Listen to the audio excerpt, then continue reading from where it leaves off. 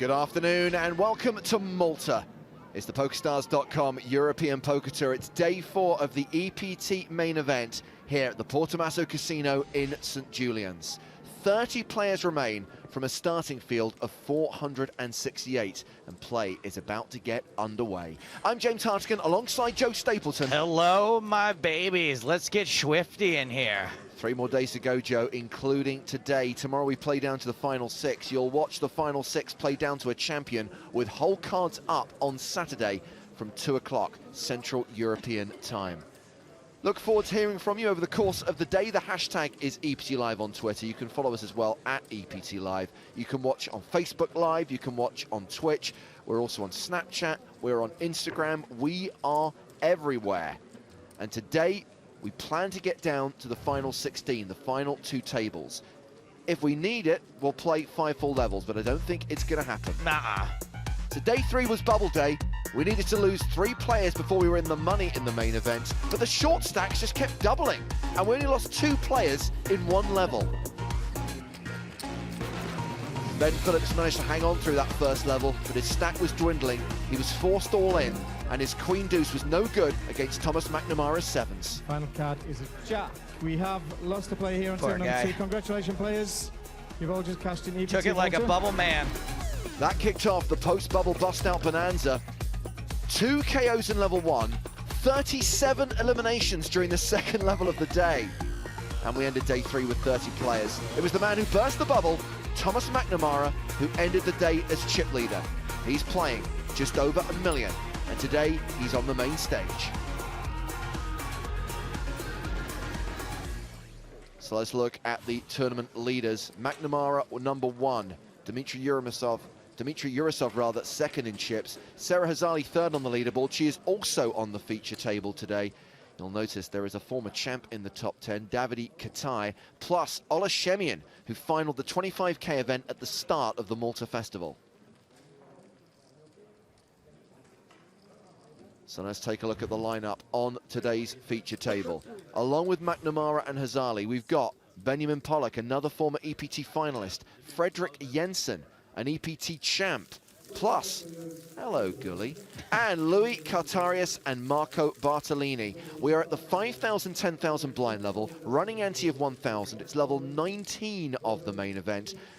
As I say, meant to be the first of 5 levels, but let's be honest, Joe, there's no way we're going to play 5 full levels and have 16 players. I mean, we can play 5 full levels if we want to get to the final table today. We could beat a 9 by 5 full levels. The unofficial final table.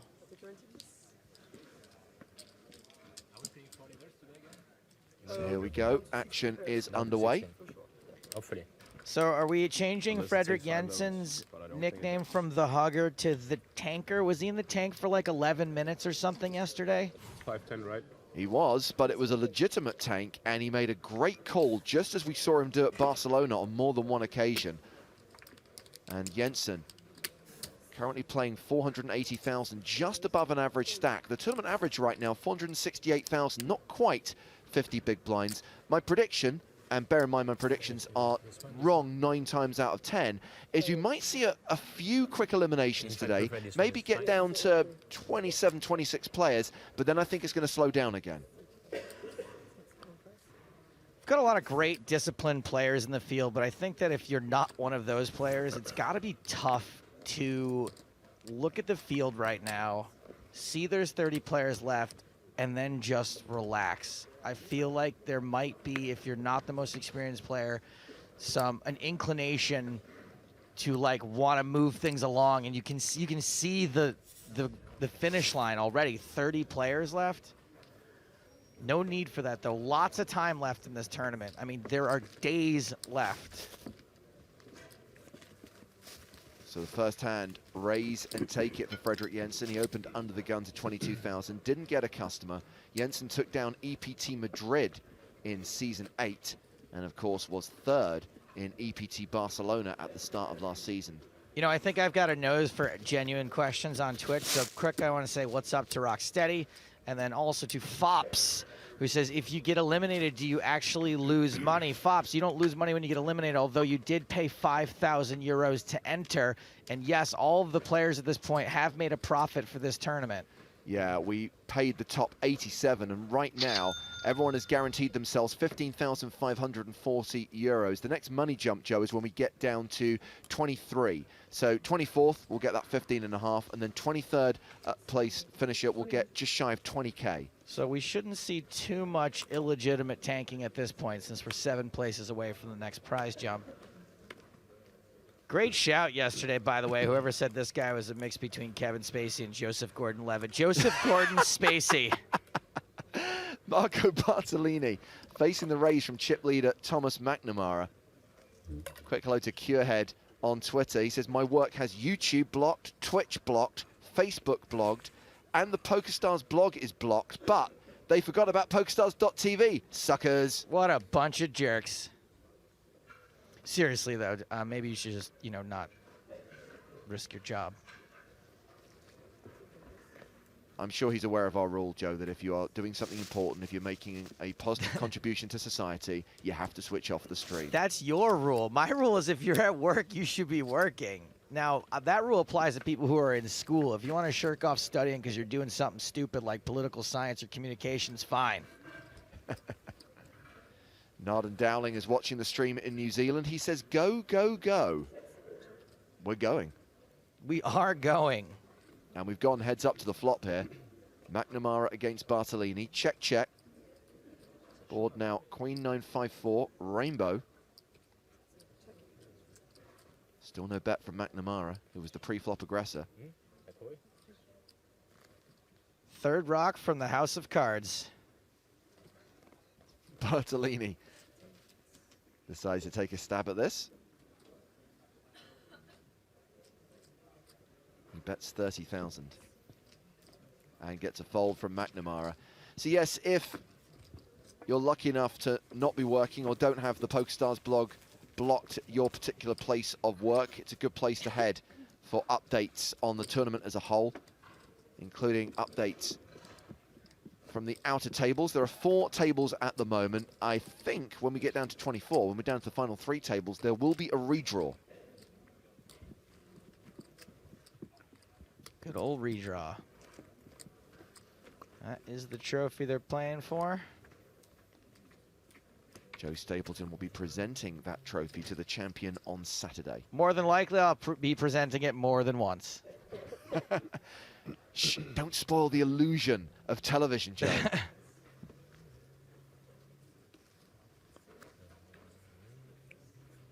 Oghar's got a real problem with this jacket. It's so artificial, blah. Thank you for your contribution. Oh, hello, Gully. Action's been folded to Yuri in the cutoff. The extra Y is for yeah. We haven't seen Andre Gully around for a while. That's true. Can't really miss him. Andre the Giant. He's at least 8'3". He definitely is. It's a Gully raise. Benjamin Pollock has folded. Jensen's in the small. All right, we see you.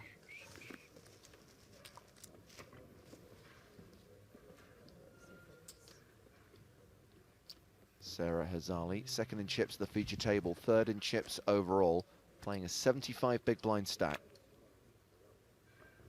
She folds as well. So what do we got today, Joe? We have another round of spin and go to the Bahamas. And if you took part in yesterday's competition, we'll tell you who the 5 winners were during this first level of play.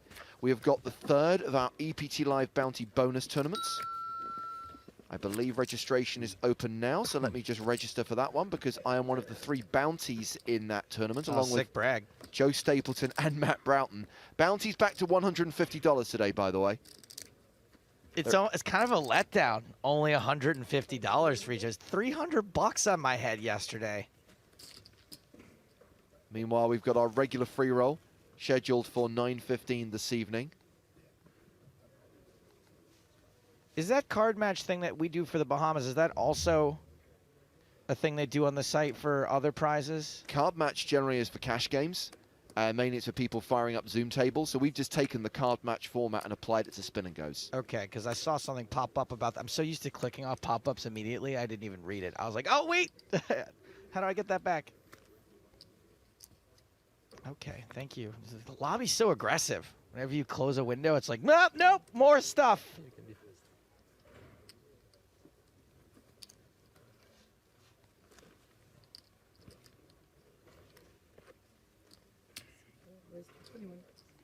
Fredrik Jensen raises the button.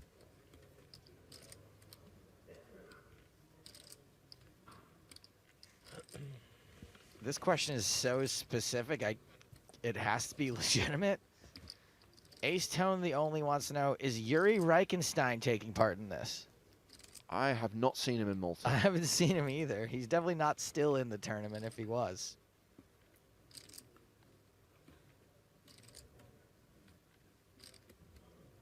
By the way, I think you're referring to Yuri Reichenstein's monster. I love the fact you're still getting mileage out of that gag. It's like the guy set me up. What can I do?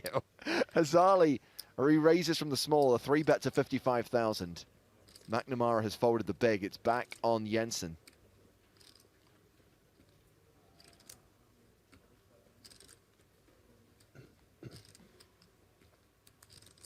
A lot of folks in the chat think Fredrik Jensen looks like Freiberg, famous Counter-Strike Go player. Not him. Talked to him yesterday, though, during one of the breaks. He doesn't mind the comparison. So Fredrik's going to call in position. We get a flop. A 5-4 deuce with 2 diamonds. Sarah with the betting lead.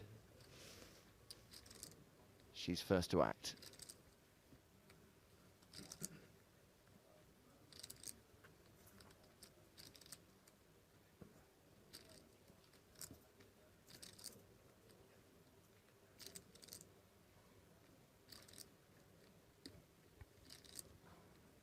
And act she will. Act aggressive.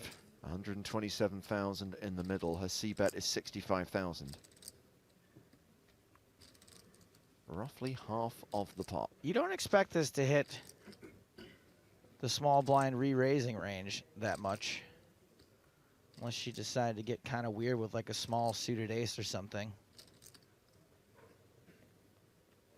But good enough to get rid of Jensen. Hazali up over 80 big blinds now. Should mention the variety of guests we've got today, although there is an asterisk attached to that. And if you look at the footnote, it says if play ends earlier than expected, some of those guests might not make it onto the airwaves. But chances are we'll have Lee Jones later on for the final edition of Lee's Lowdown from Malta. Plus, during the second level of the day, William Kassouf is going to be here for a limited time only, 30 minutes. We're restricting him to 30 minutes. I mean, that's like an hour and a half for a normal person, though, so. So you can see the payouts here, and as in every major MTT, all the big money up top. 6-figure scores for the top 5. Just over 350 grand for the eventual winner. And a reminder that the current payout is 15,500 euros.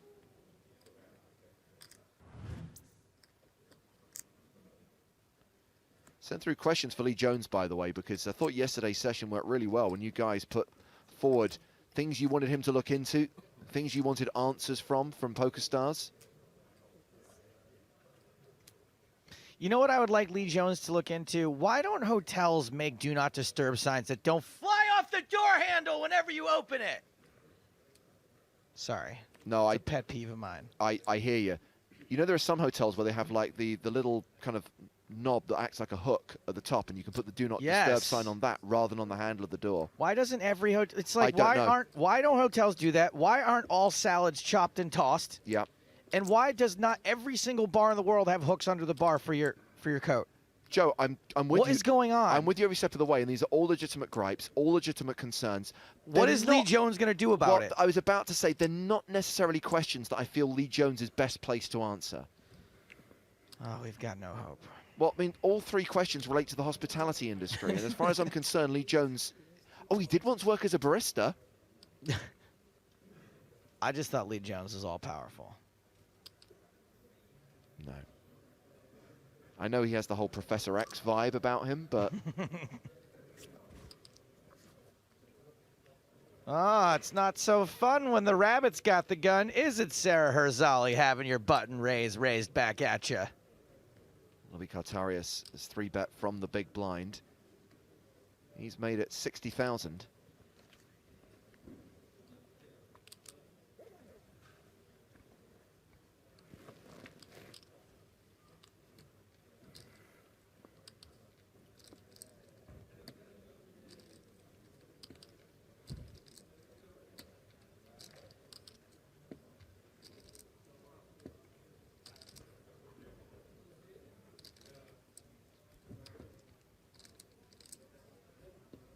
Herzali's got mad chips, yo. Yeah. Third on the overall leaderboard. So we've got Frederick Jensen on the main stage. He's one of 3 former champs remaining, the other 2 being Davide Katai and Dominic Panka. Panka sharing a table with Ola Shemian today, and apparently those 2 have already traded blows early doors. Traded blows.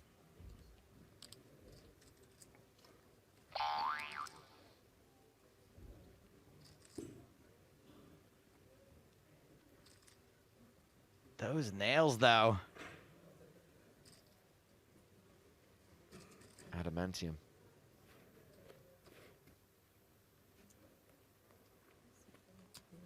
She is staying involved in that, I believe, is what we might call in this business a 4-bet. She re-raises to 155,000. Did have the option of calling and playing the flop in position, but decides to make this pot bigger. Formats on Twitch says Lee Jones did once min cash a mixed game at Running Up Reno. He is quite the big deal. He was very proud of that. That is the power to exact change that I'm talking about.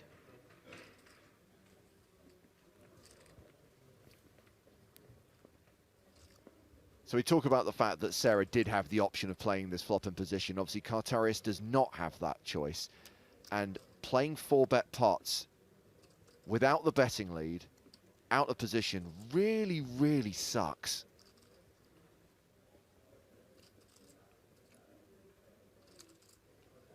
So most of the time, this is going to be either a fold or a 5-bet.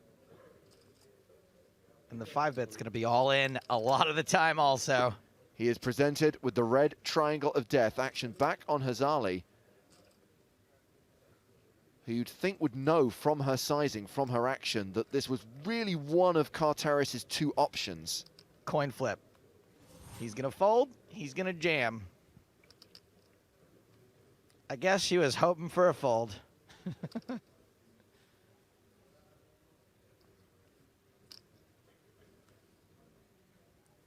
The thing about the player in position is you don't have to do this to yourself.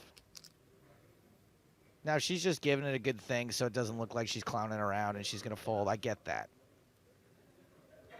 But if she's got an actual hand, she can just call in position.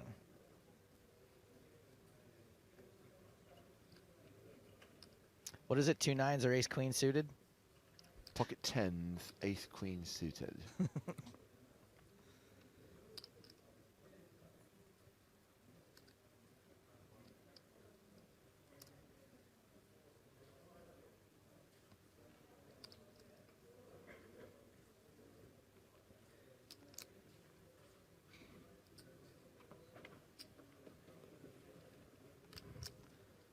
Okay, buddy, time to go.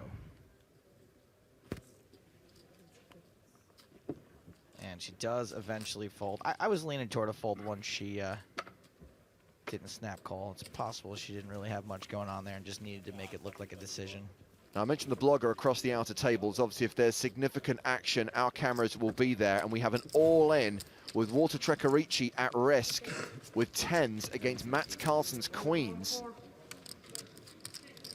3 diamonds. The queen of diamonds is in Carlsen's hand, and that will see Walter Trecarici drawing dead on the turn, and he will be our 30th place finisher.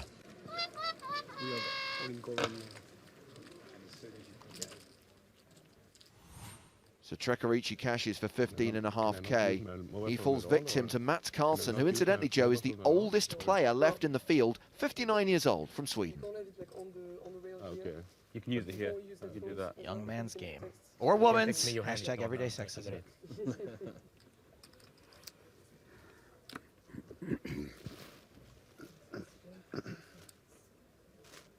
So obviously Sarah Hazali's stack took a bit of a hit there in that part against Kartarius. Formats on Twitch asked, what could she even be clowning around with there? Well, literally her entire range. I mean, it was a button raise, and she got 3-bet from the big blind, so she could very easily be thinking that since her range is somewhat unreal wide, that someone could be 3-betting her wide, and that she could maybe get a fold, and turns out that just wasn't the case.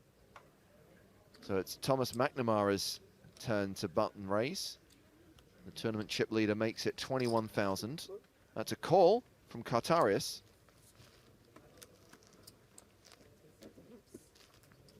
Bartolini folds.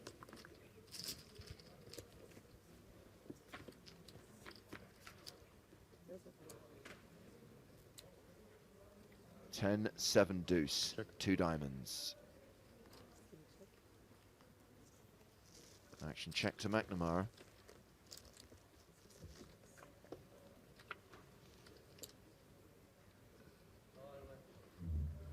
McNamara checking behind. We get the 4 hearts on the turn.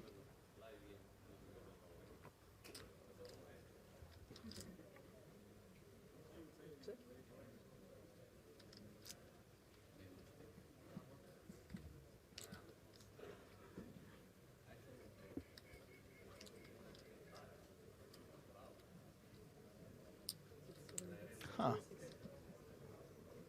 Is that 30K? No. 26? It's a delayed continuation bet from McNamara. And Kartarius calls. 9 of spades completes the board.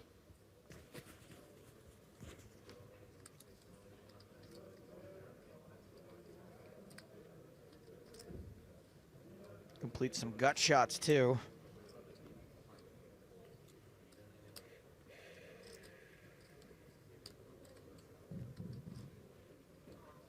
National players registered for the high roller single entry. The time is we starting in just over 7 minutes. We're going to do a manual seat drop and table number 12. Kartarius checks.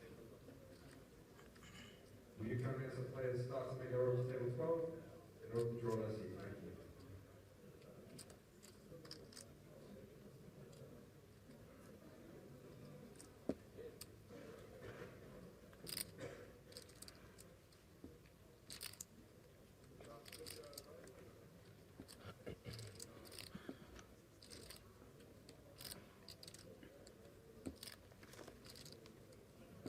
And McNamara checks behind.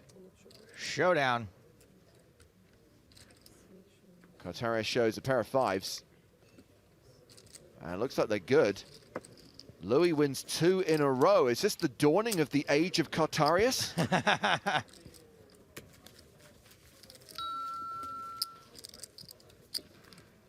James, do you know anything about Thomas McNamara? Very little. He's got a bunch of cashes on tour, but don't recognize him, haven't heard any stories about him.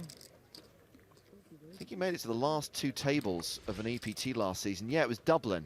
He was 13th in Dublin for nearly 33k. As far as Louis Kartarius is concerned, he has total live earnings of $116,000. And here's a hashtag fun fact.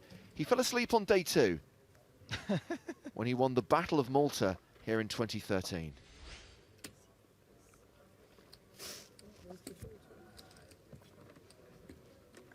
It's pretty boss to fall asleep during a battle. Hello to Simon Baker, not the mentalist. He says, I've been busy with life stuff the last few days, but made it for the business end of EPT Malta. Remember, Simon, still today, tomorrow, and Saturday to go. I really hope that was someone's jacket. Keith Woodward. So I may have missed it, but when is EPT Not Live at EPT Live coming out? We'll probably start airing that tomorrow. There'll also be a chance to see it on Saturday. Sick brag that Simon Baker, not the mentalist, has a life. Must be nice.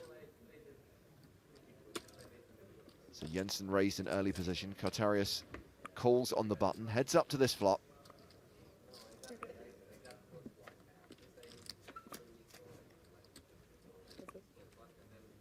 $10-5-4 with 2 hearts.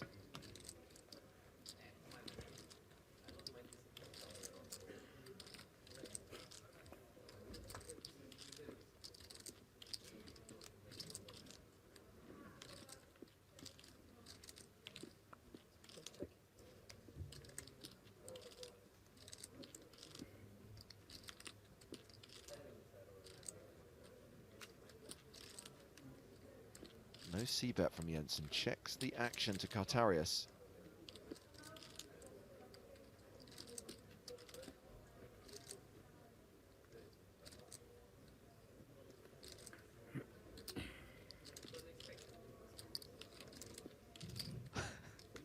Pancake Adder on Twitch asks, is that Simon Baker the same one as the one from The Mentalist? I'm not quite sure how we can make it any clearer than by describing him as Simon Baker, not The Mentalist. Not The Mentalist.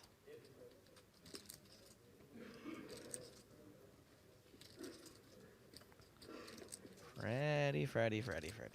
I believe if you look at Simon's Twitter profile, the very first line is, not The Mentalist.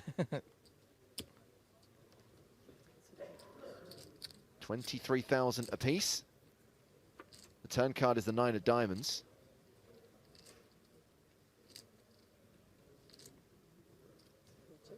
Jensen checks a second time.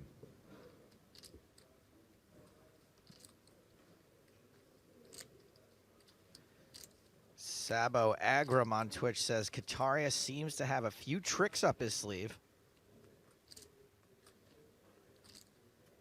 Is this your card?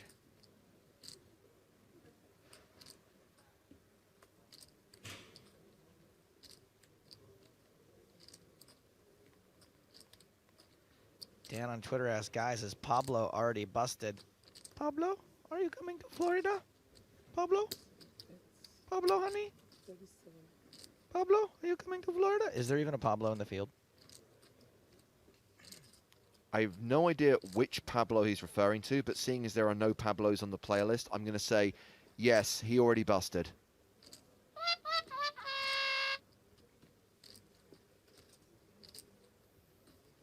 I guess he is going to Florida. Kartarius fires again, 37,000. Once again, Jensen calls. So remember, he was the pre-flop aggressor, but he's been in check call mode on the flop and turn. King of spades on the river. Checks. Wow. Check, Jensen. What's he got, like 8 7s? Snap check from Kartarius. Well, Jensen got there. Oof. King on the You river. turned it, huh? No? You turned it. Maybe.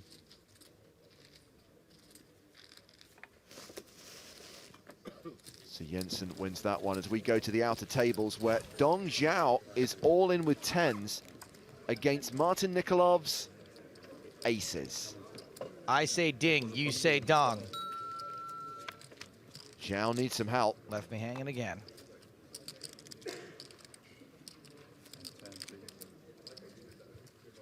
Could pick up a straight draw on the turn. He doesn't. It's going to need a 10 on the river. And they're just going to check the stacks, but we think that Nikolov has Zhao covered, and that would see the elimination of Dong Zhao.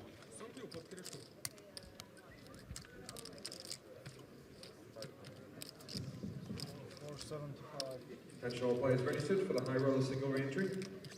The total is starting in just over 7 minutes. We are 526. Yeah, confirmation that Dong Zhao is gone in 29th place.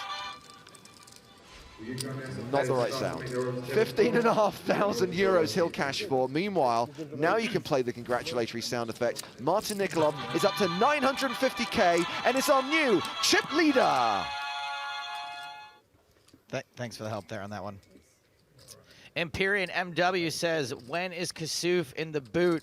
Depends when he pisses off the wrong person, I guess. We're gonna see 3. You get me for 12 more, maybe. When is he in the what? The Maybe you boot. get me for 22. Oh, I see. There is a chance. Yeah. He will be in the booth at 2 One of us is o'clock gonna make a local game. times. Yes. That's an hour and a half from now.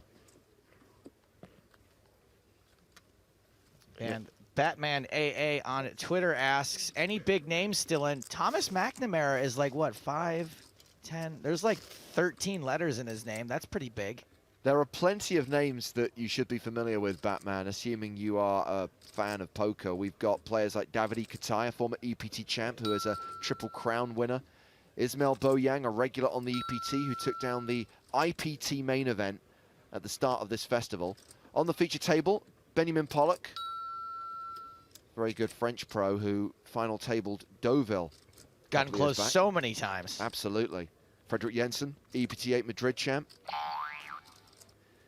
Also got Dominic Panker, PCA winner, and of course final tableist here in Malta. He's on the same table as Ola Shemian. You must have heard of him, right? Plenty of big names.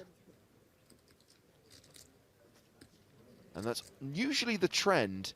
And you might remember this from the grand final for a couple of years running, Joe, when we had what we like to call a small select field.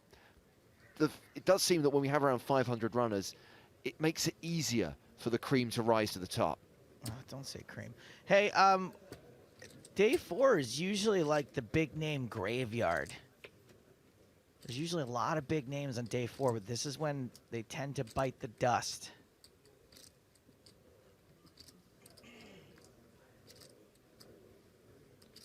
So this hand against Pollock and Jensen went check on the flop. With no continuation bet from Jensen, Pollock decided to lead turn for 33,000. And now the board is paired on the river. This is a straighty, flushy, paired board. Get there.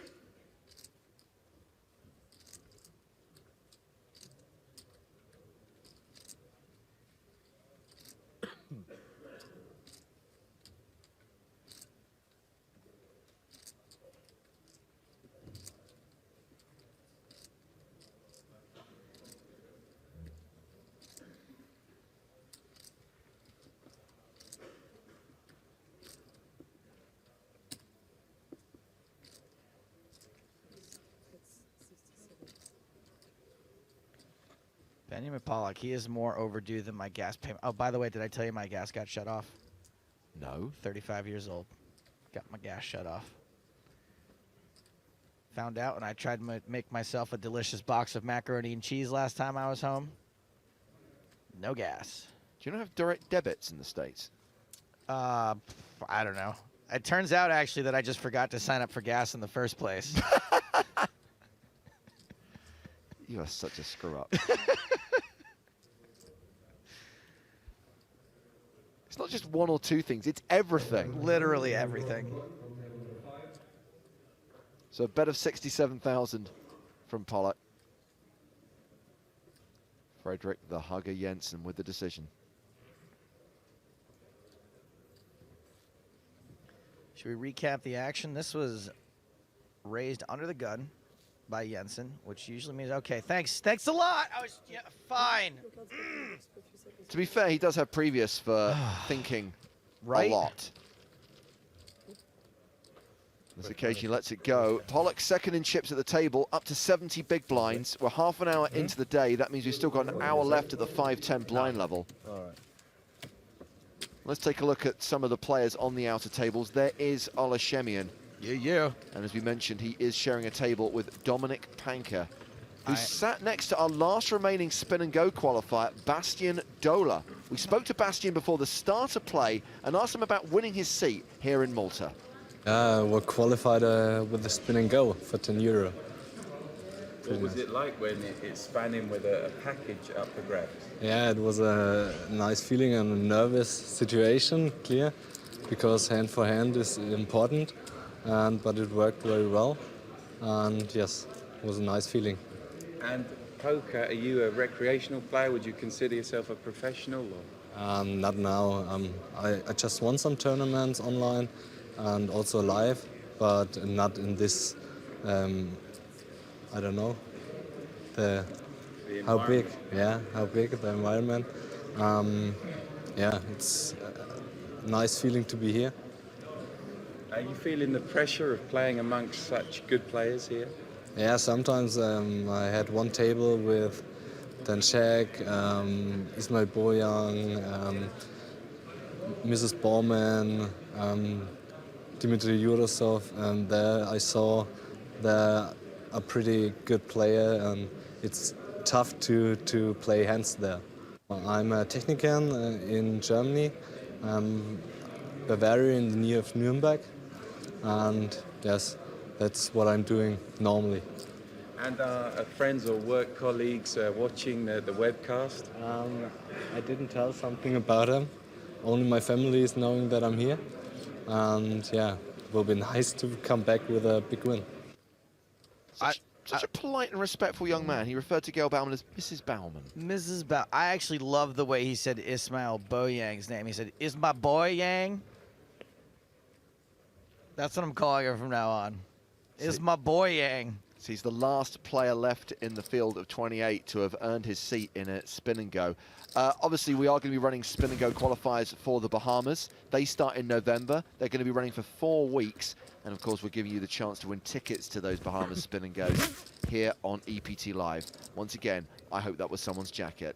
So McNamara opened here. Kotarius 3-bet gets a fold from Thomas. It almost sounds like a Foley artist, like an arrow landing in someone's chest.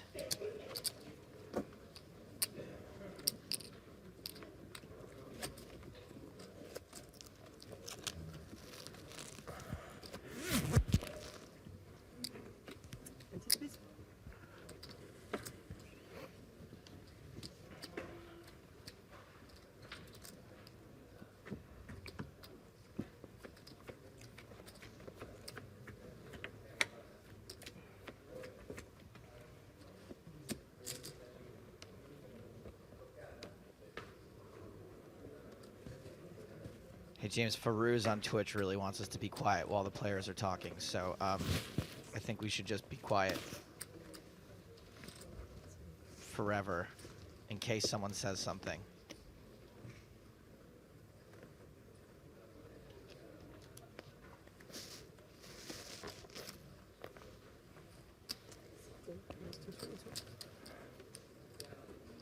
Quiet, Alice. Players might say something.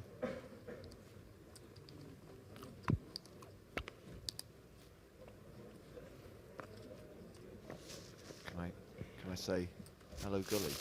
No.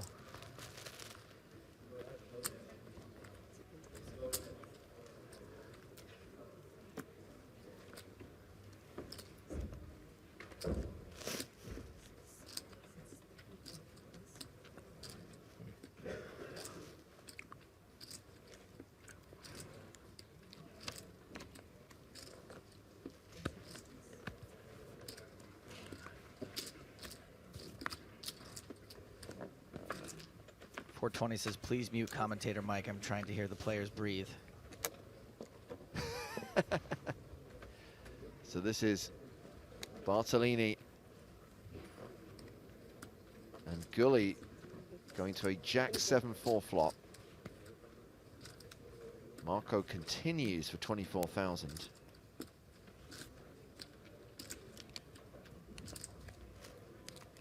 Yuri with the decision. Steve Mark asks, is Maria Ho still in? No, Steve, she did make the money, but she went out during the post-bubble bust-out bonanza. Sarah Hazali, who's on the feature table right now, is the last lady standing. As Gully folds. Maria had what would have been like a scary short stack during the bubble, but there were 2 ridiculously short stacks in front of her. One guy had like 5 big blinds, another guy had 2, another guy was down to an anti-chip at one point. Bartolini wins that pot. He is the shortest stack at the table, but is not a short stack with more than 30 big blinds.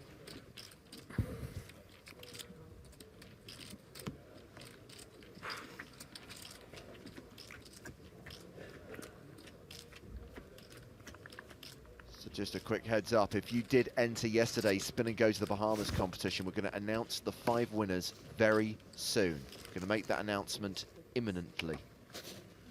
Rolling Thunder on Twitch asks, is all this production value around the featured table and tournament, all the cameras, etc., you guys, is that all for Twitch, or is this broadcast other places also? Believe it or not, Twitch is like the smallest place that we broadcast. Yeah, the host channel is PokerStars TV. We're also available on YouTube, Facebook Live, Twitch, and numerous other platforms as well. I misspoke slightly. Not that Twitch is small, don't get me wrong. Twitch is huge. It's just the audience that we bring in on Twitch makes up a very small part of our overall figures, that's all. We're happy to have you guys, though. I love my babies on Twitch. They keep it interesting for me. They keep my blood circulating, sometimes boiling. And also worth pointing out that we do actually shoot the final table of this tournament for traditional TV. We make a highlight show out of that.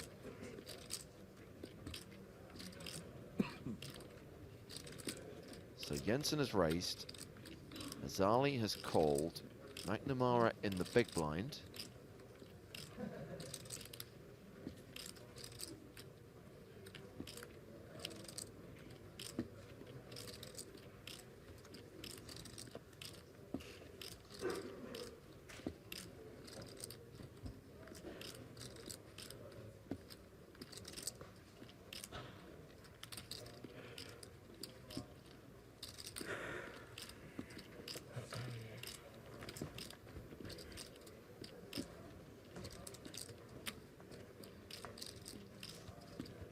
Looks like he's going to get involved.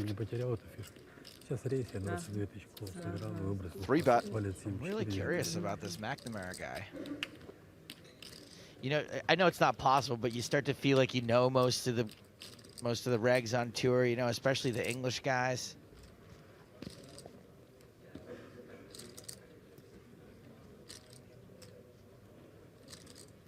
gonna be really embarrassed when I find out I'm friends with him on Facebook. Hold on a second.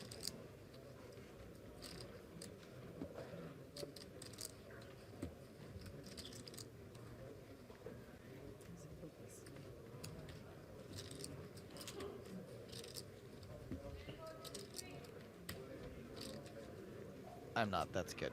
Jensen's gotten out of the way, back to Herzali. Maybe the victim of a squeeze. Well, the move works for McNamara, and he's still chip leader at this table. Could be the overall tournament chip leader with around 950,000. You think it'd be Frederick the Hugger Jensen, who's good at the squeeze. Good point. We have a withdraw at 24 players, right? Yep. So. How many players we got? 24, yeah. 24. Yeah. 24, 16. So let's have a talkie table, you know. It's like going to break in 1 hour, maybe. And discuss, have fun. No? Okay. No one wants to talk to Benjamin Pollock. You want to talk? You can tell some story, some funny story. I don't know. I got some funny story. But in French, not in, I don't know if that's right in English.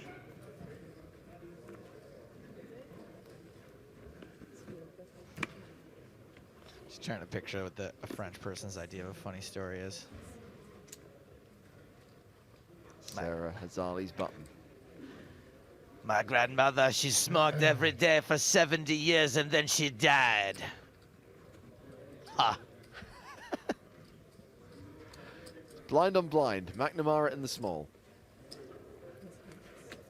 And he gives Louis Cartarius a walk.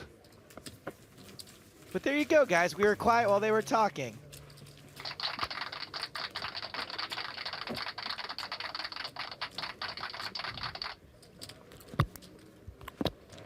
So here are the winners of yesterday's Spin and Go to the Bahamas competition. Congratulations to Scarlettle, Garwell 46, Alex Dock, V Compy, and Koza Nord. You 5 will all get 3 $10 Spin and Go Bahamas tickets. Hopefully you can spin those into a package. The first ever PokerStars Championship in the Bahamas, which will be kicking off at the beginning of January at the Atlantis Resort and Casino on Paradise Island.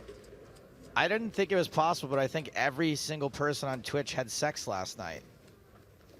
Somebody said, how would you rate Joe Stapes on a scale of 1 to 10? 11, 11, 10, 12, 11, 10, 11, 7 plus.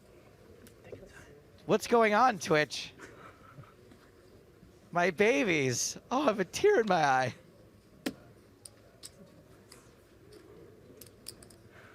Where are you from?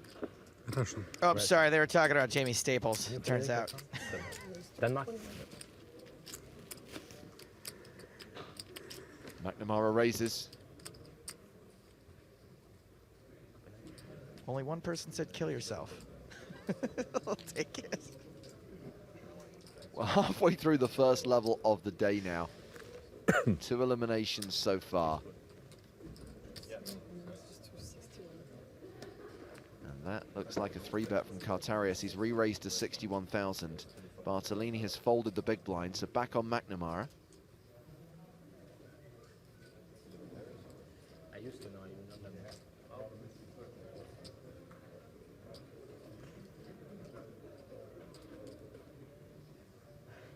I think McNamara's got a big one here.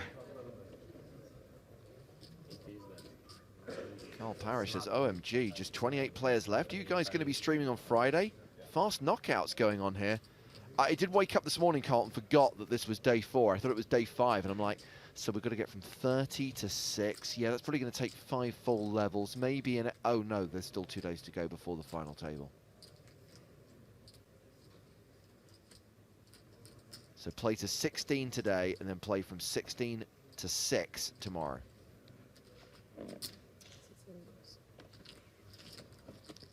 Just a call. McNamara in position. Queen Jack 4, 2 diamonds.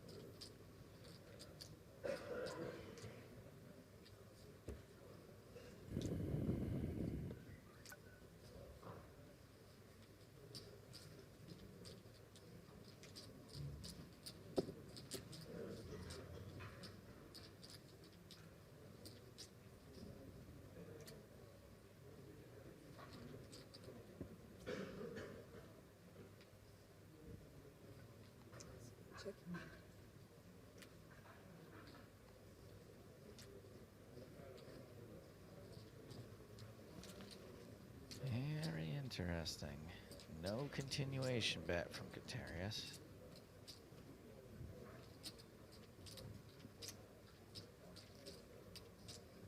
Unless I hit this flop really hard or just loved my hand, I'd be kind of suspicious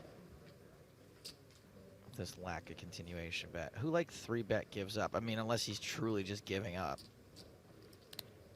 Thought he was going to win it pre-flop. So McNamara takes over the betting. 61,000.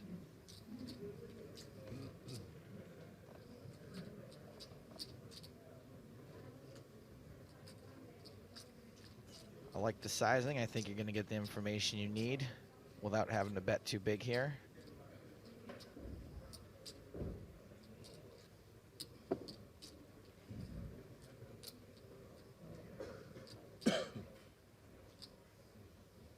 And Cartarius folds. Maybe he was just clowning around pre-flop. McNamara back over the million mark. Playing more than 100 big blinds. There's still 44 minutes to go at the 5-10 blind level. We're heading to the outer tables once again, where Ismail Boyang, who started the day as the shortest stack in the tournament, is all in with Queen Jack against Zhizang's Queens.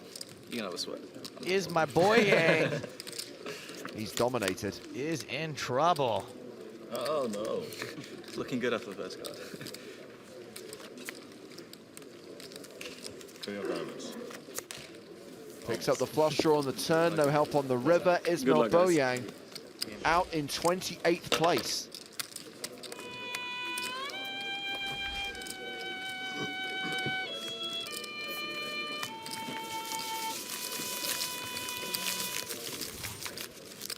Coincidentally, we talked about Mats Carlsen being the oldest player in the field. Zhizang there is the youngest player in the tournament, 21 years old, as is Daniele Calauti from Italy, but Zhizang is 2 months younger. Got him.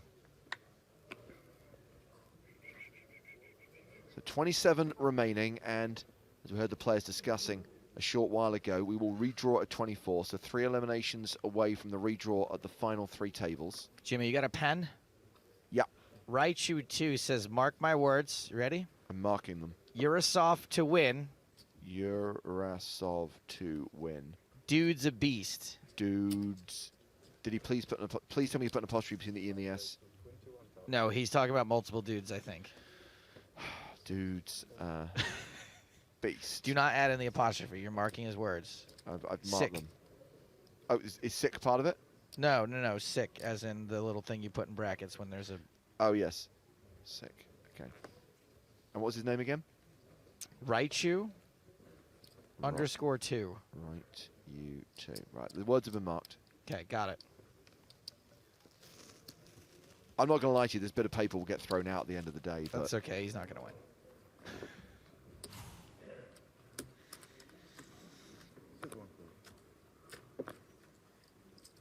So this is McNamara versus Gully. Thomas raised from the cutoff. Yuri defended his big blind. Jack 5-4. 2 spade flop.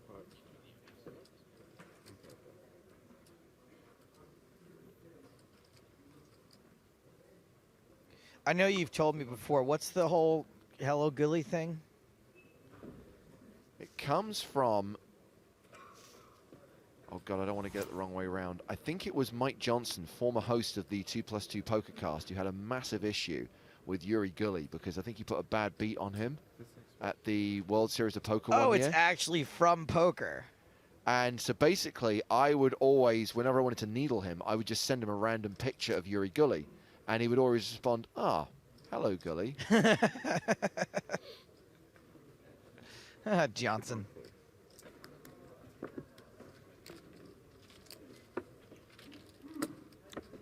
C-bet wins the pot for McNamara. So it looks like we've got already more than 1,000 players registered in today's EPT Live Bounty Bonus. The tournament starts at 4 o'clock this afternoon, Central European time. Remember, you need to claim your tickets from Poker School Online to register for these tournaments. There are 3 more, today's, tomorrow's, and Saturday's. So claim your ticket and join in the fun. Bounties, $500 guaranteed. It's all good. If this guy's English, why is he wearing a Canadian tuxedo?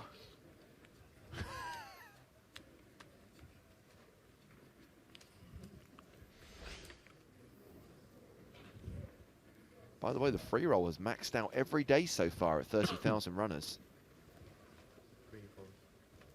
Yesterday we had 7,000 runners in the bounty bonus. We're good to be good. Would be good. Words, James. Would be great if we could beat that field today.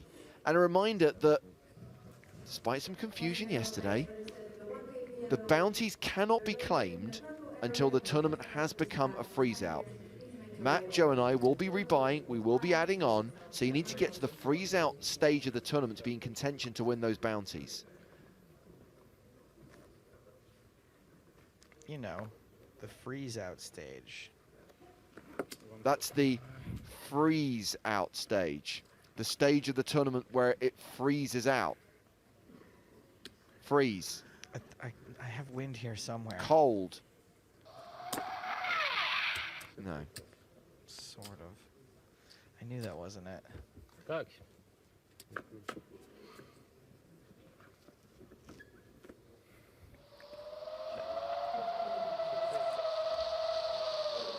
Sounds more like an air raid siren than wind, but we'll take it. Cold wind. Jack 3 on this flop. Cartarius, the pre-flop aggressor. Action's been checked to him.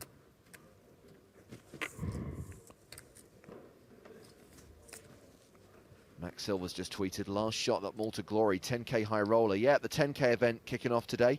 I'm sure there'll be updates on the PokerStars blog. 21,000. No. No. James, you know I do this maybe once or twice a stop, but this guy, a wild Incan on Twitch says, this girl is just waiting for Broadway cards, lol. You're an idiot. For what possible reason would you make that statement? Because she's a girl? Because she's folded twice? She's in the final 27 of a major poker tournament. You're at home watching stuff on Twitch in your mom's house, please. I believe she's also a sponsored pro with some decent results to her name. What a idiotic statement to make. Based on no information. Punish him. You've got a sword. Do something. It's...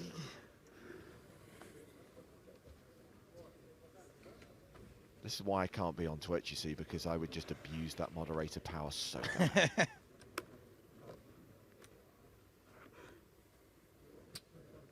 Well, she must have Broadway cards. Sarah Hazali opening under the gun here.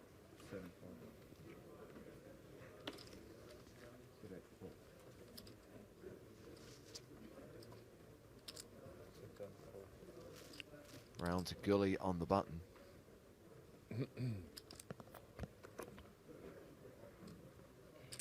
Now the blinds. Benjamin Pollock in the small.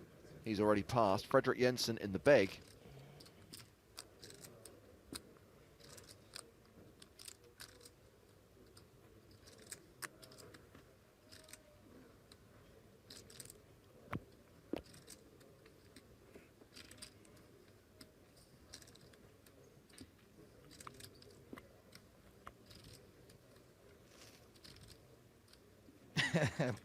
Blast Ashes says, to be fair, it's not his mom's house, it's McDonald's Wi-Fi, and he's ordered pie.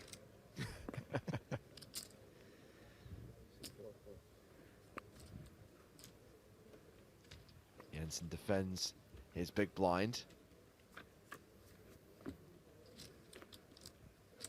4-4-3 flop, 2 hearts. You guys see the way Hardigan does that? It comes out 3-3-4, but he automatically reads the biggest cards first. And I never know whether that's the right thing to do. I always reorder it high to low, and I'm not quite sure whether that's a good thing. I think that's what you're supposed to do. I think that's what they teach you in poker commentary school. I just say what I see.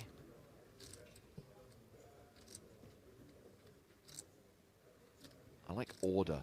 I like to organize things.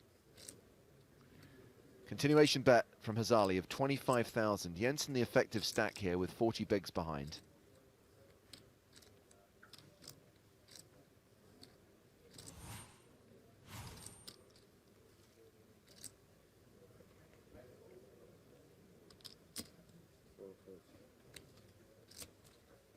Jensen calls. Deuce of diamonds. On the turn, the board gets straightier and flushier. We're almost there. Jensen checks a second time. Second barrel from Hazali. I don't know, Broadway cards missed here. Okay, I'm gonna stop now.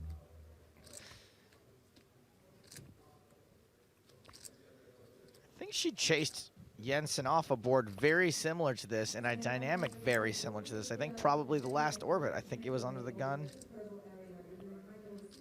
versus big blind. And I said under the gun probably shouldn't have hit this board very often or something like that. And I think it was button small blind. Okay. Jensen open on the button. Yeah, it She was 3 bet button from the small small. You know what I was thinking of? That hand, they were sitting next to each other.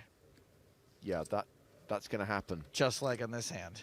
It's amazing, isn't it, that for every orbit they're sat next to each Well, other. it's a weird coincidence. Every time they play a hand with each other, they're sitting next to each other. Odd.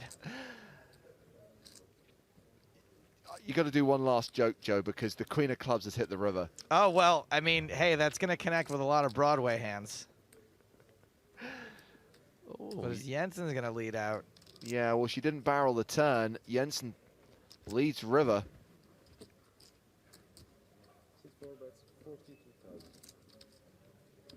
42K.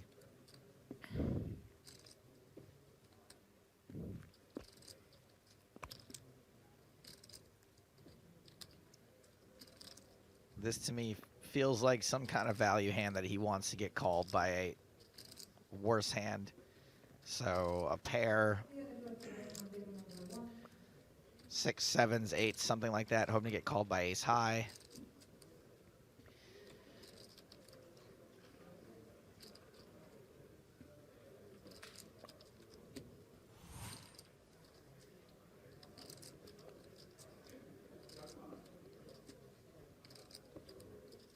maybe a queen that he's hoping got called by a pair, because what, he only had to call the flop bet, right?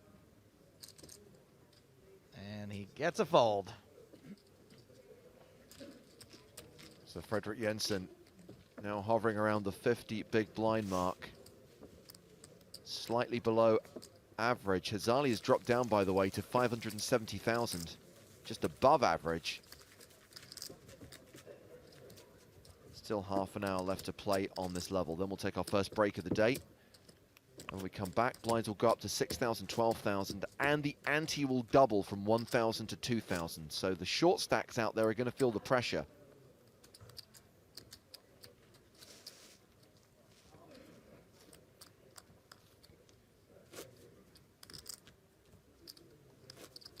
Broadway cards is becoming a real thing on Twitch.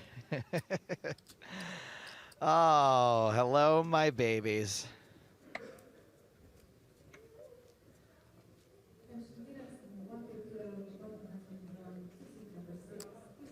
Yeah, just a quick heads up for anyone trying to register for the bounty bonus right now. There is a scheduled server restart on PokerStars, so just give it a bit.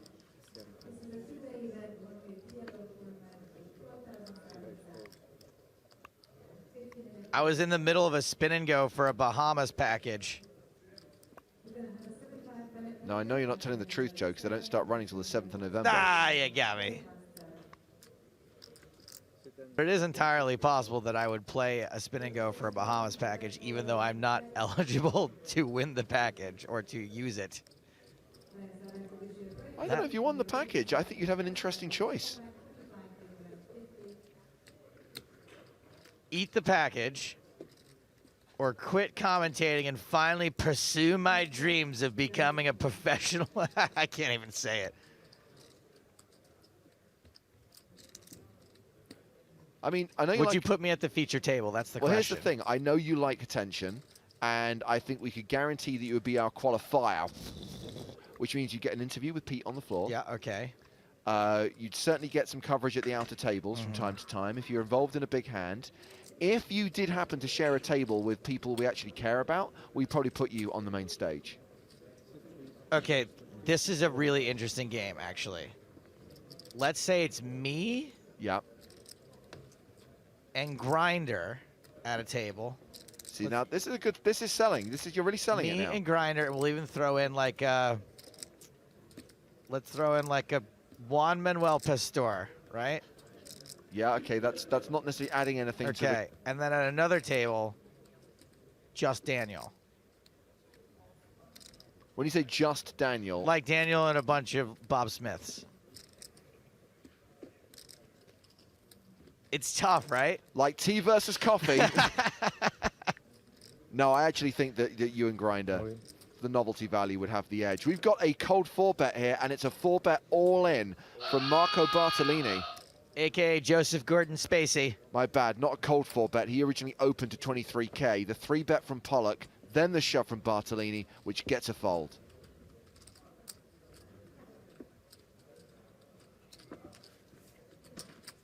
Meanwhile, we're on the outer tables again, where there is an all-in. That is the ace-8 of spades for Guillaume Val. Ace-jack for Peter Ockenden. Doc Ock. So Val dominated. Like a split.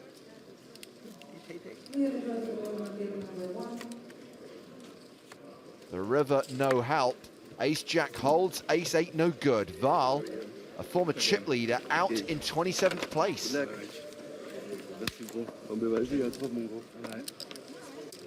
And another all-in. Xi Zhang has got ace-4, and Zhizhang Lo has 8s. Xi Zhang versus Xi Zhang. There's an 8 on the flop. Well, that's going to look good for Lo. He may end up with actually the nut low. And there are opportunities now, but the deuce is a good card. His set of 8s hold, and he will get the double up.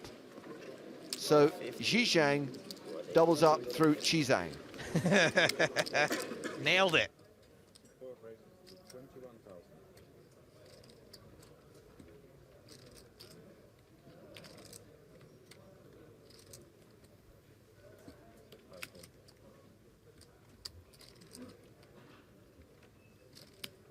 You got any greens behind there, or? No, like 480 total. So back to the piece. The piece de resistance. Oh, so close. Back to the Bahamas conversation. So close. Here's what would happen. I would play. I'd go broke in the first orbit and then come knocking on the commentary door like, guys, hey, what do we do with the person that we've actually hired to replace you? is their mic open? Guys?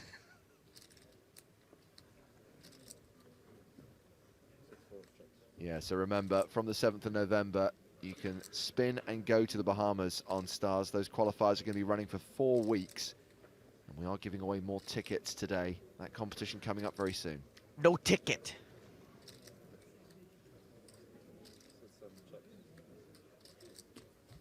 Blimp. So this went check, check on the flop. McNamara's checked the turn.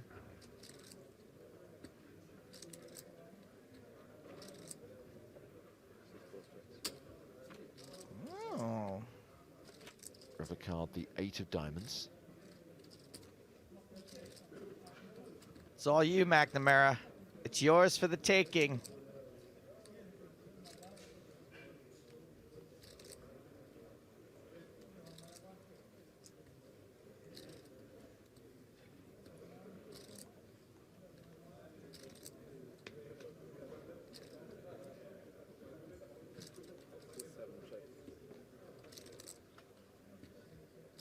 We're gonna check this all the way to showdown.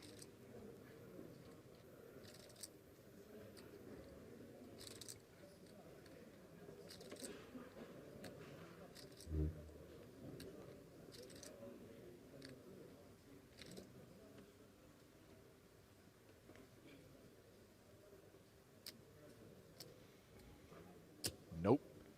A delayed c-bet from Frederick Jensen. I mean, when McNamara checks it 3 times, you pretty much gotta bet this no matter what you have. 34,000 into 54,000.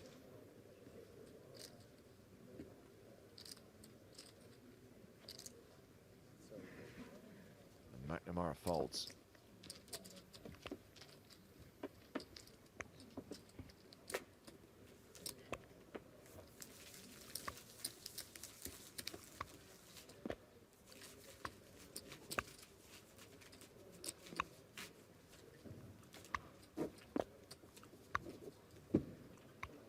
What is that noise?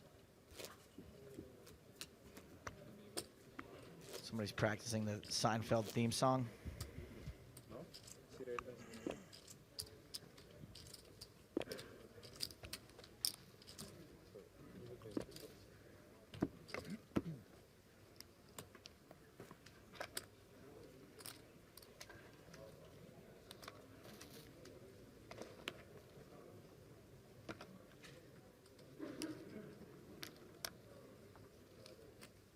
Change.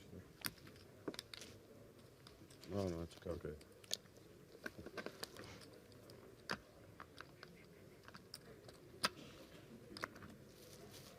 Frank Underwood. So Jeremy Carver sends his first tweet to hashtag EPT Live. Can you please let us know what someone wins when they go out, and also when the pay jumps are coming? When a player goes out, we always announce what they've won, Jeremy. I can tell you that right now, everyone has locked up 15,540 euros. That'll be paid to our 25th and 24th place finishers. I checked Jeremy Helton Carver's Twitter feed, and in fact, the story does check out. And I can tell you the next money jump will be when we get down to 23, when everyone will have locked up 19,640. Keep an eye on the graphics, Jeremy, because they do a lot of that work for you. And yes, Sean Smith, Sarah Hazali is the last lady remaining in this event. But what a lady she is. Sarah Broadway Cards Herzali. Raise and take it for Sarah. Surprise spin and go attack.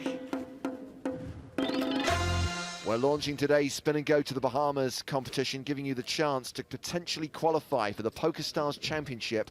Match any of these 3 hands, any one of these 3 hands, with your winning hole cards during a hand in a real money Spin and Go. Today's hands are the 10 of spades, 3 of diamonds. Yes, the suits matter. 10 of spades, 3 of diamonds, ace, deuce of hearts, king of clubs, jack of spades. We'll make sure we tweet that graphic. Hashtag EPT Live. If that happens, if you do win a hand in a real money Spin and Go, tweet a screenshot or the boom link along with a hand ID, hashtag EPT win. You'll go into the draw, and 5 winners are going to get 3 $10 Bahamas Spin and Go tickets. You've got till midnight tonight. Fire up those Spin and Goes. See if you can get yourself some Bahamas tickets. James, Joe, I know that you've answered some of these in the entire thing you just said, but I'm going to hit you with some facts. please go ahead. Okay, here we go. Fact number 1. Please. Do the suits matter? Yes. Fact number 2. Can I submit more than 1 time if I hit all 3 of those hands? Can I submit 3 times? Correct. Yes, you can. Fact number 3. Do I have to win this whole Spin and Go? No, just have to win a hand with those cards, and it doesn't have to be at showdown. You just have to win the hand. You took away one of my fucks. I'm sorry. Now I have 0 fucks to give. Of course, I'm saying frequently asked questions. I know exactly what you're doing. Just for anyone else who doesn't know what I'm doing. Hazali raises to 23,000 and gets 3-bet by McNamara on the button.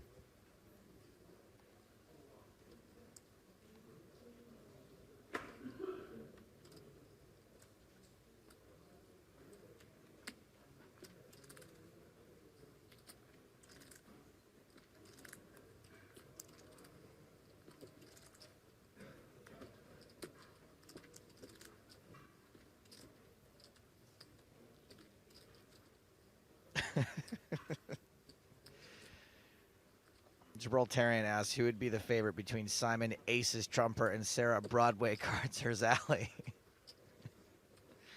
I think Aces would be the favorite, but... So Gully considered it, gave up the big blind. Now the action is back on Sarah in the cutoff. BC.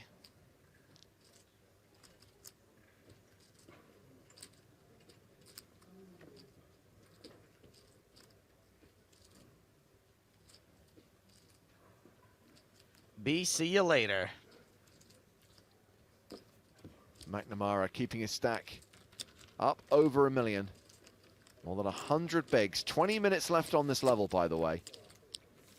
And we're heading to the outer tables once again, because we have another all-in. Peter Ockenden with Jack-8. Azman Siddiqui with 9-10, which is no good. And Siddiqui was the player at risk there, so he's the player who's eliminated. Our 26th place finisher, cashing for €15,540. You're welcome, Jeremy Carver. Thank you.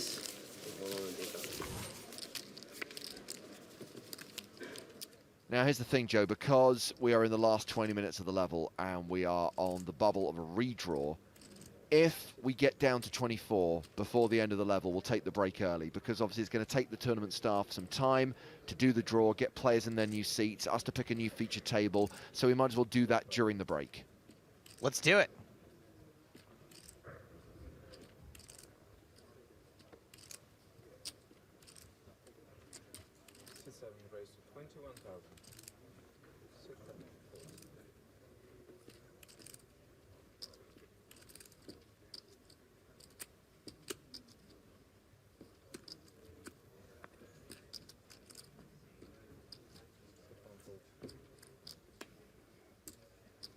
McNamara raising.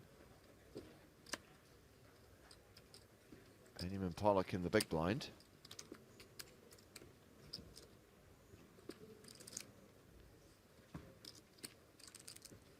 And just looking at the tournament overall, and we mentioned that Martin Nikolov became a big stack earlier on, but we think that Thomas McNamara is still chip leader.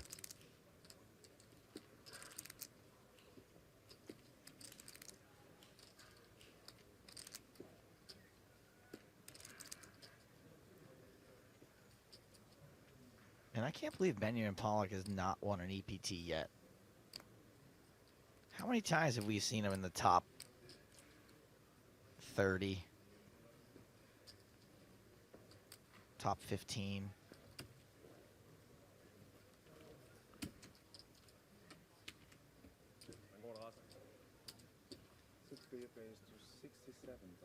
And the closest I've seen him come was when we covered Deauville a couple of seasons back.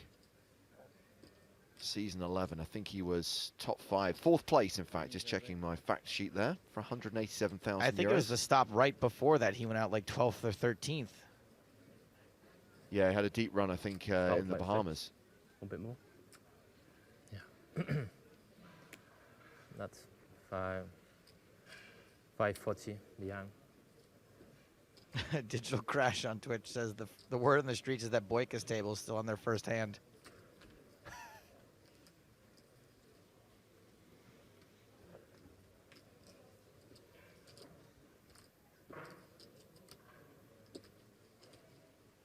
Rafale says, you can't believe Benjamin Pollock hasn't won an EPT because he is going to win this one.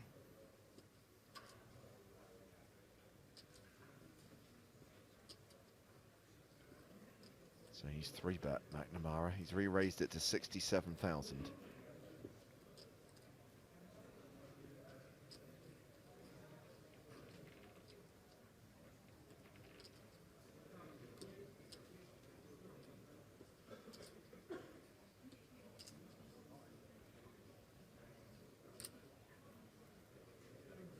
Ed Kilworth says it's about time Gooley made a final table as well. He's made a final table, hasn't he?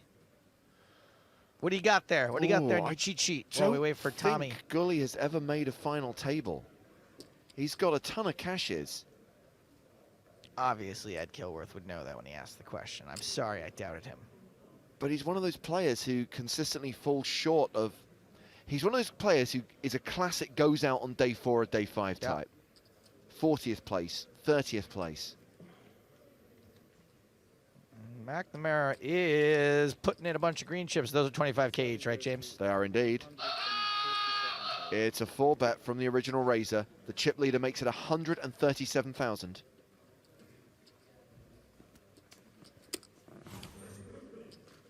What do you think? Good old-fashioned cooler here?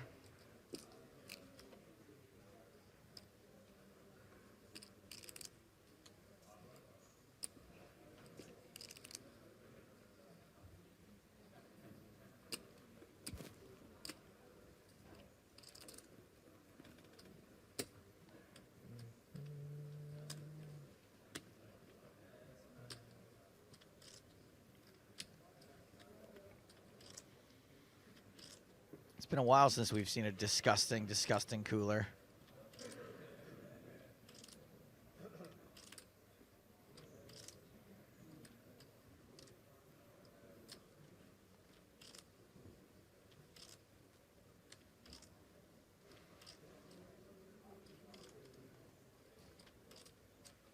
You don't want to fold. How much more? Yes, 137 total.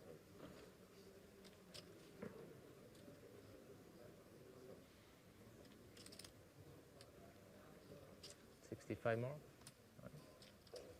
67, so that's 137. 70 more, but you're OOP, my friend. I can't see him just flatting this. Again, this feels like an all-in or fold situation. Exactly. It's a leveraging bet from McNamara. Cripsha says no one takes chips from McNamara at this table. Wouldn't be surprised if he had the 7-deuce off and just pushing him around. Steve Mark on Twitter has a read. He thinks Pollock looks more confident than McNamara. Well, McNamara, like we said, you know, has gone deep in a few of these and cashed a few times, but Pollock has been in this situation many, many times. Quanti 90 says both want to go all in, but they're afraid the other won't call.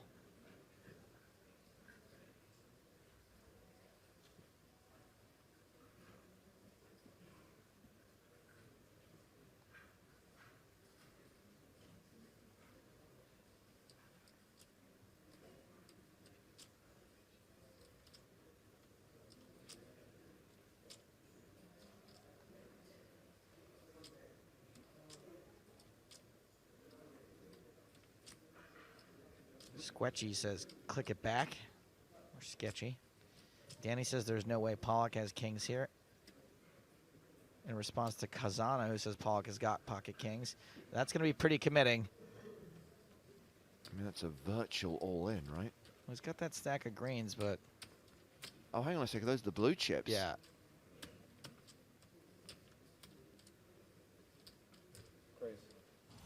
He did click it back.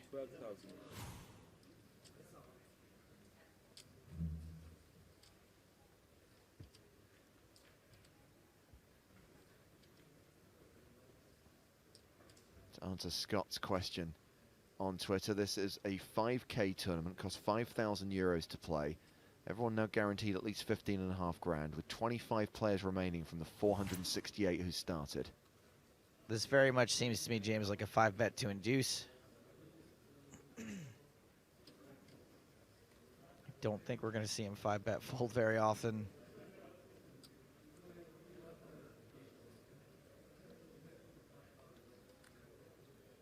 And if your boy McNamara does have 7 deuce, we're going to find out right now.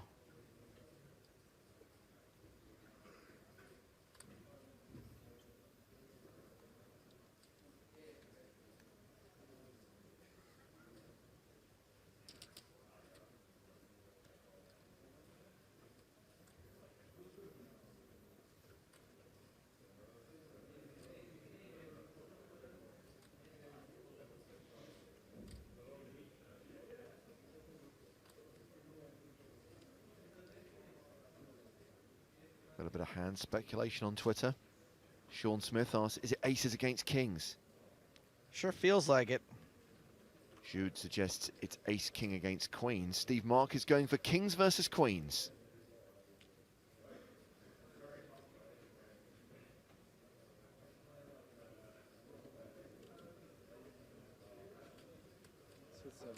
McNamara folds. Drops down below the million mark. Benjamin Pollock now the second biggest stack at this table with 75 big blinds and 10 minutes remaining on the level. Of course, we all want to assume that it was some kind of move with a bad... 30 minutes. You have to wait 30 minutes. We're not cards up, buddy. It's not been showed, I don't think. It's not been showed on the stream. Ready? It might be with its broadcast. Good news. Probably going to take a couple of months before we know if it's the site it's at. I'm afraid today, day 4 of the main event, not going to be on TV. McNamara will never get to know. Unless you tell him, Benjamin, maybe you'll do him a solid. Ed brings up a good point. Spindler and Fulton did this with King Jack and A7 once upon a time. We don't really see that often anymore, though. People have kind of figured out that it's a little volatile. Feels like that was a phase that poker went through. Yeah. And a not very fun phase. Like a fun phase for like when you watch those hands in isolation on TV, but for like it's not really a fun phase to play during. No. Well, McNamara is going to open this one. 22K. Hello, Gully.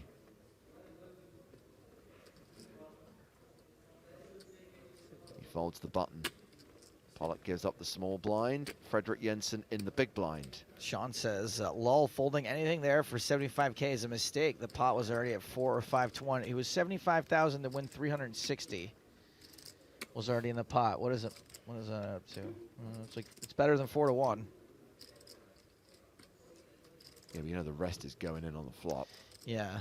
I mean, if you really are just goofing around with something like 7 deuce, I think you can get away from it with your 9 fives and your 7 deuces. Let me quickly answer Emil's question on Twitter. Again, his first tweet. Kind of like feel a little bit flattered that people are using their first ever tweet to get in touch with hashtag EPT Live. Emil says, can you boom a hand in a spin and go if you're playing on your cell phone? No, Emil, you can't. Boom Player doesn't work on the mobile app. That's why we give you the option of sending in a screen grab. So just take a screenshot of the winning hand. You wouldn't really want to either boom a hand from your phone because you'd leave the app, it would send you to Twitter, it would wreck whatever game you're playing in.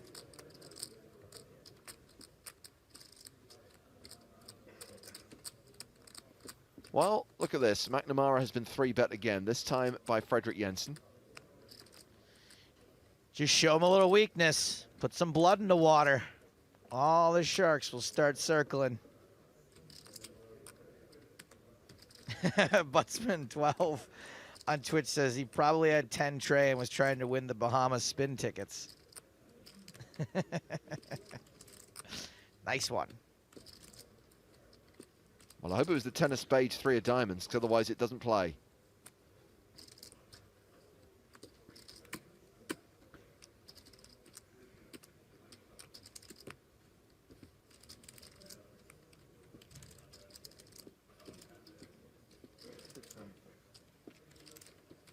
McNamara folds.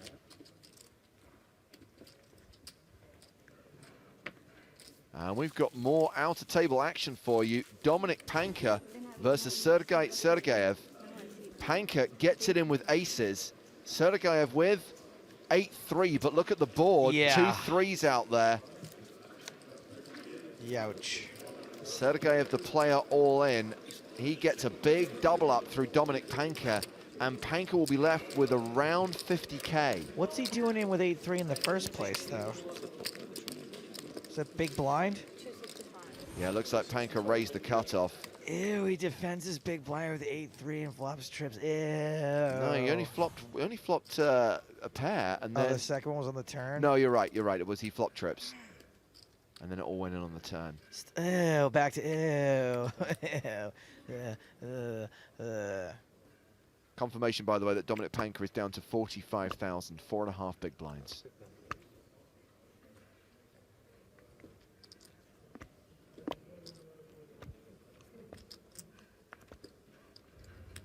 Still talking about that McNamara hand. Sean says, I wonder what he 4-bet with, possibly a pair like 8s or 9s. I don't think so. I don't think that he can fold any reasonable hand once it's 70,000 to call and he's in position.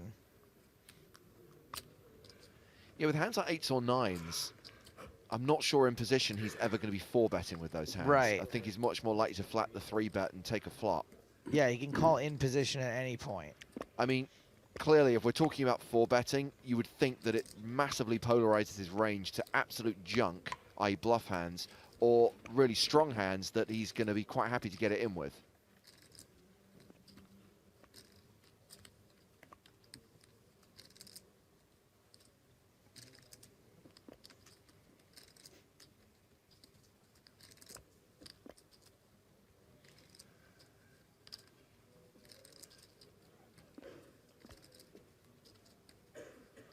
I mean, here's an interesting question, though. Say you have what you think is a really strong hand, like jacks or queens. Right. And you 4-bet, but when Pollock 5-bets in such a way to commit himself without moving all in, as you said, looking like the kind of 5-bet designed to induce, do you then rethink your strategy? I mean, there's lots of math players out there, right?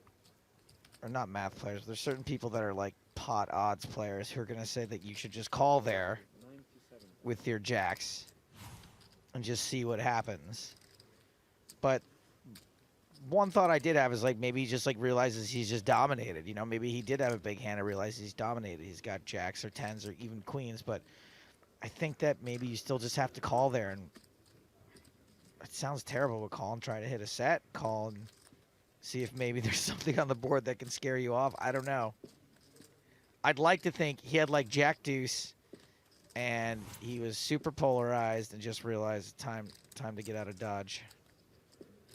What would be really impressive if it turns out that Benjamin Pollock had jack deuce. Yeah.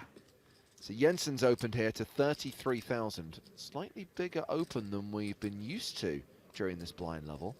Sarah Hazali has 3-bet to 97K. I believe that it's blind on blind, which would explain this change in Jensen's sizing. All in. Fredrik Jensen moves all in.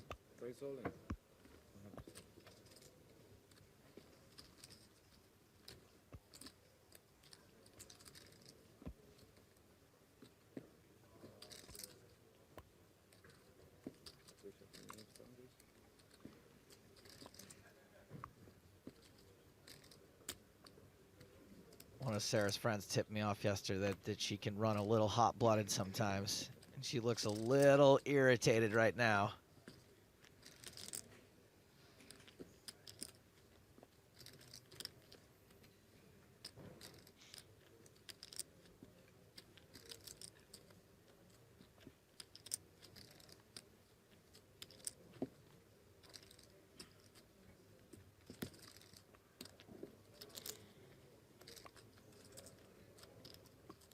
Two and a half minutes left on this level. Will she use all of it?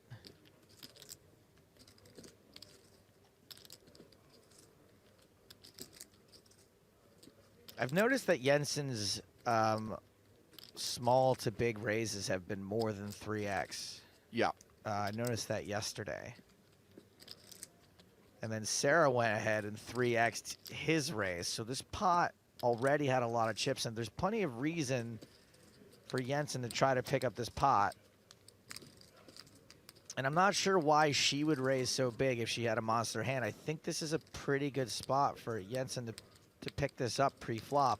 And that's probably what's giving her such a hard time right now.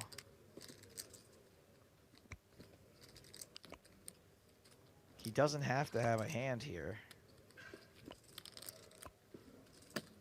She calls. She calls with ace-queen. Thanks. Quite a setup. And looks like Fredrik Jensen's got ace-king. Yep, setup indeed. Domination nation. How much you playing? About 5, I think. Yeah, I think I had like 540. You have more than 5. Yeah. I think you got me covered.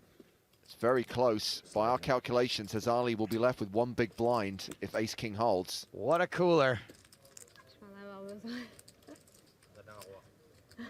So it looks like she got Jensen to do what she wanted. Don't root for a queen. So this is a 1,000,000 chip pot. This is for the tournament chip lead. Ah, okay. And of course, it's for Fredrik Jensen's tournament life. What a setup. Ace-king holding. En meget stor pot.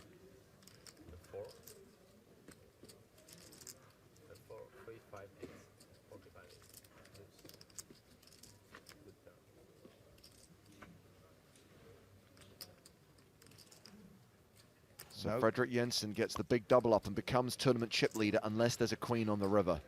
No chance of chop.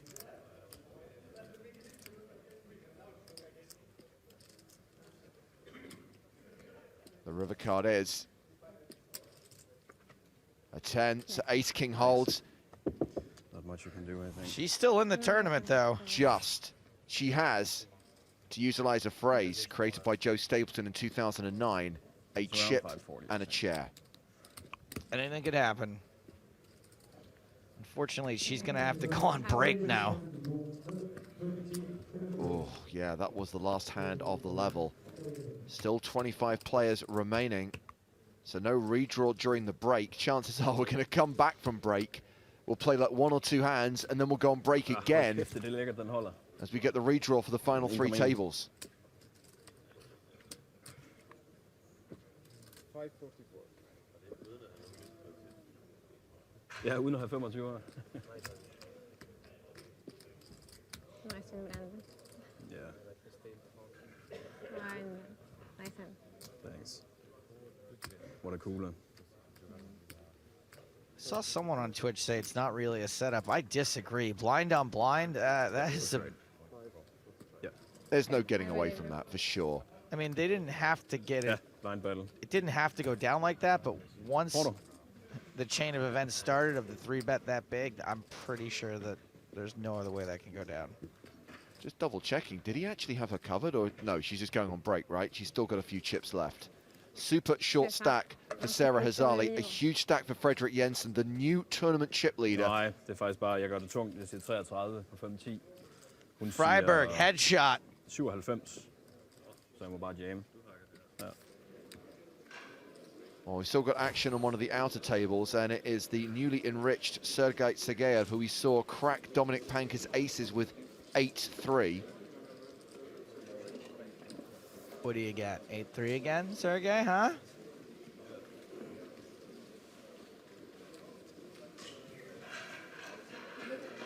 Attention, Cairo, the US players, Obviously, Boyka is his opponent in this hand, and it looks like Boyka's going to bet. Oh, Boyka. This guy is Sergey. A creative call from Sergeyev, which takes this hand to the river. He has his ship stacked quite creatively as well.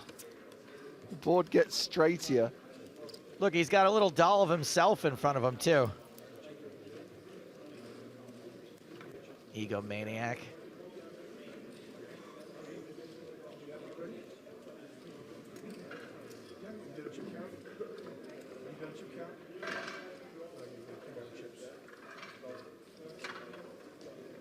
Eight, 9, 10, Jack, King out there. I hate these boards. I hate them. Oh, yeah, look at that. Sergey's watching the stream. The way he's staring at Boyka.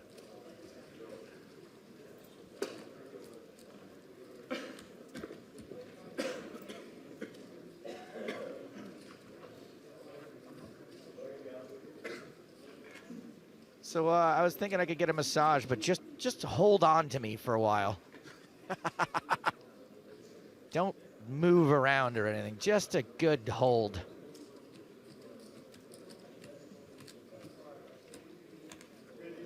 It's not a good idea. Oh.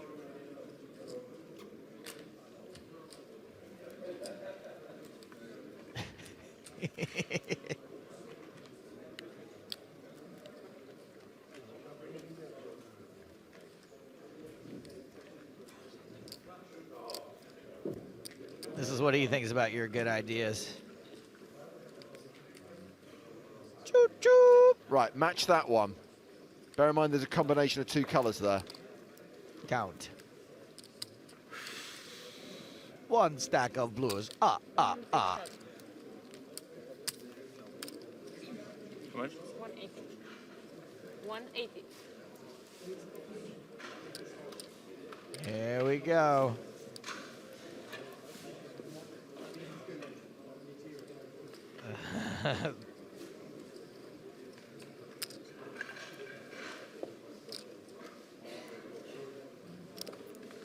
Do you see him counting out chips like this and then not calling, James? Yes. You do. 100%. He should have at least been looking at Boyka to see how uncomfortable he got when it looked like he was about to get called. He immediately reached for his neck.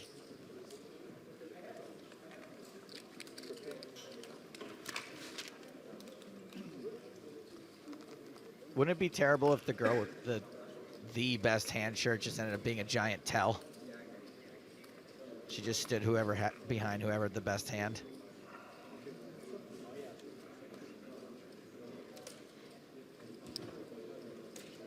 That's really horrific, that thing, isn't it? What do you say, little Sergey? Should I call?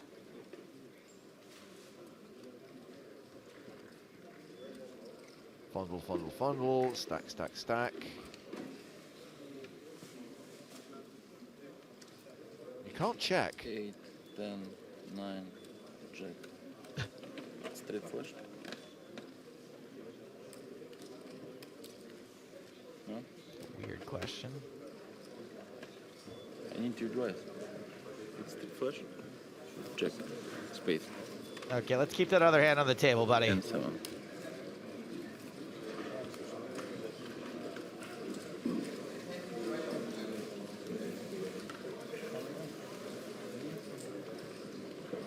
Al the Gamer says, gimmick, fold already.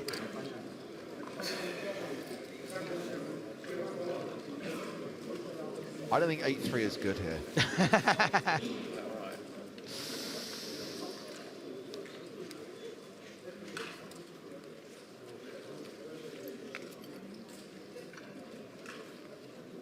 Not fold.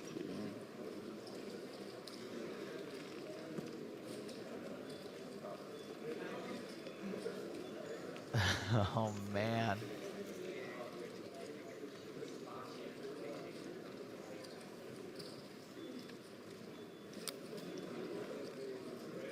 Gorgeous shot. Do you think he's got enough crap in front of him? He's got 2 coins, a Buddha. It's like a dude setting up shop in Starbucks for the day with a fax machine and a printer. 3 minutes and counting.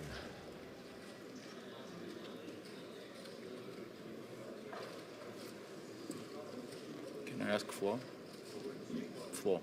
Flo? I have questions. Flo?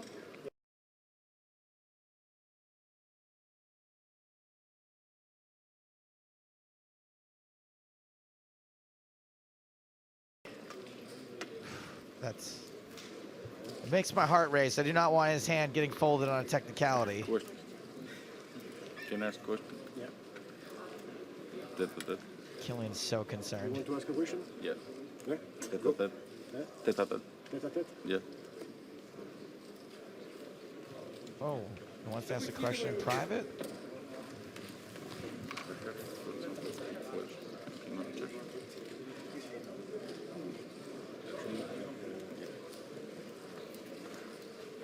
He said if he's a straight flush, he can't check. Last track. Yeah, last track. But it's not hard. Oh, no.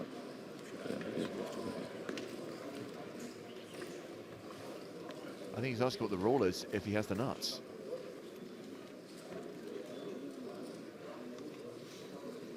It's not allowed for me to.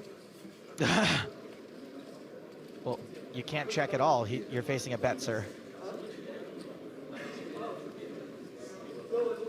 If he has the nuts, he has to raise, however. Sure, but could be a huge angle. Oh, if I have the nuts, what do I have to do here? There's really no other reason to ask that question, right? Scuff describes this as the most awkward massage ever. Well, you should come with me sometime, buddy. We can outdo this one.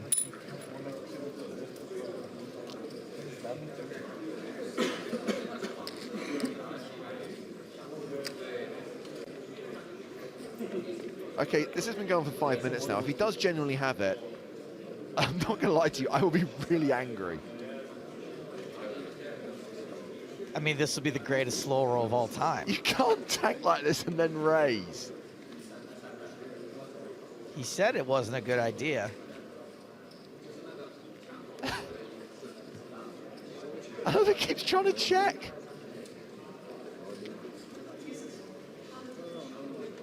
Also, isn't he listening to the commentary? I assume he's listening to our Russian colleagues. Yeah, but you know that they're way better analysts than we are. They're probably telling him what to do. There is an argument that now we're down to this many tables that no one should be necessarily watching the stream with headphones.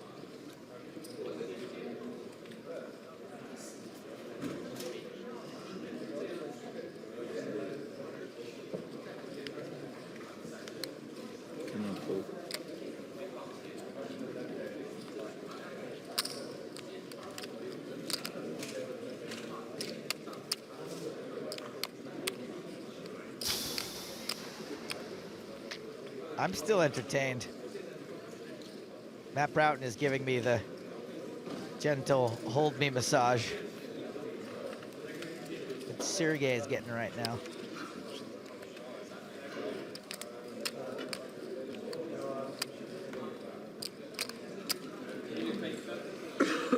Eight, 9, 10, Jack King, 3 spades.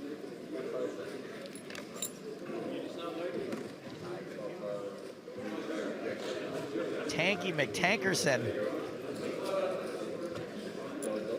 I think he's trying to break Frederick Jensen's record. I think he's trying to break David Blaine's record. 7 minutes this has been going on for now, including a consultation with the floor man on the ruling of what you have to do if you have the nuts. Tete-a-tete.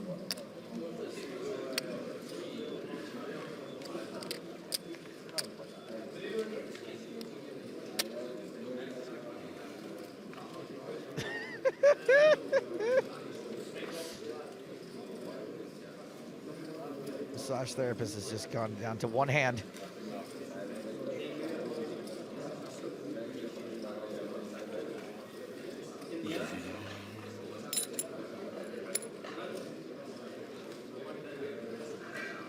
He knows he can't ladder up, right? Everybody's on break.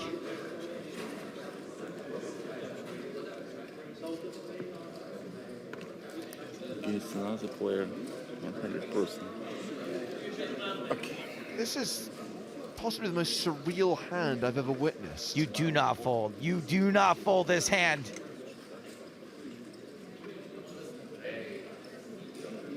I don't care what kind of magic eye painting your shirt's made out of. What was he asking the floor man about? Стрит флеш почти закрыл. Я проиграл туздовом пике только. Cool story, bro. I think there was a straight flush out there. Что? Я проиграл только туздовом пике. В смысле? В смысле? У меня флеш почти флеш стрит флеш. You're so embarrassing, Dad. Блин, хай. Oh, so we are now going on break. They did pause the clock, by the way, so we are going to get a full 17.5-minute break. Meanwhile, these are the stacks on the main stage. Jensen now the chip leader. Sarah Hazali in the danger zone. Danger zone! So we'll be back from break in 17 minutes' time. And remember, William Kassouf is joining us during the next level here on EPT Live. This is the EPT Malta main event on PokerStars TV.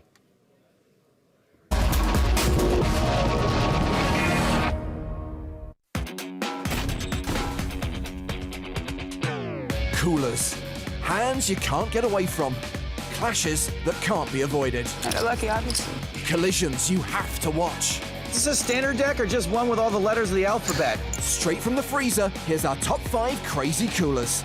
Well, any hand that results in Tony G being silenced has to be included. At 5, Vanessa Russo has the honor of dealing the icy blow. If you win the hand, you keep me quiet. Don't believe you. That bluff I'll call. That bluff I'll call. Tony just added unspeakable equity to this pot. Vanessa calls. Tony's bombed the flop, which may make Vanessa think he's on a draw. An ace on the turn. Russo has top set. Hello, nasty. As Tony G would say, ace from space, and Vanessa has gone from 0 to hero. Tony G does have a flush draw. 10,000. And bets 10,000. You could shut me right up. How? Well, by being all in and winning the pot. Punch in the face. Can I just push a button? That ace dramatically improves Vanessa's hand, but if she put Tony on spades, he just got there. She just calls. On spade watch. I check. Tony checks in the dark. The river. A sick card, the 5 of hearts. Now you got to show some guts. Can you bet this, or are you going to make a really weak check now on the end? Go on, Vanessa. You can do it. For Vanessa, best card ever. Full house over full house. All in. Call. Ace is full. Wow, very nice. That's the best. Very nice. You got screwed? I got a full house, too, on the end. Wow. And a flush draw. That's it. That shut me up. Well done, Vanessa. Vanessa doubles through. I got lucky, obviously. Not really. I mean, it's... We took turns getting lucky. I got lucky to get the aces, you got lucky on the flop, I got lucky on the turn. I haven't won one hand when I've been good. That silence won't last long. At 4 is a cooler from somewhere warmer, the Bahamas. At the final table of the 2009 PCA, Alex Gomez thought he was trapping Benny Spindler by slow playing aces. 850,000 out there. Once again, Gomez with aces. Oh my goodness, quads on the flop. Don't ever run bad. Strange, the last time Gomez had aces it was against Kevin Saul, and 3 6s came on board. He won a big pot. This time, 3 of a kind's gonna come on board, and he's destined to lose a lot of chips right here. In 9-handed action, Gomez trapped Kevin Saul with 6s full of aces for a huge pot. Now he's got jacks full of aces, but this time it's not the best hand. Well, no, he's really just completely dead here. And now the question is, how is Spindler going to play it? 1.3. He is raising, wasting no time. You know, this is an interesting play here from Spindler. He's got 4 of a kind, and, you know, popular wisdom would say you should just call and slow play it. But what he's hoping for here is that his raise looks like a bluff, and that Gomez does have a hand like aces, kings, or something along those lines, and is going to, you know, play for it all. He's just going to call. Now, you know, the funny thing about this is Gomez actually thinks he's trapping him. Right, he thinks he's slow playing his hand. He's trying to trap him as he thought and as he did against Kevin Saul earlier in this tournament. Now Benny Spindler asking for a chip count. 350,000 apiece. 6. Let's see the turn card. Now, Like Benny it, man. can't really care how Turn much cards of Gomez 5 has of here. It's just trying to like show Jack, weakness, 5 if you with 2 will. It's a little spades bit of on a board. Alex sort of is Hollywood move. Gomez is checks. checking. And that's poker on a higher level, isn't it? Yeah, absolutely. Now Gomez is really checking in the hopes that Spindler, you know, is going to bluff at it. As we know, he's not bluffing. He's got 4 of a kind. And Spindler is really taking an aggressive approach to this Then he hand bets to try to out get as 2 many million. chips in as possible. A big bet once again of $2 million. Pot up to $5.5 million now.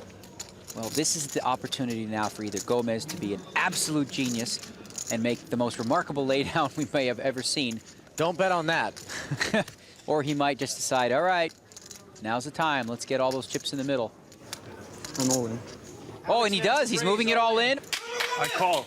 He's calling. He's got 4 of a kind. Gomez says, completely dead. River card is totally irrelevant. Spindler wins a monster pot, eliminating Gomez. He's up over 16 million in chips now. Stunned. Look at the crowd. They can't believe it. Pocket ace is going down in flames. The river now just a formality. Spindler now is going to have a stranglehold on this tournament. You get the feeling it's going to take Alex Gomez quite a while to shake this one off, despite taking home $750,000. Pocket ace is 4-handed. I mean, you're supposed to win that pot. Aces cracked in epic style. Well, the PCA has seen its fair share of big hands over the years, and in 2016, Philip McAllister rivered the biggest hand of all. So Tedeschi's all in with a set of queens, but there's still monster draw action on the side. The river card is the ace of hearts, a royal flush for McAllister. No way. 300. Rubber is betting. It doesn't matter what his cards are. He can't win. All in. With his royal flush, McAllister shoves on rubber. I know you're sick, but I don't know if you're that sick. He's not that sick. Flip a coin. Literally. Probably best. Oh, look at this baller. Rubber lets it go. Fold a flush? No, king 10 clubs, yeah? Royalized.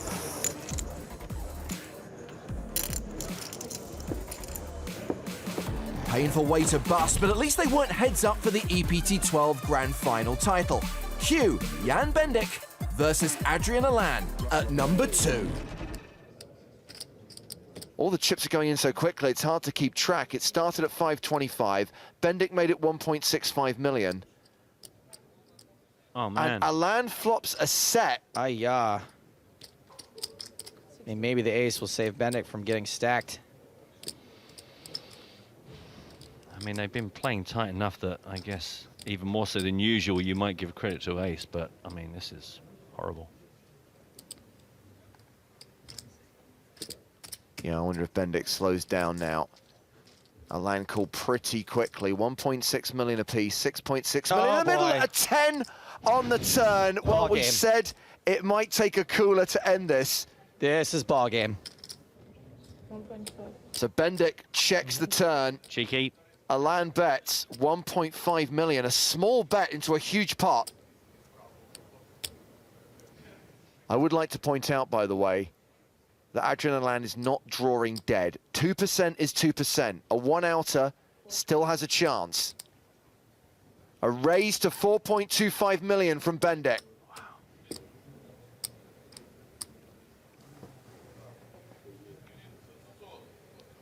Feeling quite nervous. Just a call. Well, they're saving it for the river. Nope. Complete brick on the river. All in. Bendik shoves. Alan calls and it's all over. Jan Bendik has won the EPT 12 Grand Final. Man, he's been around forever. Yes. Good for him. Yes. Yes. EPT 9 Player of the Year. 3-time main event finalist. And on his 3rd occasion, he is a winner. From one Monaco champ to another, and our number 1 crazy cooler. At the season 11 EPT Grand Final, Adrian Mateos found himself involved in a 3-way, and not the fun kind. Well, we're heading over to the secondary table where we are on cooler alert. Oh boy. Ivanov opened with 5s, Pastor 3-bet with aces. Decision now on Mateos, who's got queens. That's not going to be good for business. He 4-bets. And Lasmar, our qualifier, has jacks. Wow. He folds. Christopher Frank. All in. Shoves with kings. Oh, come on. Is this a standard deck or just one with all the letters of the alphabet? I didn't look before. Seriously? Boy, are you going to be happy and then immediately disappointed. Ivanov has folded. It's back on Pastor. Yeah, check this out, Johnny Lawden. He reshoves. What does Mateos do now? That. Feels bad, man, but I don't think he can fold.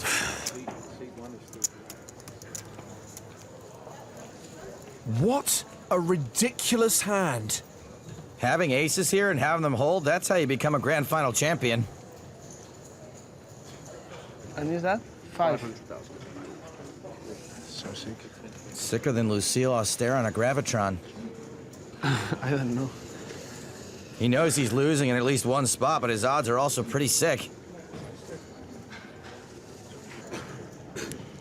I think I have to call. There. Mateos calls! Got aces? No. I swear I fold jacks. I swear. Cool story, bro. Aces versus kings versus queens. Well, none of the 3 ones, eh? 6 swept for everyone so deep in the tournament. Even aces aren't totally safe. Juan Martin Pastor set to triple up. Christopher Frank likely to be eliminated. The flop. 10-4 deuce.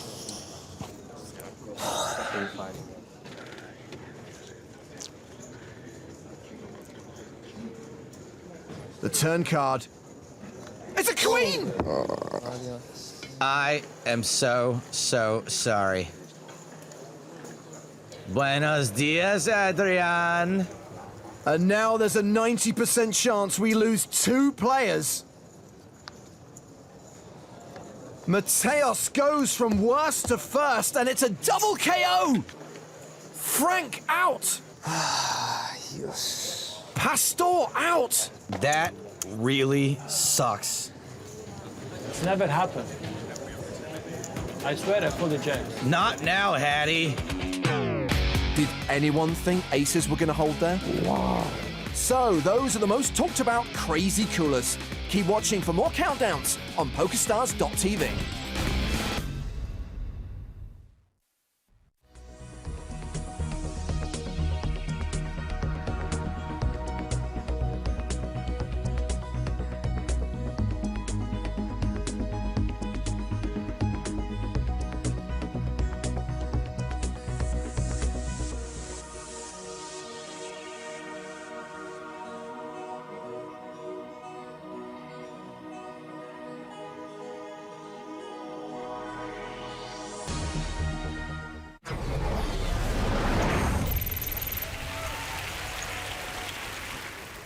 Well, it's mainly been the Swedes in action so far, particularly this young man, who's got aces again. Blimey, you think they're being dealt? How many aces are there in that pack?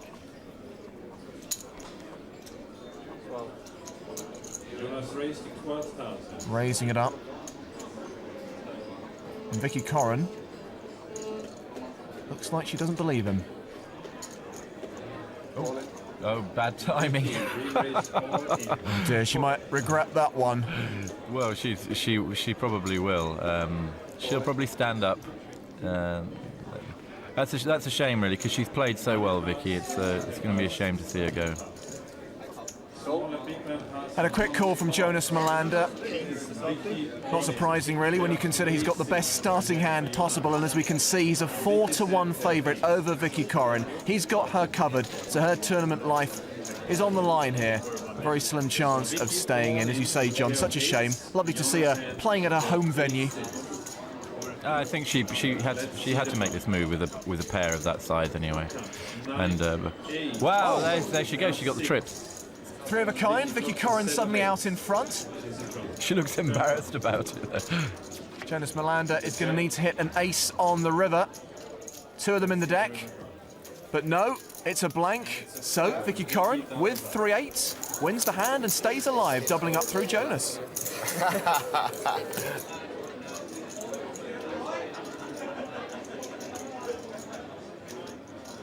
Yeah, she's raised it up.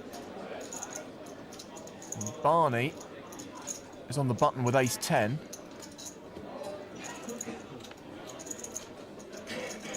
And Barney likes to see flops, but do you really want to be calling a raise with ace-10? On this occasion, the answer is yes.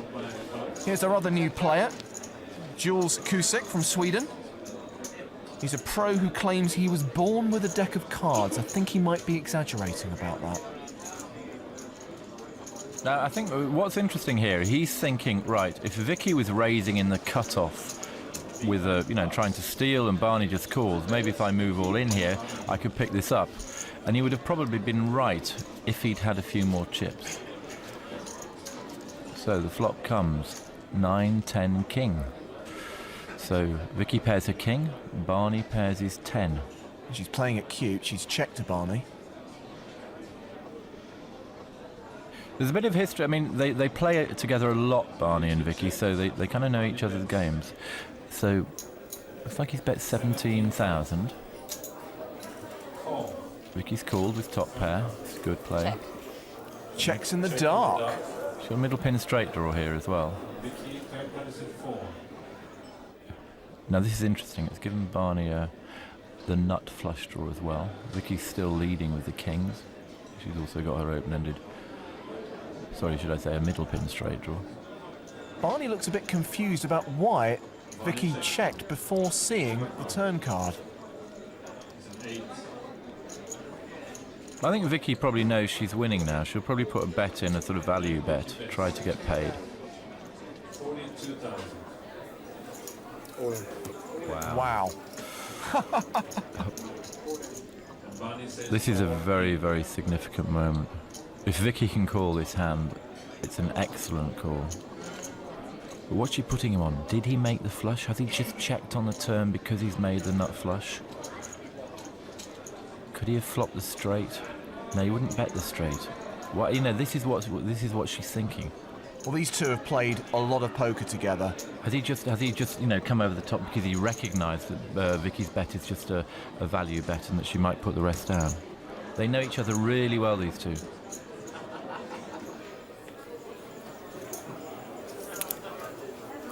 So you're supposed to have called a 16 with 2 hearts in your hand. Which 2? Which 2 hearts? Barney doesn't look comfortable there, James. You've got a flush. No, I haven't got a flush, but if you had... It doesn't matter which 2 then. Well, because if you had a straight or 2 pair or a set or something, you just call, wouldn't you? Call and turn your hand over. To go all in rather than just call, you've either got a flush or I'm winning. You can't, you wouldn't, why would you make that raise with... If she calls this, it's going to be a great call. She's showing great powers of deduction here, John. She's ruling out all the hands that he can't have. Sorry, Dean, I just need a minute. Well, she's working out. She's working out. It's a very, very difficult call. She's called. She's called him. She thinks she's in front, and she's right. Brilliant call. That is a brilliant call. A great move by Barney, but a fantastic call by Vicky Corrin. She worked it out in her head. She worked out she was in front. I'll be honest as well. I think Barney didn't think that Vicky had it in her to call that bet, and he misjudged her. She worked that out really, really well.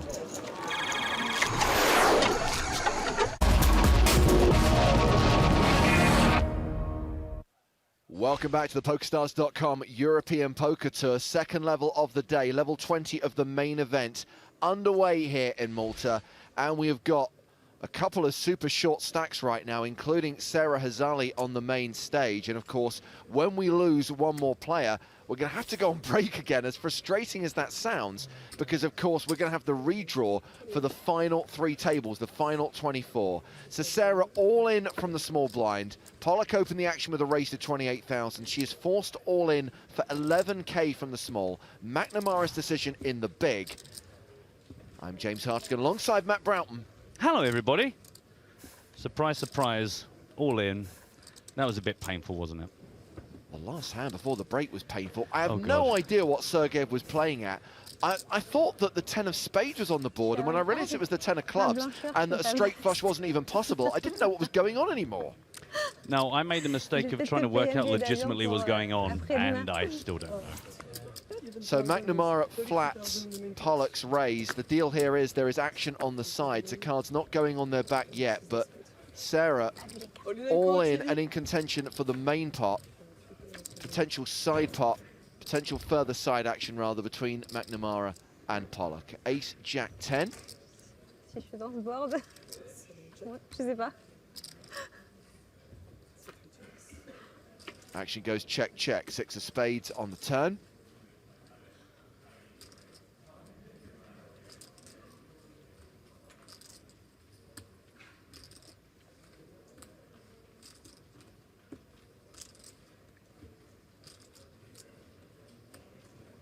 Roi dame, ça existe, non, de petites blânes?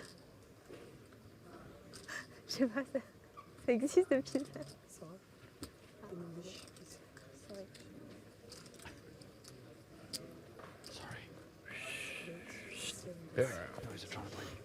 A bet from McNamara gets a fold from Pollock, so McNamara wins the side pot, and now we have a showdown for the main pot with Sarah Hazeli's tournament life on the line.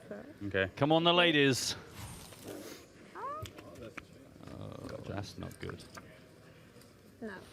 She's drawing to 3 cards. Any 4s? Of course I put the best hand. Really? I had a small pair, yeah. If the river isn't a 4, we lose the last remaining lady in the EPT Malta main event. But he did. It's a 7, and she's gone. Good luck. And that will take us down to 24, and that will see us pause the clock, and that will see us do the redraw for the final 3 tables. And annoyingly, that means we're going to be going on break again in just a moment. Yes! Great timing. 3 big blinds, nothing to worry about. Meanwhile, we've got out-of-table action here. Dominic Panka all in with 8-7 against Conrad Abela's pocket 5s. It's a race. Panka the player at risk. 5's holding. Ace. Bit of backdoor opportunity to get excited about. Hello, Sailor. Panka now up and down. And he gets there. Man, run good much? With the 5s already, 2 of the 5s out there on the table. Abela, rivers are set, Panka rivers are straight and doubles up. Man. So we understand there is still another hand being played, so we're not going to go on break just yet. Let's see if the redraw is to 24 or to 23. Back to Panka's table, that hand where he doubled up a short while ago. So Shemian involved in this one.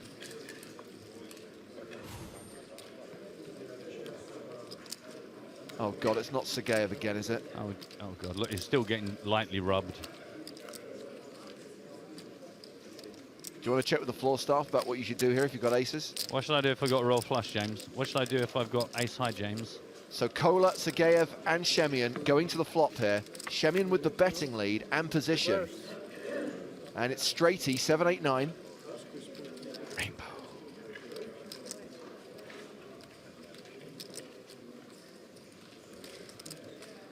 We're actually going to put his real shirt on him in post-production. That's just for the motion capture. Ace of hearts. So Bastian Dola, who's our last remaining spin and go qualifier, is first to speak on every street. He's checked. And it looks like it's been checked to Shemian, checked around again, and then a 6 on the river, which makes a 4-card straight on an ace-high board. Kola checks, Sergeyev checks, Shemian checks, showdown. And final beat an ace. Splat. Hello? No, ace queen's good. Our spin and go qualifier wins the pot. Hurrah! Always nice to have some qualifiers this deep into the tournament. So play's concluded at the feature table. It's concluded at this table, but there is another table in action. Xi Zhang is all in, and Xi Zhang has the decision.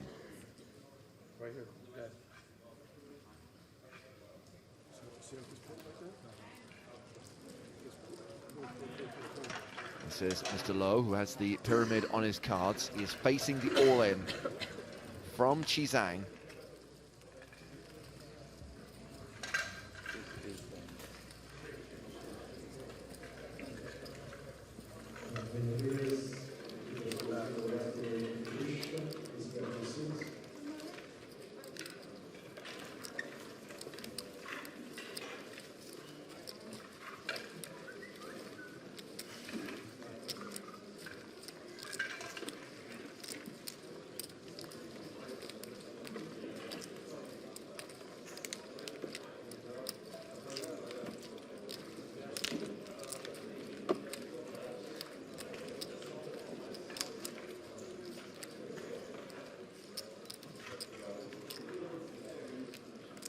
So a reminder that regardless of the outcome of this hand, we will be going on break shortly because we lost Sarah Hazali from the feature table, taking us down to 24 players. So the tournament clock's been paused and we are about to redraw for seats around the final 3 tables. That means a new lineup on the main stage when we come back from break.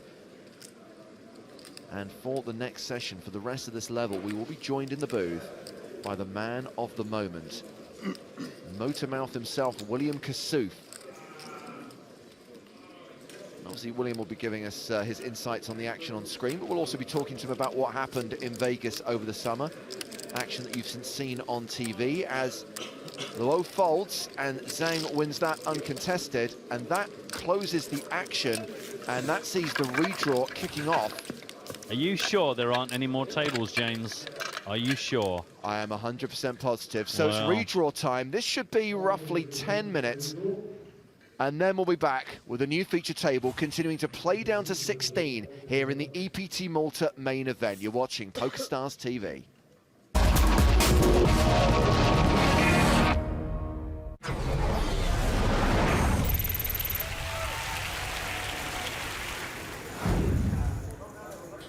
Ace 10 for Neil Farrell. Farrell's up all night to get lucky. He raises run of the gun +2 to 13,000. Kimo Koko has 8-9 suited. Captain Kirko can certainly peel a flop here if he wants. He's got position on Farrell. He's in the cutoff. He calls. Cesar Garrido. Yeah, if you're going to get a hand today, that would help. He folds the 10-4. Olvera gives up the small. Ryan Spittles folds the big. So take a look at the percentages here. That's just how strong live suited connectors are. Almost a coin flip to a big ace. I know, Kirko, I know. Kirko flops a pair of 8s. Farrell has a gut shot. Even though it looks like he missed, this is a great hand for Neil to barrel. He can still make a really strong hand, and he has a blocker to the nut flush. His continuation bet is 19,000. And since Neil raised from early, he can easily have ace-king or better. Having said that, even though this isn't a stellar flop, Kirko can't fold with his pair and backdoor draws. He calls. 3 of diamonds on the turn. Turn's kind of the same story. Farrell can keep barreling if he wants, knowing there are lots of draws out there he can maybe get his opponent off of.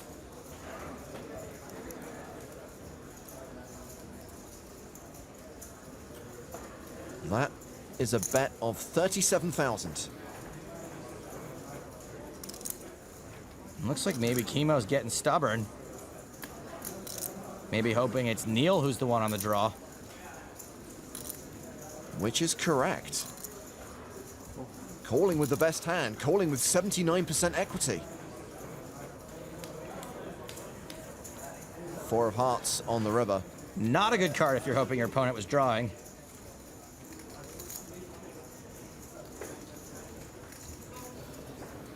Farrell is going to represent the flush, betting 98,000. Love the way Farrell's played this hand. Chemo's only beating pure air, and it's hard to have pure air here. He folds the best hand. I think Kirko maybe could have folded the turn, but all in all, I think both guys played it pretty perfectly. Let's get back to the action at our feature table, where we are going to sweat with a Demulder. Christoph of that ilk. Action has been folded to Neil Farrell in the small blind. Oh man, blind on blind hands are tough. I'm rooting for a walk. Dang it. Not going to happen. Farrell raises to 17,000. What do we got? Demulder's hand is Ace-5.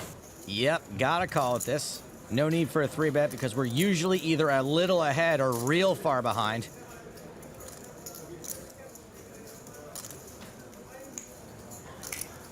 He loves his TV time, this boy.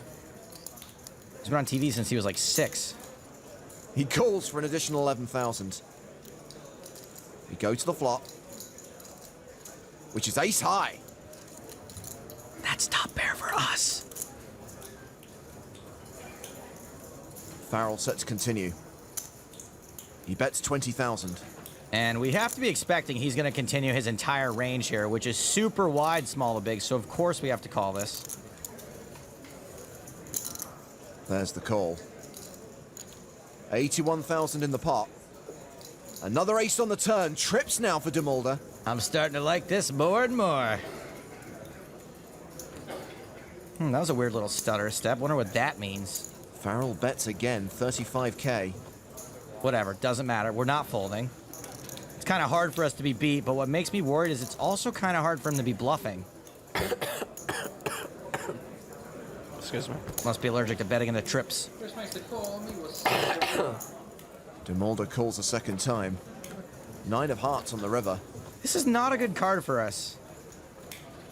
I am really hoping he doesn't bet again.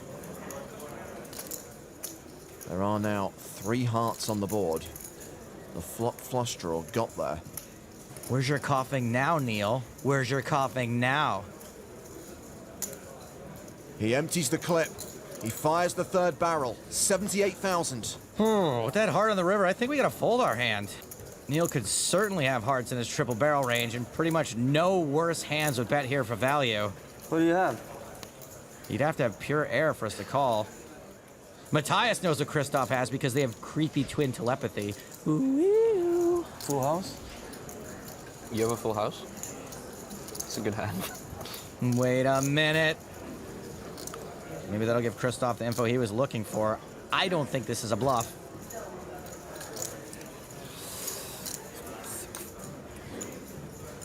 It's the insane bluff. I agree. This bluff would be fairly insane. Are you gonna rub it in my face? Hey? I would never do that. I'm a gentleman. What?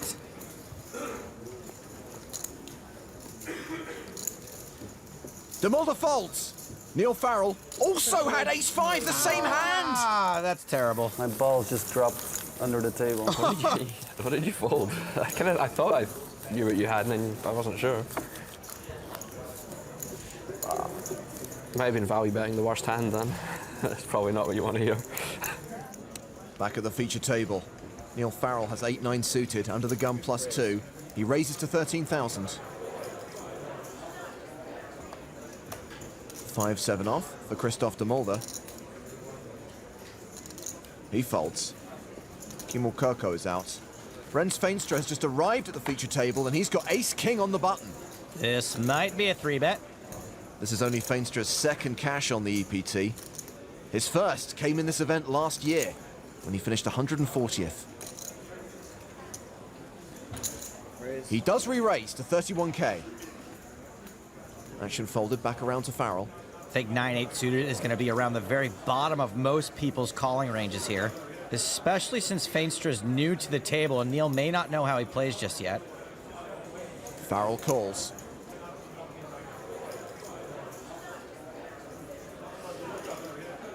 The flop is King 8. Trips for Feenstra. This is a very bad flop for Neil. Very, very bad. He has paired his 8. He checks to the razor. Feenstra continues for 23,000. Farrell's gonna have to call one bet, possibly two.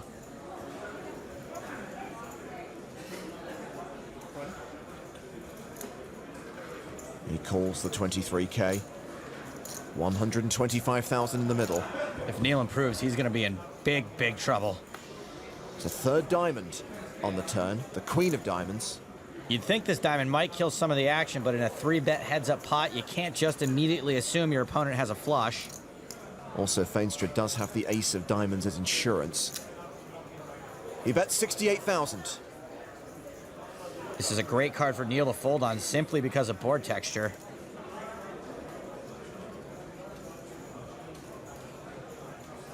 Doesn't look like he's folding. He decides to turn his hand into a bluff and raise to 169,000. And I think this is only going to get other bluffs to fold, which will win him the pot sometimes, but I don't see any actual hands folding here. Sure enough, Feenstra with his trip kings will call. We've got a huge pot now. The better part of $500,000. Neil's going to have to bet huge on the river if he wants his bluff to work. It's the inconsequential 5 of hearts.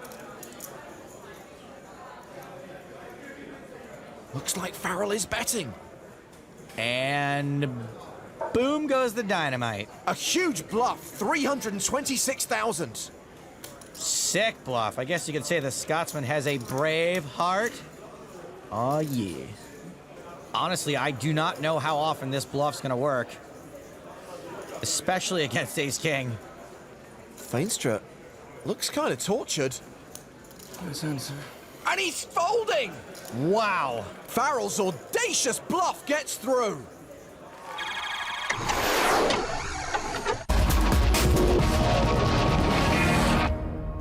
Welcome back to the PokerStars.com European Poker Tour and day 4 of the EPT Malta main event. The redraw is complete. We're down to 3 tables, down to the last 24 players, and we have a new lineup on the main feature table.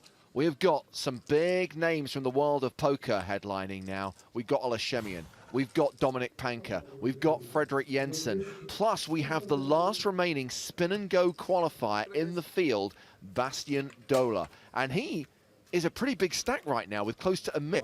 Are you? Can I get a water and black coffee? No. 1 drink per player. 1 player per hand.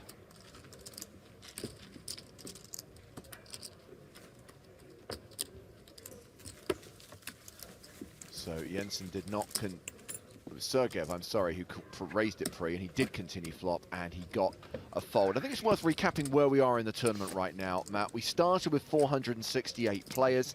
Yesterday was bubble day. 87 made the money, so we're well into the prize pool now. A prize pool of close to 2.3 million euros. Everyone is now guaranteed 15,540 euros, and up top is 355,700. And of course, we will crown our champion on Saturday. We'll have cards up coverage of the final table from 2 p.m. Central European time at PokerStars TV.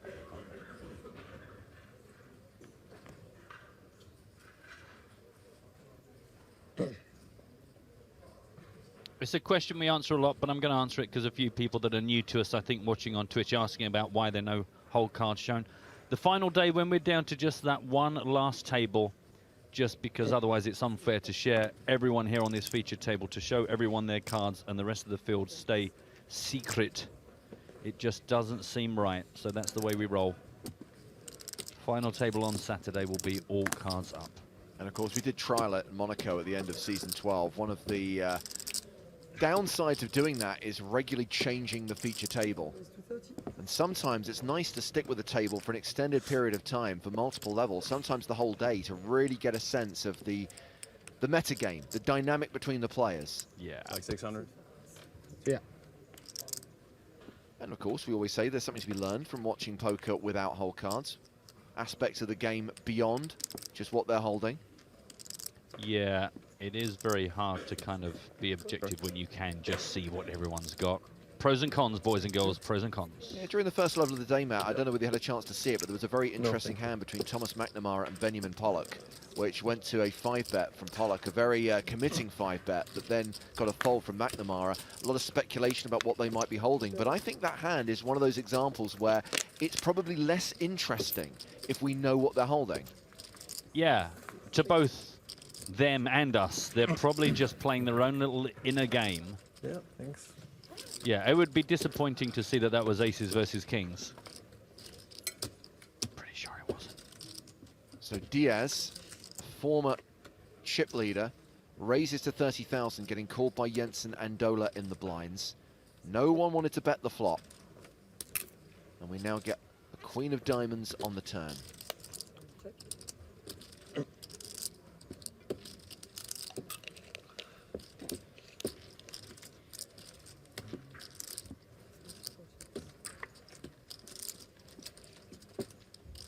Of course, we have got the current tournament chip leader in this hand on the feature table. That man being Frederick Jensen, the EPT 8 Madrid main event winner.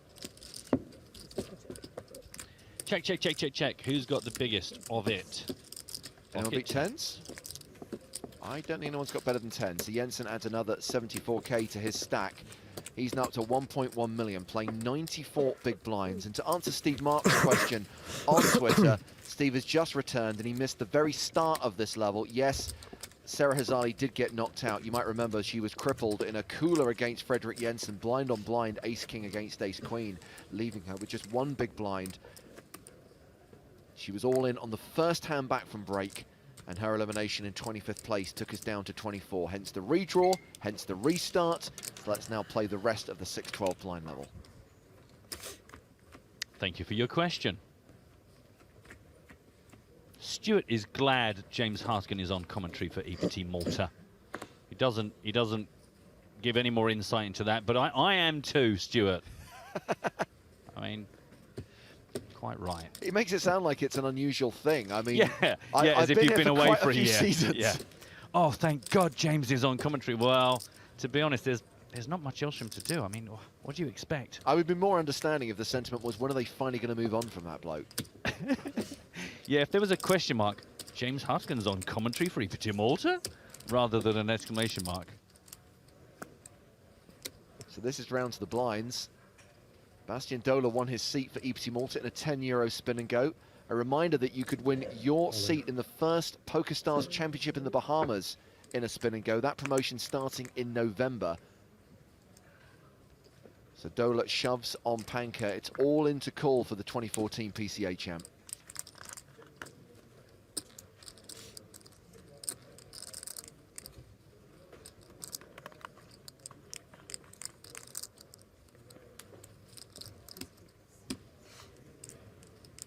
And Panker elects to give up his big blind.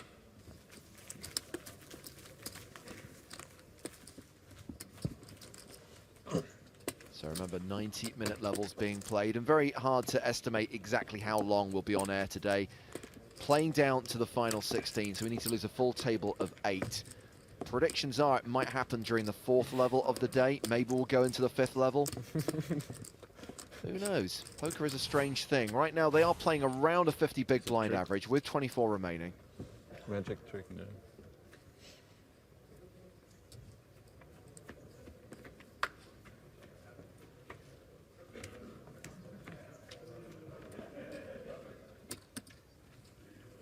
And we're on to the next hand.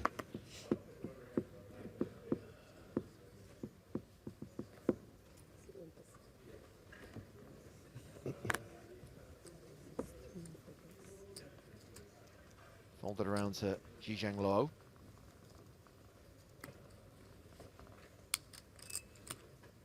And we're going to bring out the little pyramid. Luo reasonably short, playing around 10 bigs. He passes. Frederick Jensen is in the cutoff, and he's raising, utilizing that chip lead he's built up. Round to Panker in the small.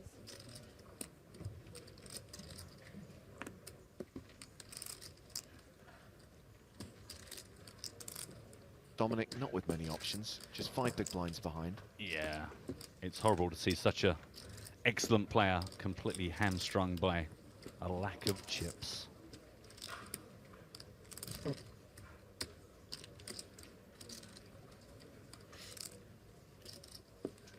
Is this the time, Dominic? No. Qizhang in the big blind.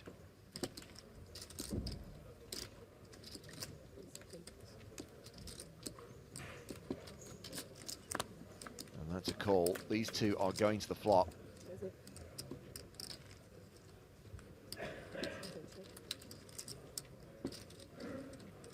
And it's quite straighty.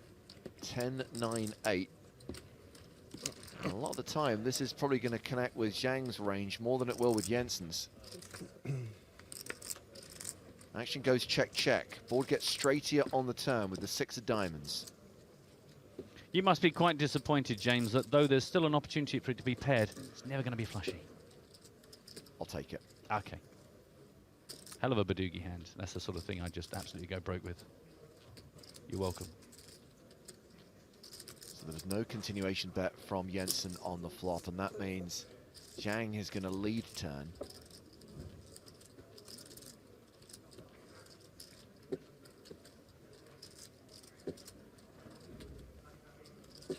And Frederick, the hugger Jensen, will let this one go. Shows ace-king. So at this point, let's introduce our next guest in the booth. When he was on our feature table on day 2, I described him as the most talkative and most talked about player in the world right now. I'm sure you've seen numerous interviews. I'm sure you've seen all the media coverage. You've probably seen the TV shows themselves. I like to feel that we first discovered him on the EPT a few years back when he needled Vanessa Selps. We welcome William Kassouf to EPT Not Live. Thank you, James. That's what you're going to say? That's it. I was expecting to drop mic and sit back for half an hour.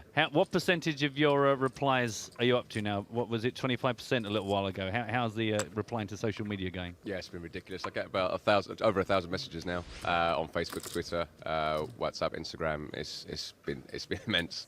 It's been sick, to be honest. Yeah, don't get the time of day to go through them all. So apologies for those who I haven't got back to personally, individually. I literally haven't had time doing so many interviews, podcasts, Facebook live streams, and playing tournaments as well at the same time. So I do what I can to get back to all the fans, so to speak, probably during the early hours of the morning. I was up until 10 o'clock this morning, actually, going through as many messages and tweets and retweets and comments as I could. So I only had 3 hours sleep.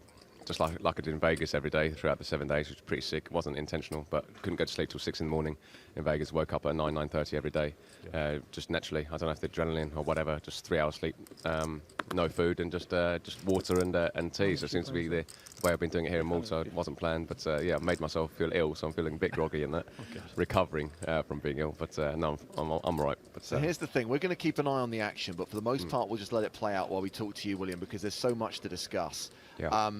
Including what happened in Vegas over the summer, which everyone has now had a chance to see. The key thing is, I imagine you're enjoying the attention. You strike me as the kind of person who's lapping it up. Yeah, enjoying it for what it's worth. You got to make the most of these kind of situations. It doesn't happen every month or every year. So obviously, it's a great achievement for me, what I went there to do in Vegas.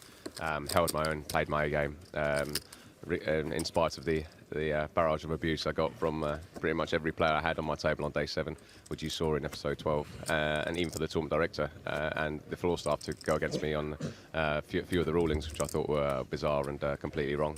So I had to say what I had to say, whilst playing within the rules, whilst keeping my cool and not lashing out, because they got it fundamentally wrong. But I'm glad it's all out in the open now. There's a few things that didn't come out on the ESPN broadcast, I think, understandably.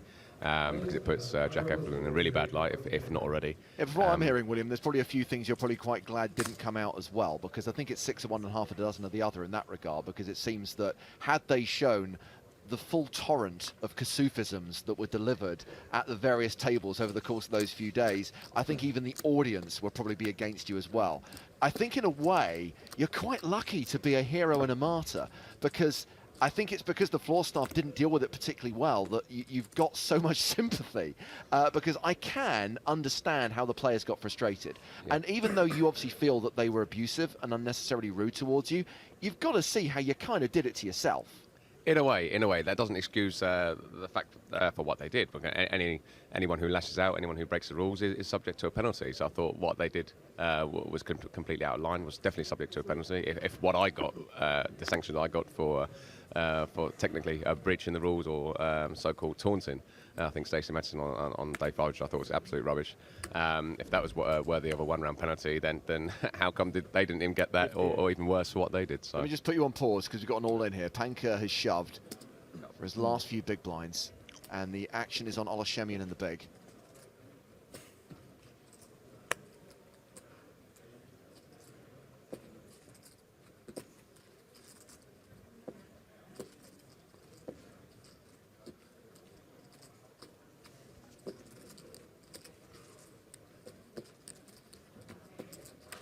Shemian deciding whether to call. Ola has a below average stack, 44 big blinds. I'm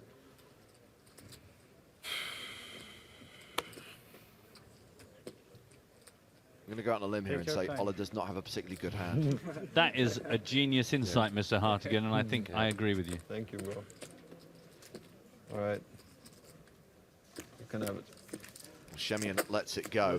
Here's a tweet from Steve Mark, William. He says, barrage of abuse. No one abused you, maybe mocked you, but not abuse. What would you specifically define as abuse from the other players? Do you have a clue?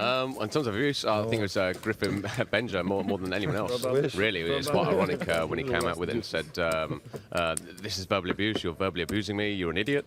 They didn't show the part where he called me an idiot on the actual broadcast, but that was definitely said to me at the time. So he came across the table and was verbally abusing me then, calling me an idiot and bad-mouthing me, saying I'm a bad person, check my privilege, etc. Here's a question. Do you think he genuinely meant any of the things he said, or do you think you were being beaten at your own game, that he was basically needling you to force you to move all in? Now, obviously, it was a setup, it was a cooler, it was kings versus aces, but do you not think he was basically just trying to get you to punt?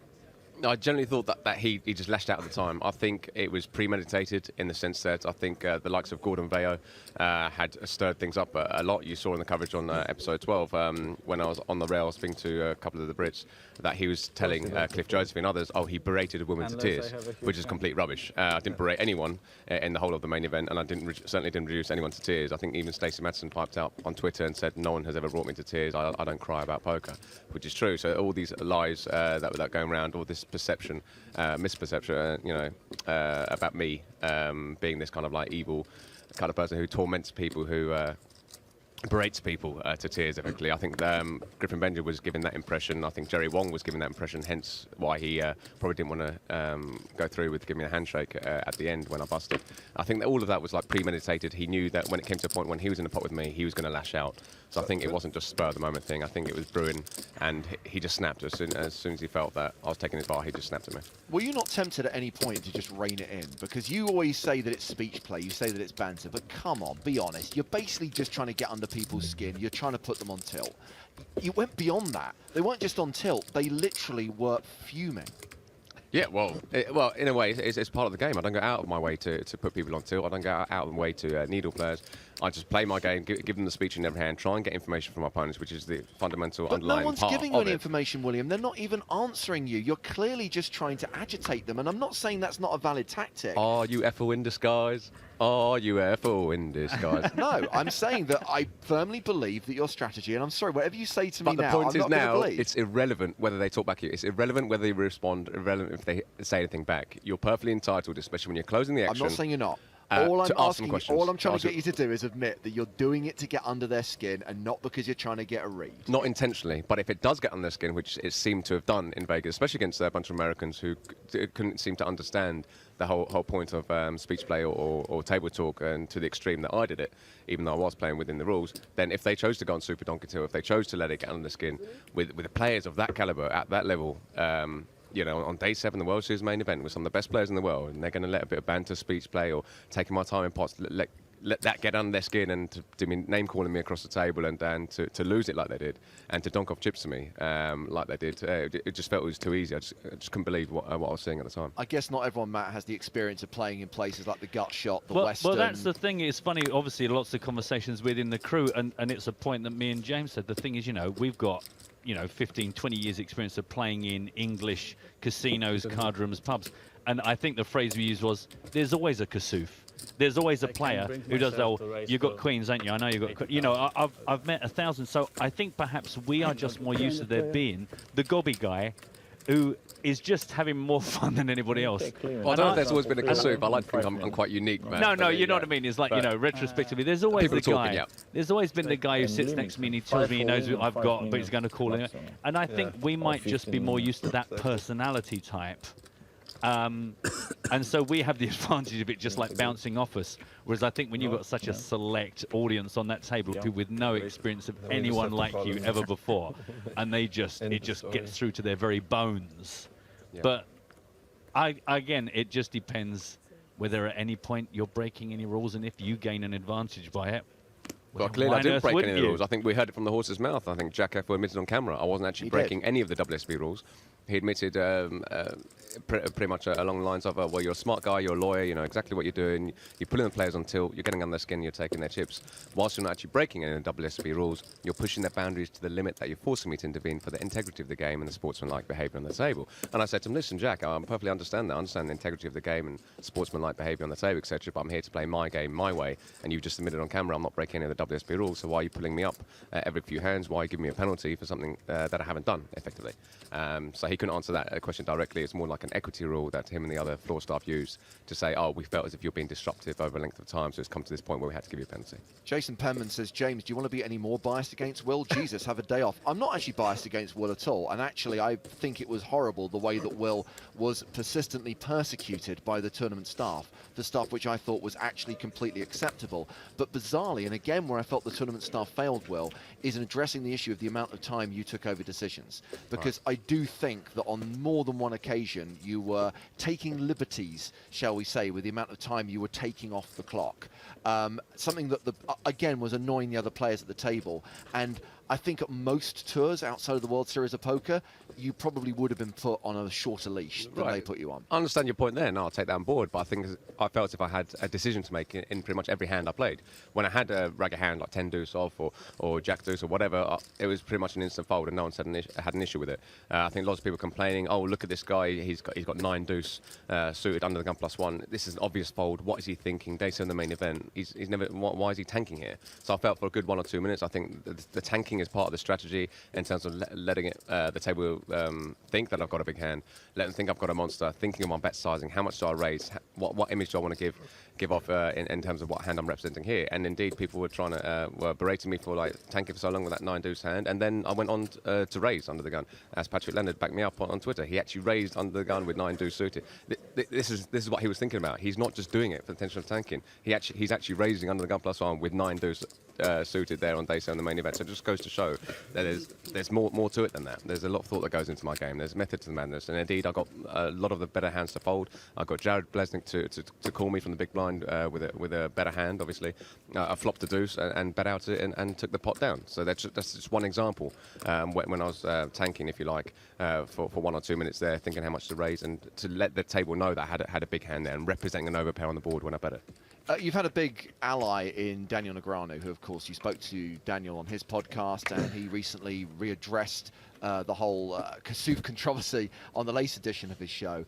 And the one thing he did say is he's very surprised that the World Series of Poker didn't apply the disruption rule. The fact that it could be argued that what you were doing was disruptive to the game, that the persistent barrage of chat, as entertaining as we find it, you could easily say, look, people haven't even got a clear second to think about their actions. You know, again, the amount of time you're taking over decisions, that they could have actually applied that rule instead.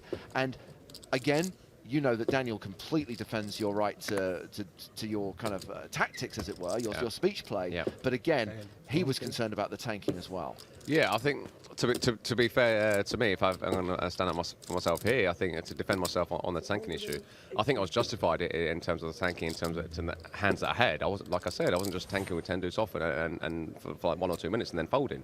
There's method to the madness. There's a reason why I was tanking. It's all part of the strategy. I think like some of my friends commented on Facebook where you've got to balance your kind of tanking range. When you're tanking with a good hand and tanking with a bad hand, it has to be in equal measure, in equal proportion to let others know. Sorry to interrupt you, William, but we have got an all-in and a call here. Panker Yep. shoved a few times but didn't get any action. This time, Guillaume Diaz is going to call and put Dominic at risk.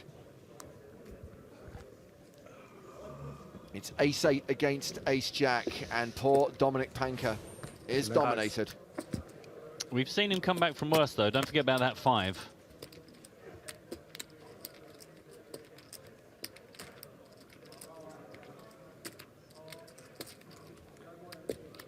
I never stand up for all-ins, and I win them also. No reason to change the strategy. Yeah, right.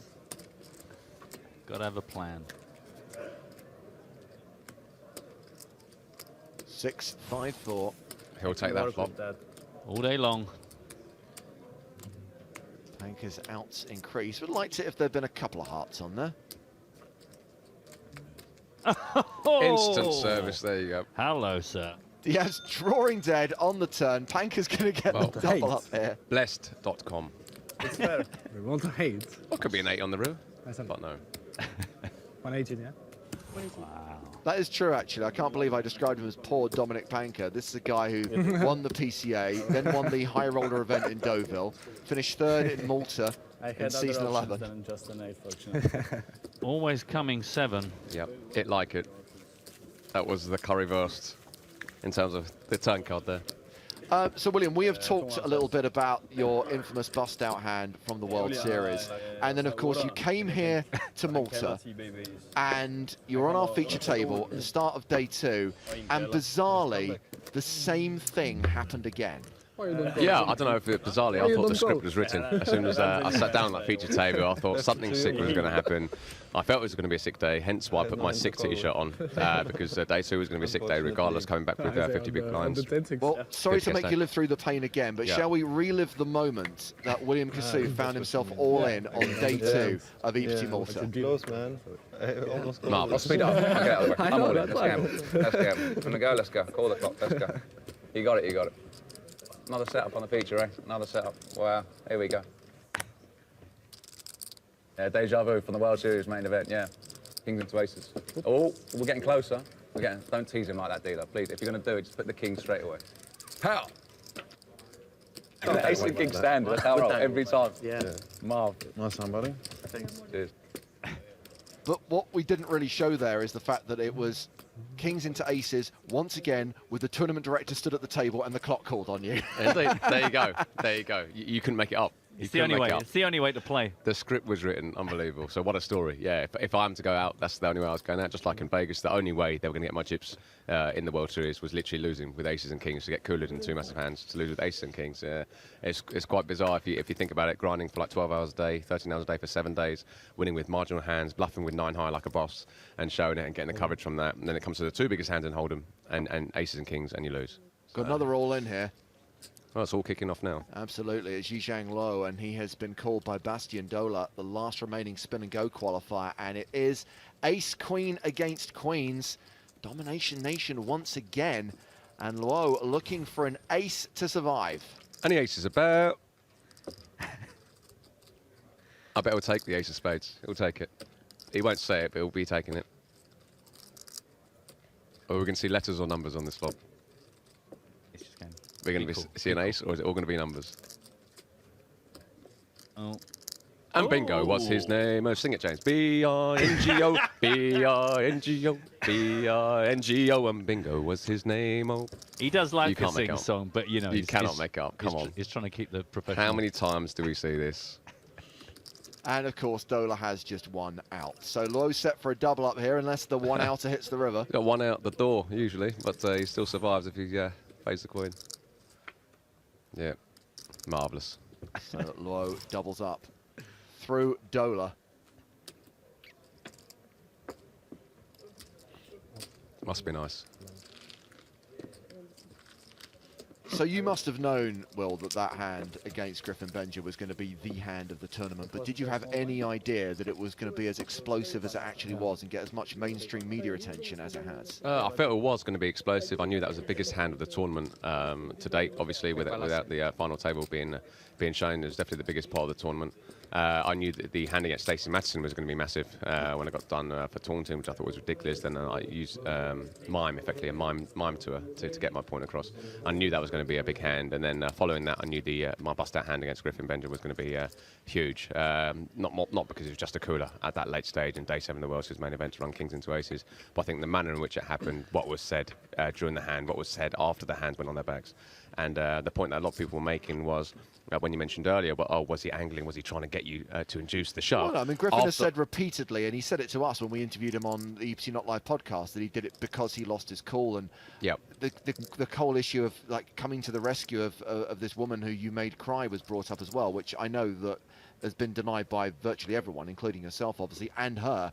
But I still, I have this scintilla of doubt, and maybe it's just because I'm a cynic, but I thought if he is still covering up for playing an angle, it's an amazing angle. I don't think it was. I think you can clearly see him still frustrated, still having a go at me after the hands went on their backs. After he's seen, I've got kings and he's got aces and we've tabled our hand, you can still see he's livid, you can still see he's having a go at me.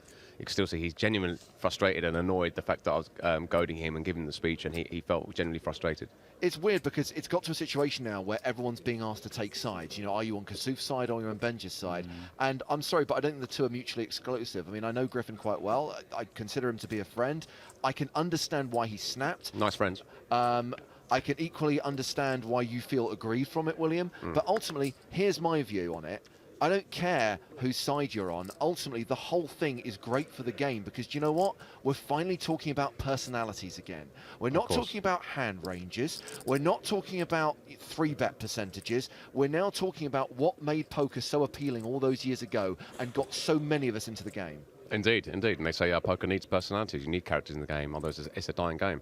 Who wants to see a bunch of hoodie zombies just sitting at the table, saying nothing with their headphones on and sitting there with sunglasses, hoodies, etc., and just putting chips in the pot or just folding for 12 hours a day. It's not fun for the players. It's not fun for the viewers.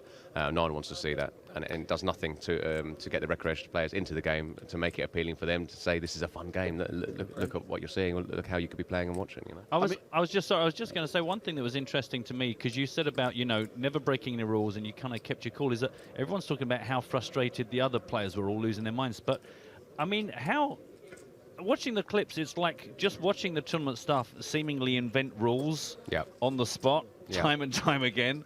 And how on earth didn't you actually lose your rag? Because you just seemed tremendously, regardless of what anyone thinks, you seem to be at all times 100% in control of everything. Aren't you getting wound up when they go, the rule, don't forget there's a rule where because you've not got a beard, you can't talk? No, the best one has got to be one player to a hand. I just found myself laughing at the screen. It just doesn't even make any sense. Oh no, you can't talk to him when the action's on him, and you go, what?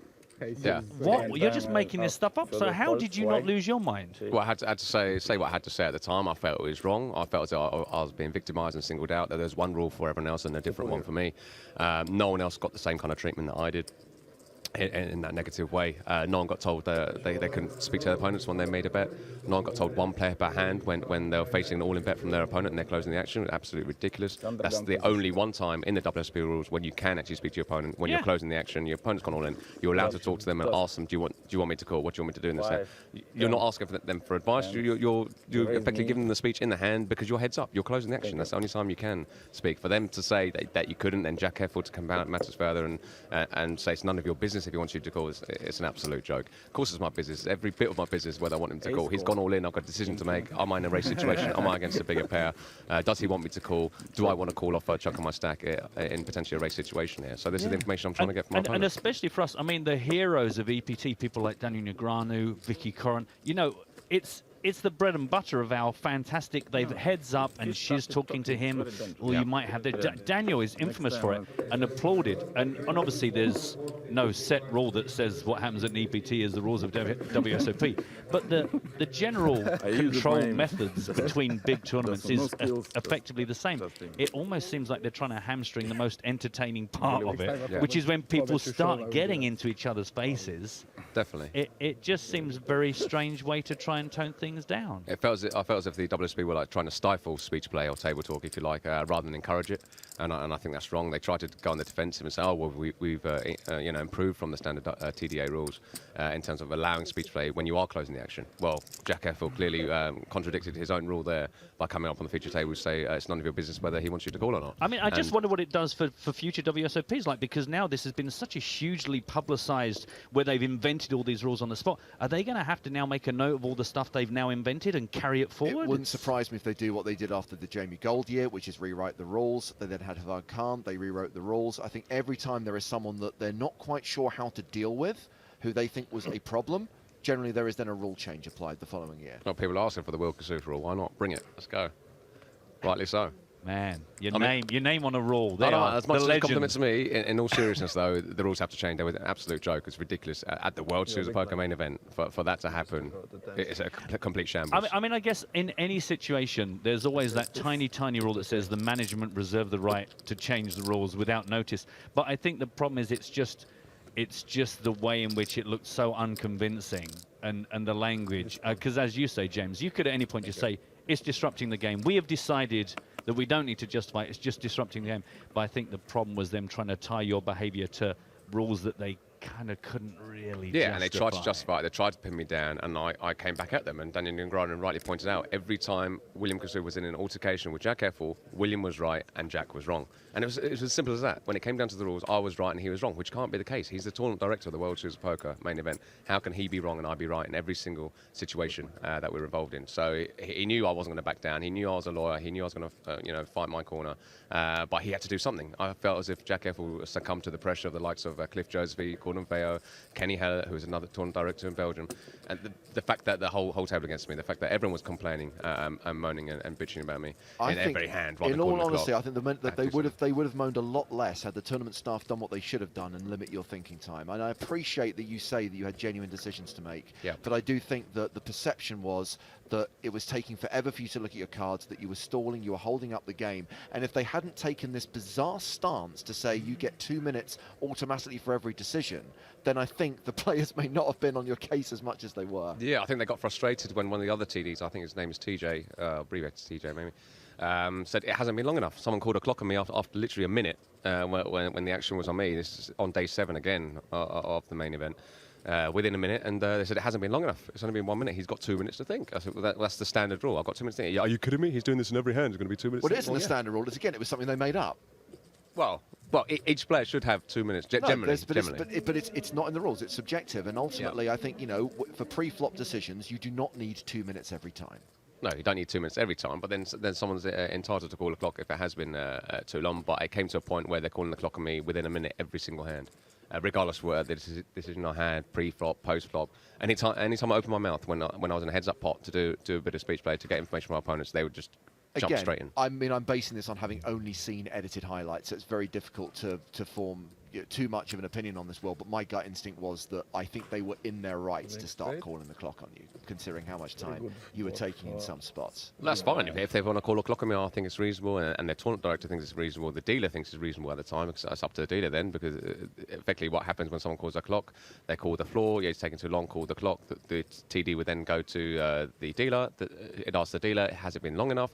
If the dealer says, yes, it's been sufficient amount of time, then a clock is called. If it hasn't, then I've got to have it in another minute. It's as simple as that. But I think they just lost the plot in terms of calling the clock on me every time. Jared Blesnik turned around to the TD at the time, and out of spite, I'm going to call the clock on him in every single hand. In every hand, regardless of the situation. So it came to a point where you could see they're agitated, you see they're frustrated, you can see they're going on tilt just because of me taking my time. And so what? We're on day 7 of the main event. We're playing for $8 million. We're on a 2-hour clock. It's not like we're playing $100 donkament in your local casino on a 30-minute clock, and people want to get home quickly because they've got work the next day. Are you kidding me? So well, there's a question. I just have to interrupt you because this is a very important point, and I'm very, very keen to know this because on Twitch, Telfon Trod says after the WSOP, Did you actually go and check your privilege? And can you tell us exactly what that involves and what it means? Well, I think you're going to have to ask Griffin Bender on that one, because he's one who repeated it about 4 times. Well, check your privilege. I think it's quite a derogatory term. I think going back in the years, it could be classified as racist, even to say check your privilege, a status thing and a racial kind of reference there. Because I'm quite worried, because I have no idea what my privilege is, and I don't know how to go about finding out if I can check it in any way. So if anyone knows what my privilege is and where I can look it up, please do get in touch. Indeed, it's a ridiculous thing to say. So yeah, I think he's getting berated big time for that. So that pot being pushed towards Olashemian and his banana. Meanwhile, we're heading to the outer tables because Conrad Abela, a local, all in with 8-9. Oh, 9 high like a boss. Mats Carlsen's 10-9. Oh, Dominic, the 10 high like a boss. Oh, dear. So Abela at risk and dominated, and Matt Broughton has just coughed on his water. You know the rules, Ela. 9 ball, corner pocket. He's used Pythagoras' theorem here to get it in with 9 high like a boss. And there is a 9 on the There it flop. is. You see, I'm rooting for it because I'm sitting here, 9 Nina, 9 ball, corner pocket. You can't make this up. Is this PokerStars? Yeah, I thought so. Standard, brick, yeah, double up, marvellous. 8 needed on the river, Oh, no. unlucky, there it is. So 9 high Conrad like a boss. Abela loses and goes out in 24th place, the last remaining Maltese player. Unlucky. Eliminated from the tournament. Let's talk about PokerStars events then, Will, because obviously we've seen you for a few times on the EPT. I'm sure you've played a lot of the UK EPT events as well. Have you ever had any altercations with tournament staff at any PokerStars event? Not tournament staff. I think we discussed this last time against the German kid in EPT Barcelona, where Sure. we nearly had no altercation there, and I think you were commentating on the actual feature table at the time. You cut to an outer table where we were there, and 2 security guards were on either side of my table. The TD was standing behind the dealer. It was all going to kick off. But no, not in terms of altercation with the TDs. I think they run a fantastic tournament on PokerStars. I think they're very competent in what they do. Toby Stone and all of his staff, all the TDs, in what they say and do, and enforcing the rules and clarifying rules. Everything is crystal clear at PokerStars EPT, UK EPT, from what I've played. It's great. I've never had any issues with the rules, never had to argue with any tournament officials with what's right and what's wrong. It's clear. I know where I stand on the rules. They know what the rules are. They know how to enforce the rules, and they're consistent in their rules, and they're competent in what they do in their jobs that they have.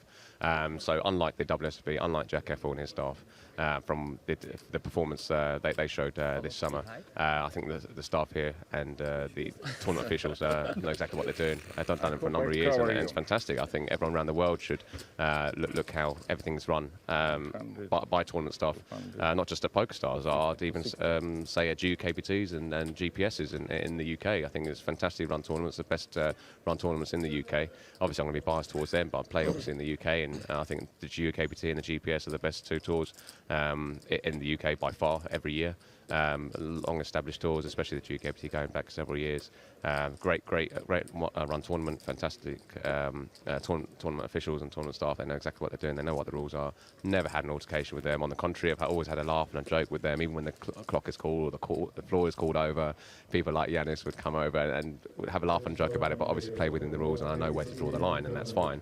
Never had an altercation in the UK with any tournament director. I hope I never have to in the future. Never had an altercation with any tournament directors at PokerStars, be it EPT or UK EPT. I think I've done nothing wrong, and they know where they stand on the rules, obviously, because they're all, I know where I stand, because I know what the rules are. There seems to be this lack of clarity, transparency, and consistency in the WSOP rules, and that's why we need the rule change to come in. That's why people are calling, we need the rules to be changed in terms of speech play and have the Will Kassouf rule come in. Whether there's a rule change named after me, all flattering to me if it does, but I think the rules definitely have to change after this year's performance by Jack Effel and his floor stuff. Just going to pick up the action here because we're opened under the gun +1, and Sergeyev has 3-bet. 3-bet, it's more bet. But she starts stack, I'm afraid all in. It's simple game. You know. Everybody, I'm just in the table, 1 fish, me. It's just 3-bet to 90,000. Sergeyev, aka the Russian Kassouf. Yeah. Is that offensive sizing? Okay, mistake. I'm not happy. Okay. Well, he's in for 30,000, 60,000 more. Standard 3x using Pythagoras theorem. So there we get the fold, and Sergeyev wins the pot. So, Will, you were talking about that incident. Oh, aces. Gambling with the nuts, the absolute coconut. You were talking about that moment at EPT Barcelona, the altercation at the outer tables. Of course, something else happened in Barcelona when we had you on the feature table, I believe on the bubble.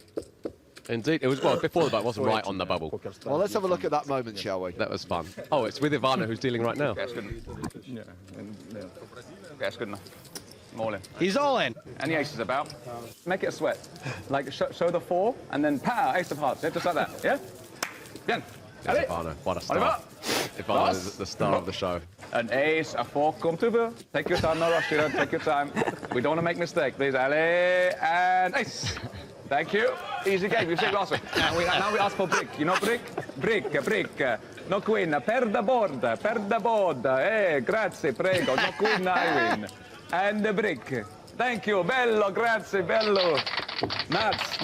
Les noisettes, les nuts, le maximum.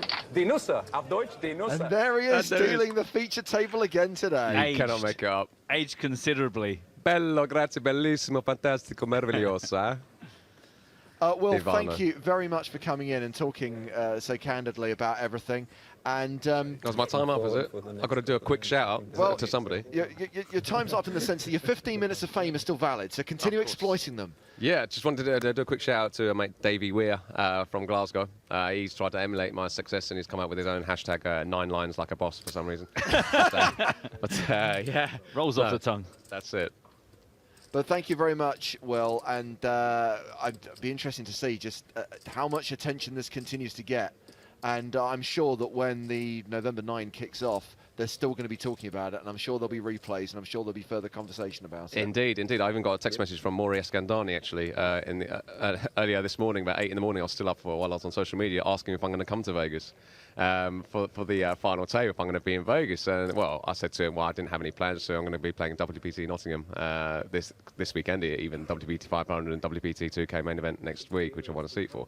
So I hinted to him, well, unless it's an all-expenses paid trip last minute and live commentary on the final table in Vegas, then please let me know. I think he's yet to get back to me, so I'm waiting to hear on that. But if it's an all-expenses paid trip to fly out literally the next day, then see ya. Vegas, baby. I love the way that classic lawyer goes in hard. Like, not just is it an all-expenses paid trip, but also guaranteed commentary time on the live stream. Well, of course, you don't ask, you don't get, where there's a will, there's a way and all that. Unbelievable. Check your privilege. I'm going to check my privilege before I get on that flight. But at the moment, I'm not going. But yeah, it'll be a rare and last-minute thing if I were to get an all-expenses paid trip to Vegas to go commentate on the World Series final table. That would be immense.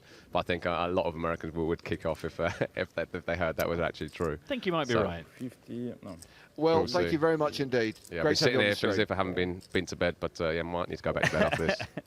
Ladies and gentlemen, William Kassouf here on EPT Live as we continue at level 20. This level 20 of the main event here in Malta, with 23 players remaining and 40 minutes left on the clock, which means 40 minutes until Lee's Lowdown. Our next guest on the stream will be Mr. Lee Jones, our communications guru. So now will be a good time to send through questions for Lee with the hashtag EPT Live.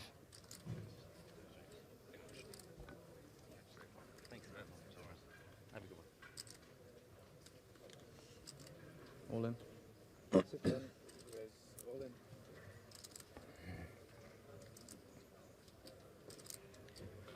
Phew.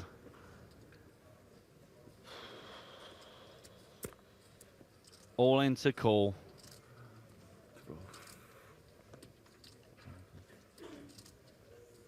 Big blinds.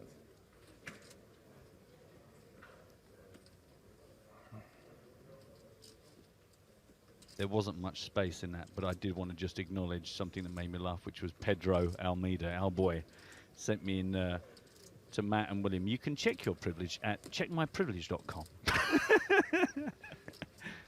I'll be straight on that. I don't know if it's marks out of 10. I don't know if it's color coded. I don't know how one rates one's privilege. This is going to take a while. Yeah, Isaac, I think, is a legit answer. He says that check your privilege basically implies that you are unaware of how lucky you are. Like, mate, check your privilege. Although he says it is usually in relation to race or sex. So it's kind of a strange comment in that instance.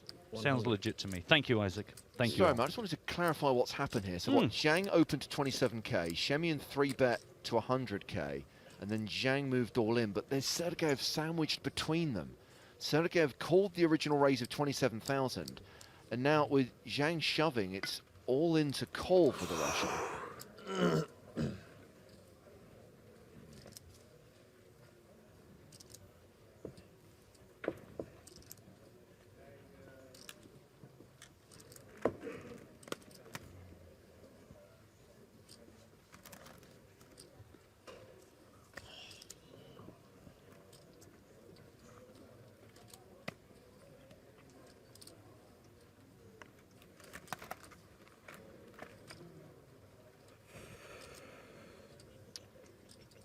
Putting himself through the ringer. Although, to be honest, he seems to do it anytime there's a decision on him. So maybe he's not got the right temperament for this game. We cannot discuss. Cannot discuss. There's one thing we'll learn. You cannot discuss.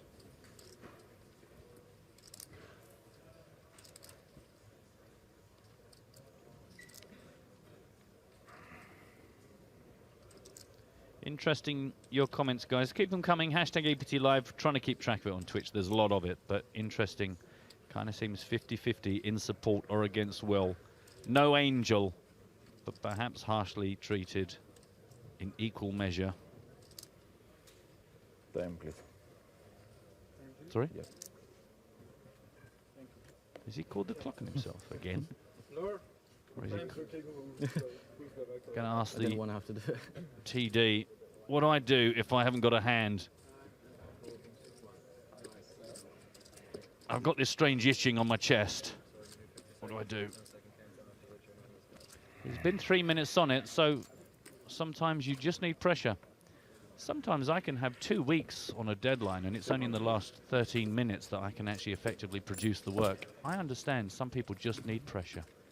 He folds.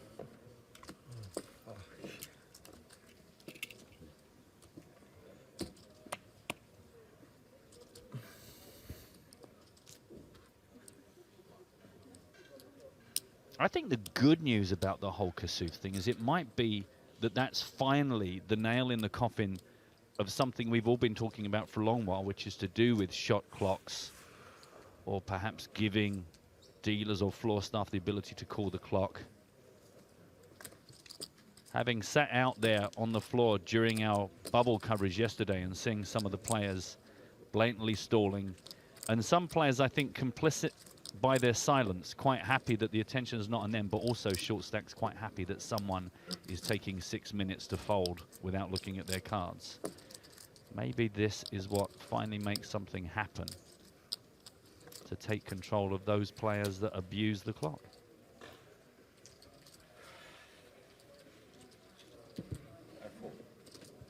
I know. But you took so long, that's maybe not so good for my hand. So I think the worry here is Ollie worried that any cards he might be relying on drawing to are the kind of hands that Sergey held on to. Sergey got some kind of like ace-9, and now Shemian is worried that an ace he might want to draw to is gone. Worried that some of the blockers were in the hand that's now been folded. See, Mark's annoyed. Did Shemian not think what he might do while the other player was taking? So annoying when they do this. I know, I know. Do you know what? Again, I mean, is this guy a villain? Do we need to abuse him? Should we call the clock on him?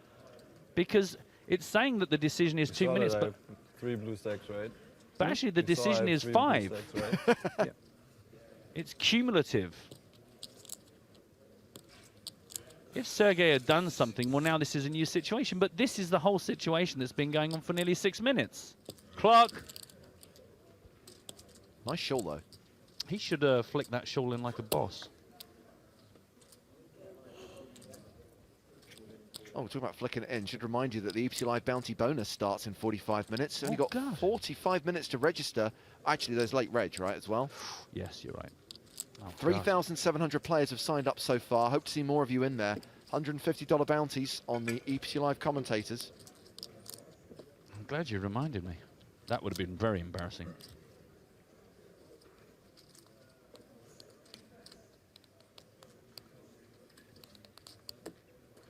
Everyone, you're safe. I'm in. Cashed both days. Just to set myself up. And it looks like he has finally called. Ace-10 versus the Ace-Queen. Well. Big mistake. Oh, so it sounds like Sergey folded some sort of medium pair, perhaps. And now he's praying to see what... Ace-King. Flip. Only skin you play like this. Yeah. So Shemian is the player at risk, but he does have Zhang dominated. Jacks you never fold. No,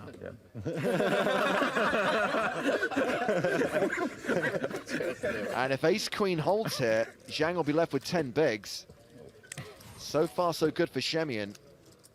Hearts work for him because he's got the Queen of Hearts. Yeah. What's the difference?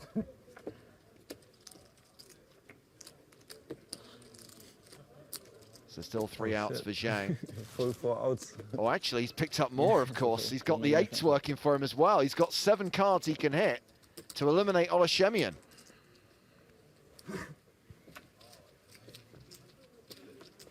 But the river is a 9, which sees Olashemian double up, and we'll see Qi Zhang left really short with 10 big blinds. It looks like 600. So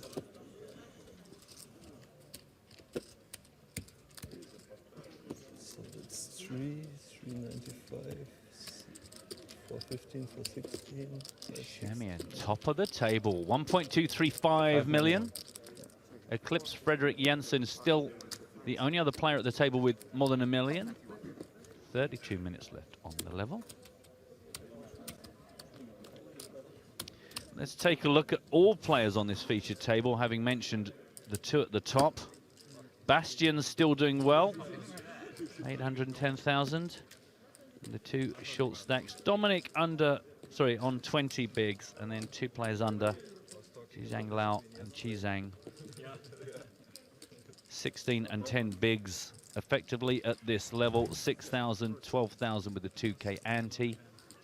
51 minutes still to play. Daniel, I think it was questioning. Is Kasuf and Benja the new Helmuth and Tony G? Yeah, that's why when you threw it, I was like, what the fuck? Does feel like a while since we've had some interesting rivalries, some juicy gossip. I think any sport needs some characters and some conflict.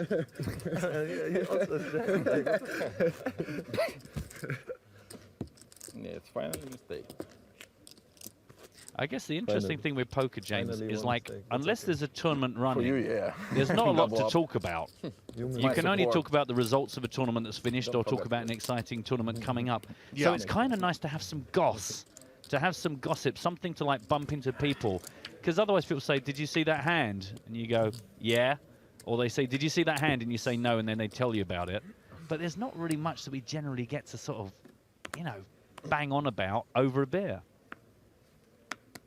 I've missed the fact that with that double up, Shemian has pretty much leapfrogged to the top of the leaderboard.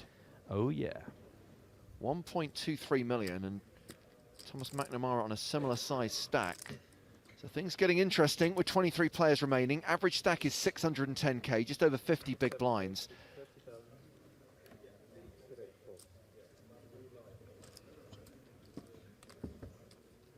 Should remind you that the high roller is also playing right now, as the PokerStars blog remind us on Twitter, @PokerStars blog.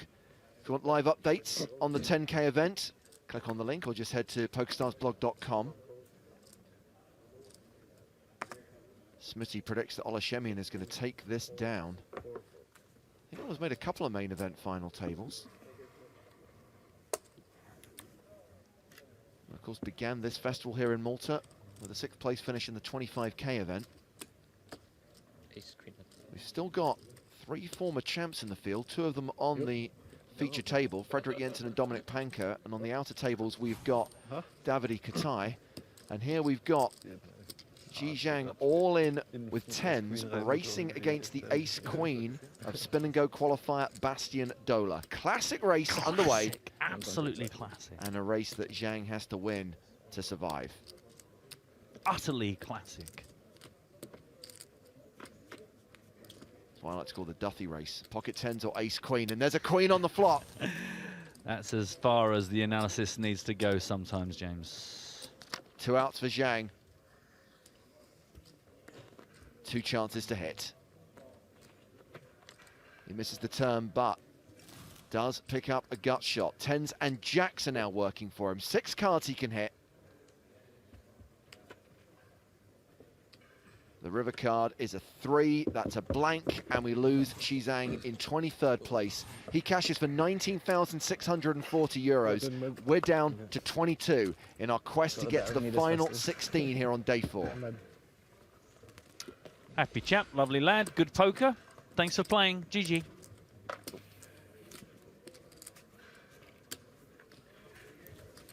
If you not play all in, I play all in. Good news for our qualifier. Flying the qualifier flag with some pride. It's mine, right? Yes, I mean, yes, this is So yeah, earned his seat in a 10 euro spin and go. And he mentioned in his start of day interview, Matt, that he'd had quite a few decent online results, including a runner-up place in a Sunday Million. Impressive. Yeah, great value. You know, if you're a player with some moves and you've got it in for about the minimum. Fantastic ROI. And a reminder that we are going to be running spin and go qualifiers for the PokerStars Championship Bahamas in November, pretty much for the whole month of November.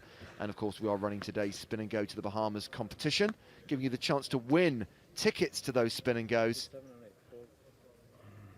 We'll run through that at various points in the day, but if you want to check out the hands you got to match today, we have tweeted them. Follow at EPT Live or just use the hashtag EPT Live on Twitter.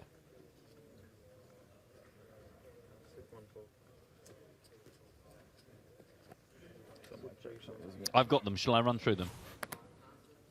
Yes, please, Matt. Hello. 10-3. 10 of spades, 3 of diamonds. Yep. Ace deuce. Ace of hearts, deuce of hearts. Oh, ace deuce suited. Nice. King jack, king of clubs, jack of spades. Kojak, as it used to be called back in the day. Man, I haven't thought about that. You're absolutely right. So there you go, boys and girls. So that was a conversation topic yesterday, Matt, where we said that players don't have nicknames anymore. And we were trying to come up with a nickname for Jake Cody, and I think we ended up with Jake the Cake. I like it. But that was the other thing. All the hands had nicknames as well. Yeah. Yeah.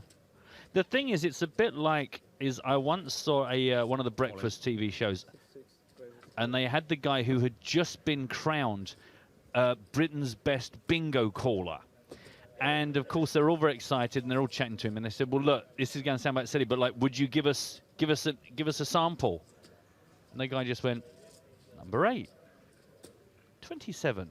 And they're going, "But aren't you going to do all the duck with a tray 20?" And he's like, "No, we don't do that anymore." And they were, oh my God, the only reason they'd got this guy in was to get a real kind of party bingo call. And he's like, it's the same with poker. We started off with the cards, and then we gave them names, and then we kind of got bored of that, and now they're just pocket eights. They're just ace king, all the big slick and snowmen. So bingo has suffered the same problems as our industry, James. Lack of characters. Well, in that last hand, Lowe tried to limp from the small, and Frederick Jensen just shoved on him, and that got a very quick fold. Lowe is the low man at the table with 14 big blinds. Dominic Panker playing around 20 big blinds.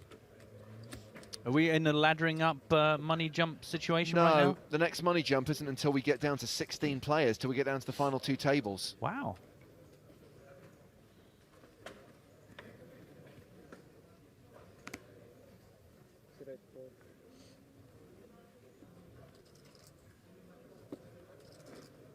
Don't forget to register for the bounty bonus. 4,000 of you are in. Make sure you claim your tickets via PokerSchool online and sign up for a tournament that will see 3 lucky players, or potentially fewer than 3, claim $150 bounties by knocking out Waster, Joe Stapleton, and J. Hartigan. Yeah, we had over 7,000 players yesterday, so I know that there was more money up for grabs, but it's still a huge opportunity to boost your bankroll. See if we can get a few more thousand in there. Good fun too, I must say. I won't lie. It's my first experience of a Zoom tournament. Obviously played a lot of Zoom cash, but I actually had a lot of fun.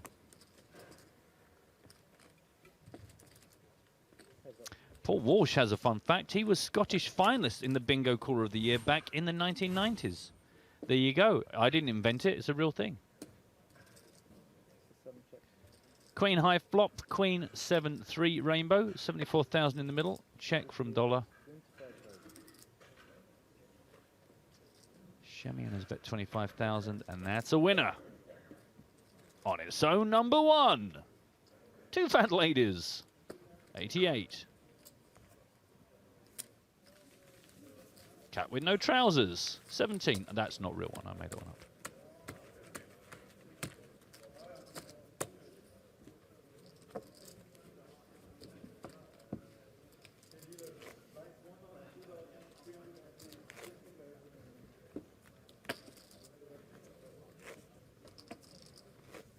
So 23 minutes until the next break. This is the second level of the day, right? Yeah. Lost track. Yeah. Seems like it's been a long day already. It feels like we've had at least 3 times more breaks than levels, and I don't know how that's possible. Well, that means 23 minutes until Lee Jones joins us here on EPT Live for today's edition of Lee's Lowdown. If you have a question for the communication star of PokerStars, tag it EPT Live.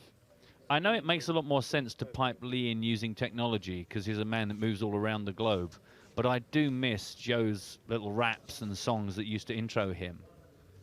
Maybe I should get him to do some little sound clips for you, because I think they were a highlight and a great opportunity to showcase Joe's rapping skills. We definitely need to incorporate the min cash that Lee scored in that stud tournament in Reno. Can we get that? Can we have that in his name? Could somebody maybe put that in his captions? Because I think we need to acknowledge it. Oh, big horse. Sagaev opens to 25,000. Shemian 3 bets to 72,000. Folded. Back around to the Russian.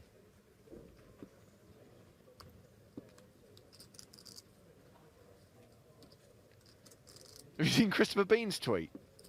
Yeah. I am a big advocate of nicknames of bet sizes. For example, if someone raises to 4,500, that would be a brimful of Asher. Brimful of Asher on the 45. 4,900, San Francisco 49. 6,400, Nintendo 64, and so on. I like it. I've never thought about having nicknames for the bet sizing. Well, it's a Boeing. Boeing on the flop. It's a 767. See if we can make this a thing. Do you know what? We're going to tilt ourselves within 30 seconds. By the way, if you are looking for information on the New Jersey Festival, I think Smitty might have asked a couple of times actually, PokerStarsLive.com is the new home of all information related to all PokerStars Live events, whether it's a championship or a festival or the last remaining EPT event in Prague. PokerStarsLive.com. Ah.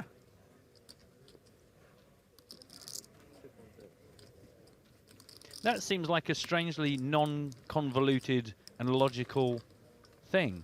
You know, normally it's like psrstars.slash/tv.com. Yeah, that's because we're normally trying to give people shortcuts, but PokerStars Live is just so easy that you don't need to shorten it. I'm just worried that things are just starting to make sense way too often. Again?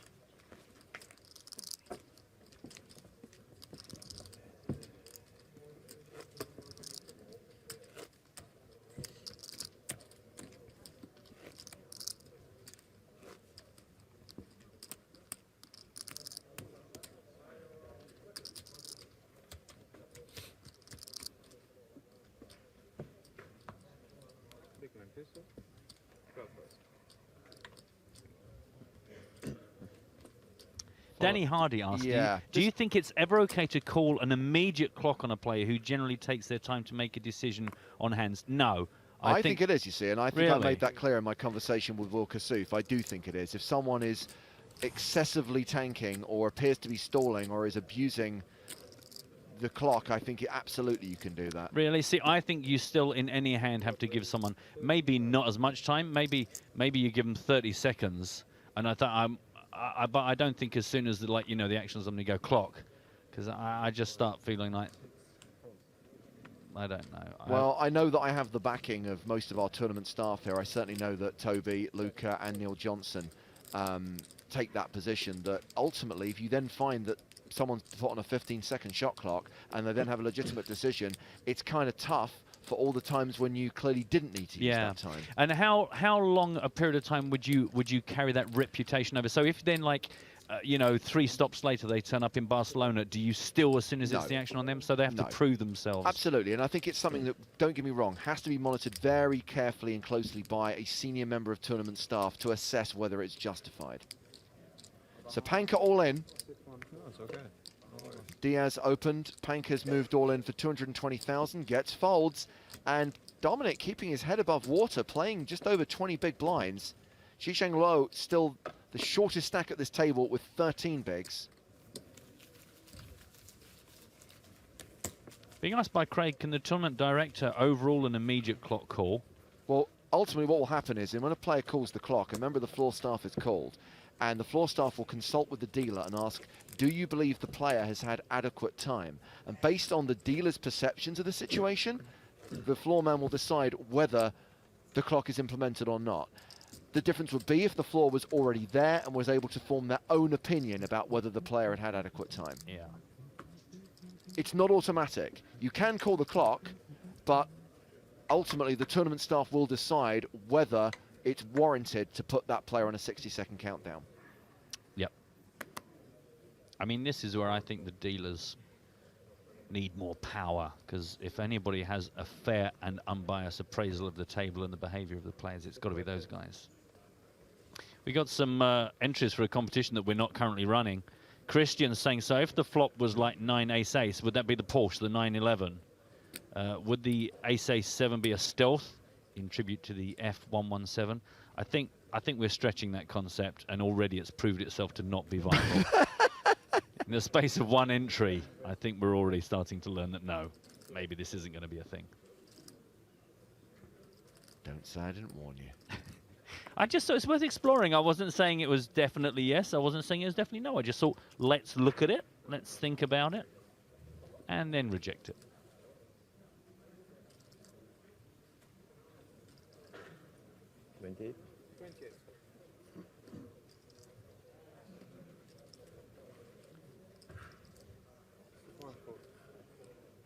Dola raising to 28,000, gets called by Sergeyev in the small blind. Olashemian calling as well from the big blind. We're going three-way to this flop. Yes.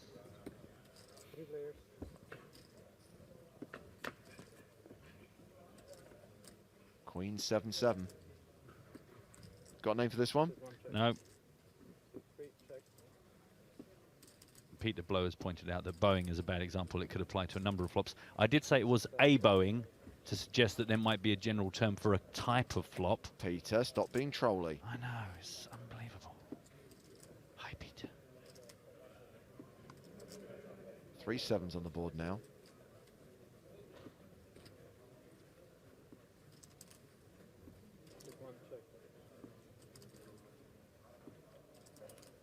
Does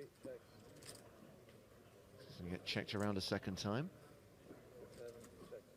Or are we going to get a delayed c-bet from Dola? No, we don't. So we go to the river. It's always coming 7. I mean, this literally is an example where it is, apart from the queen, always coming 7. I have quarter. Check. Can't tell the truth about your hand. Well, that's it. Penalise him. I think we need to send him off to check his privilege. Still not entirely sure.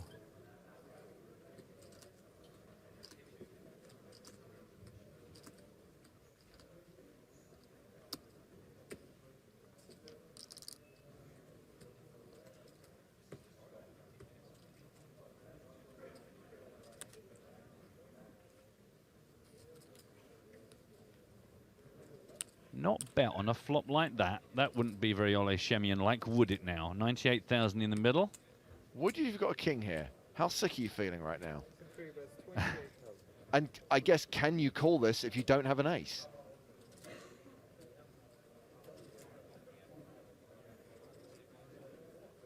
Wow, like it. Okay, kids. Who has ace, winner, player, number? Get your eggs boiling. No, we're good. 5. Nice test. Simple game. So Dola wins, courtesy of his countryman Andre Latau's favourite board. Huh? 7!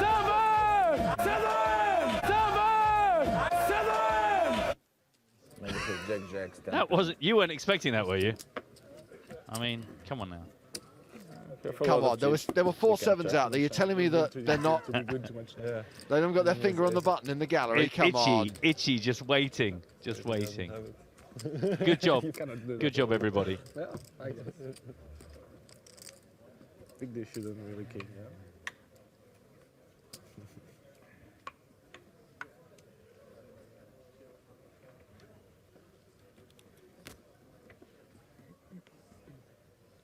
To be fair, Peter has got a good one. Ace King 4-7, the Kalashnikov board. Yeah, that is quite nice. It's just I don't know how often we're gonna get to see that. It's a bit specific. But I like it because it means it will be very special when it happens. It just means we're likely to forget it.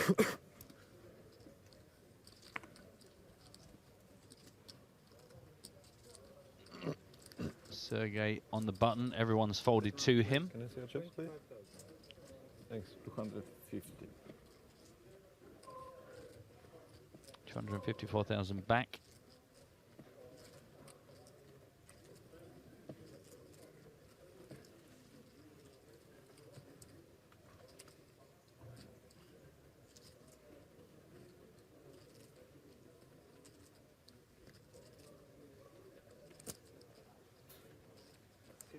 Raised to 72,000. You heard the man. Seat 3 has indeed raised.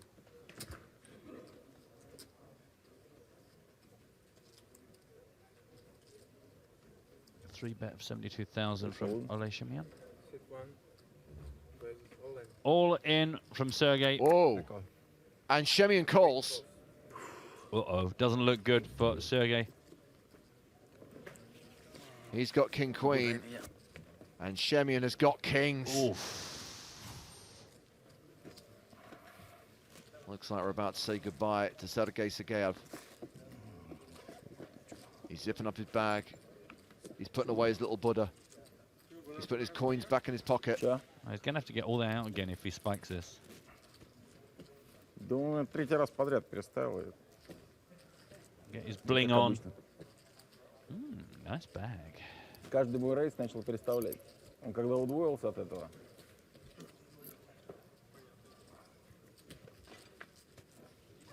Well, we're going to deal out 5 cards. Ooh. Not a lot to get excited about there. Needs running cards, down to 2%. Could be drawing dead on the turn. Think positive. Look, he's way too negative. He doesn't stand a chance of hitting the queen with that sort of a face. Okay, yeah. That's not good. So we lose Sergey Sergeyev, cashing for 19,640 euros. Now that's coming here. That takes us down to 21 players. Oh, hello.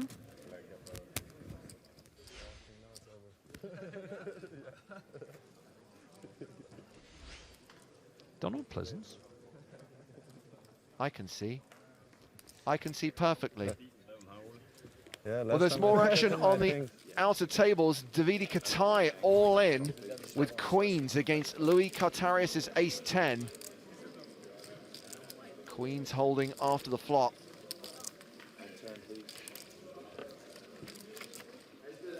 A 9. So Katai doubles up unless there is an ace on the river. Barry Greenstein. Boom! And that will see Katai eliminated.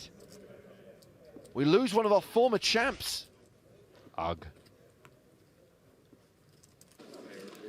And another all-in. So the Katai hand was from a short while ago. This is Brian Altman all-in with ace-8 against Cartarius' jacks. Make it sweaty, why don't you, dealer? Ah. No chop on the river, so that will be the end of Brian Altman. And that's going to take us down to 19 players, so we've seen 3 eliminations in a row. Remind me how many levels you were hoping to play today, James? Next 30 minutes. 3.5.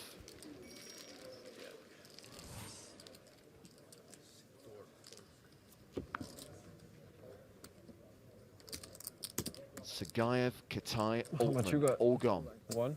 A little more than 1. Wow. 1-1. Steve Mark says, out of curiosity, what do you gents do on your break?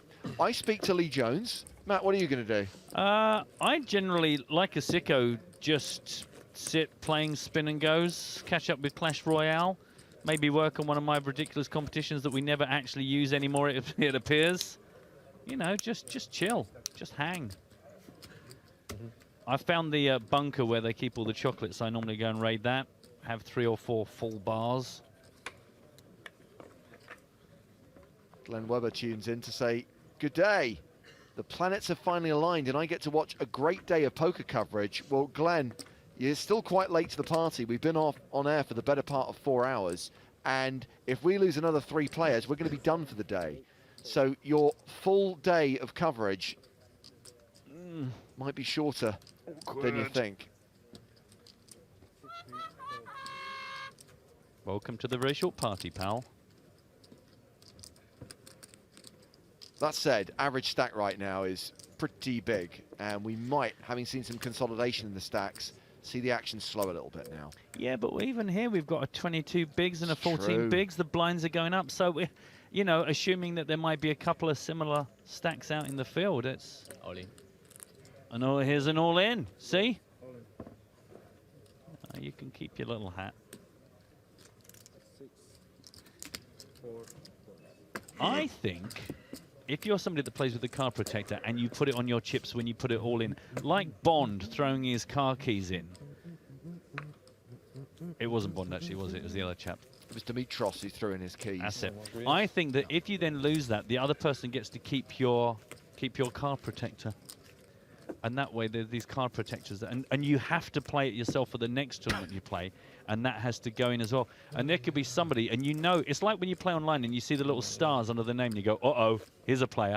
When someone turns up with 600 different bits of Buddha and pyramids and fossils, you know you're up against some business. Now, Matt, you only have yourself to blame, right? Because you brought up the subject of Bond. But that scene in Casino Royale with the car keys. And they make Really a little, sorry, everyone. But they make a little joke out of it, right? Because the dealer actually says, like, table stakes only. And Bond's like, no, I'll allow it. And it's kind of a little bit of a joke because it's exploiting the cliche. Yeah. And you think, oh, okay, so this film maybe is going to get poker right. And then when the dealer announces Bond's winning hand, which is a set of aces, she says, trip aces. And that's where you know that things aren't going to go well. And once they move on to Casino Royale in Montenegro, it goes from bad to worse. Yeah. And considering what a big deal is made, we brought in some of the best poker minds in the world to make sure that everything is really quite realistic. Well, immediately you know. You must have thought I was bluffing, Mr. Bond, calling with a full house when I had quads, you fish. I'd love it, Bond gone, I've never had this hand before in my life. Like, this is so special for me. What are the chances? Race from Mr. Ole Chemion. Under the gun +1.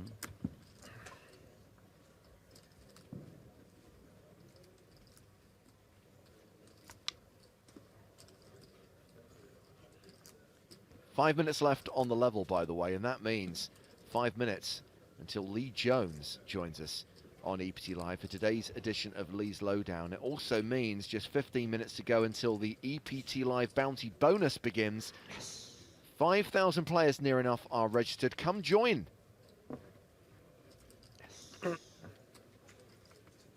I've just realised something. What's that? So 5 minutes on the level means we go on break at 10 to the hour. I then have to speak to Lee Jones. The bounty bonus is going to kick off while I am trying to talk to Lee Jones. Wow. Maybe you should just let Lee kind of take control. I'll just go. Okay, Lee. NJ Coop, go. Just tap on the screen when you're done, and then I'll ask you the next question. Go. Yeah, I think there's multitasking and then there's multitasking. That might be asking a bit too much. Good luck, everyone. I hope you come and play with us. Controversially, I might just have to sit out for the first 5 minutes. Outrageous. Well, at least that does answer the question about what do we do in the breaks. It really depends how many promotions we're included in at that moment.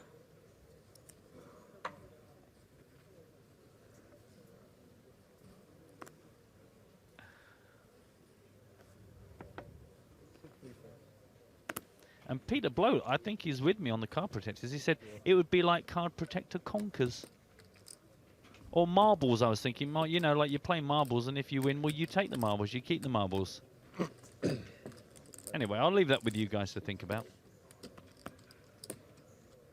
Have you thought about dropping down to the ideation station and floating this as a potential idea for future EPT/PokerStars Championship events? I need to mull it over a bit more. I need a bit more input from the audience. I don't think it's not fully fermented in my loins as an idea just yet.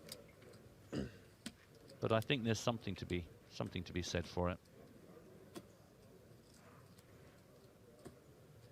Yes, Peter Blow, you can late reg the bounty. I believe there's 30 minutes late registration. Correct.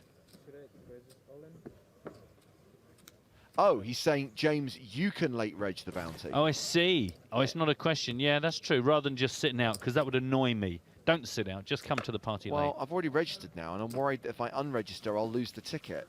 Well, oh ye of little faith in the complex internal systems. I'm pretty sure somebody had thought of that already. No, don't risk it. Whatever you do, I'm not going to risk it.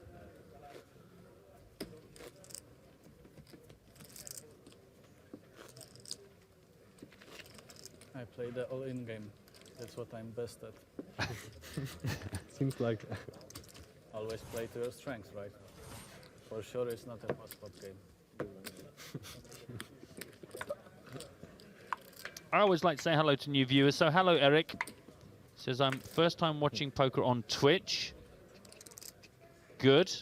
Hope you're enjoying it. You guys are making it an epic experience. I think let's keep things in proportion. If you're enjoying it, that's good. But let's not get out of hand about it.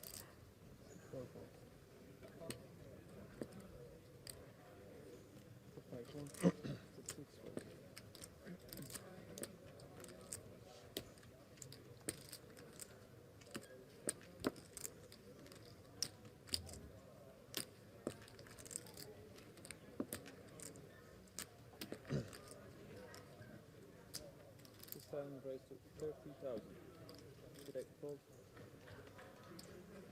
Bastian Dola raising the button here.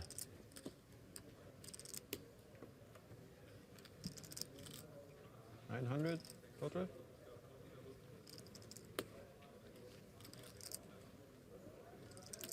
I know you said about Dola's second in the million and some online stuff. Do we know much? Has he stretched his legs live too much? I think he's got one or two small cashes, but nothing major.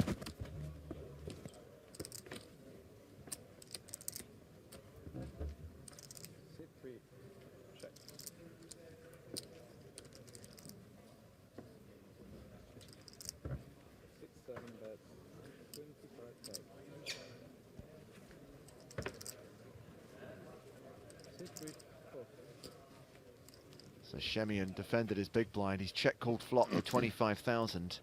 Deuce on the turn. As the clock ticks down, this will be the last hand of the level at the feature table. Obviously, we'll check on the other two tables and make sure that play has concluded there before we go on break and bring you Lee's lowdown. That was a little mix flop for cuties. Are there 4 girls in the mix? Just stop. No. I hate it when a really weak idea pans out to be really weak.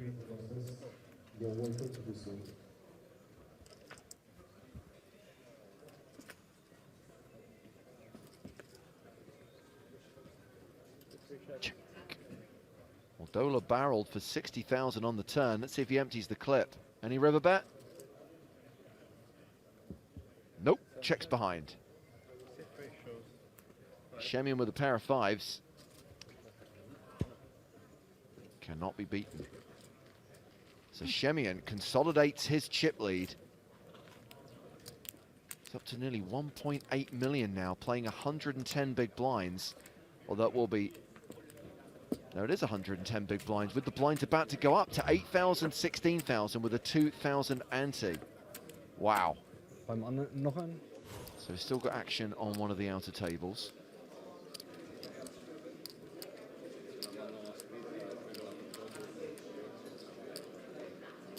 Let's have a look at the board here. Oh, wow. It's straighty, it's flushy, it's paired!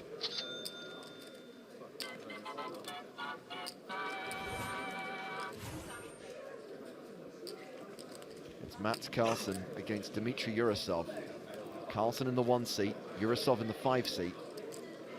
And this is one of those moments where we get to 19 players and I'm thinking, who's that guy? Never seen him before, never heard that name before. How do we get this deep in the field? And I've never seen this guy. We were talking about Mats Carlsen during the first level, Matt, because he's the Wow. oldest player remaining at 59 years old. Good lad. I did hear that, but I didn't see it.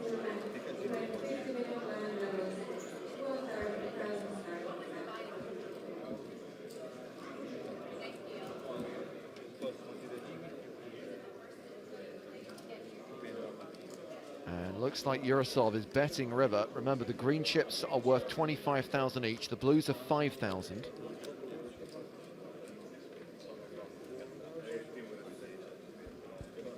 Ooh, sparkly card protector. Can't wait to win that one.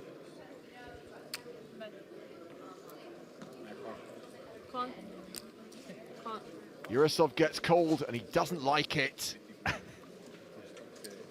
Ooh, hello, second nuts flush. Have it. Boom. Ship it to Carlsen. Easy, huh? Will you have ace king or jacks?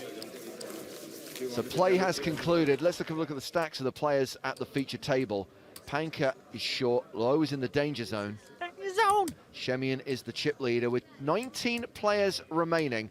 More action coming up after the break, but don't go anywhere because during the break I'm going to be talking to Lee Jones. Lee's lowdown is imminent here on EPT Live from Malta.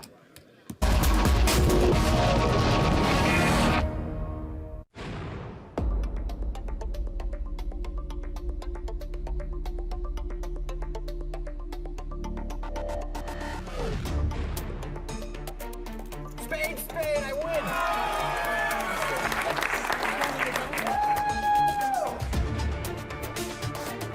He calls in 2 seconds. Kings for mother! They call it a stomach! Not a good feeling.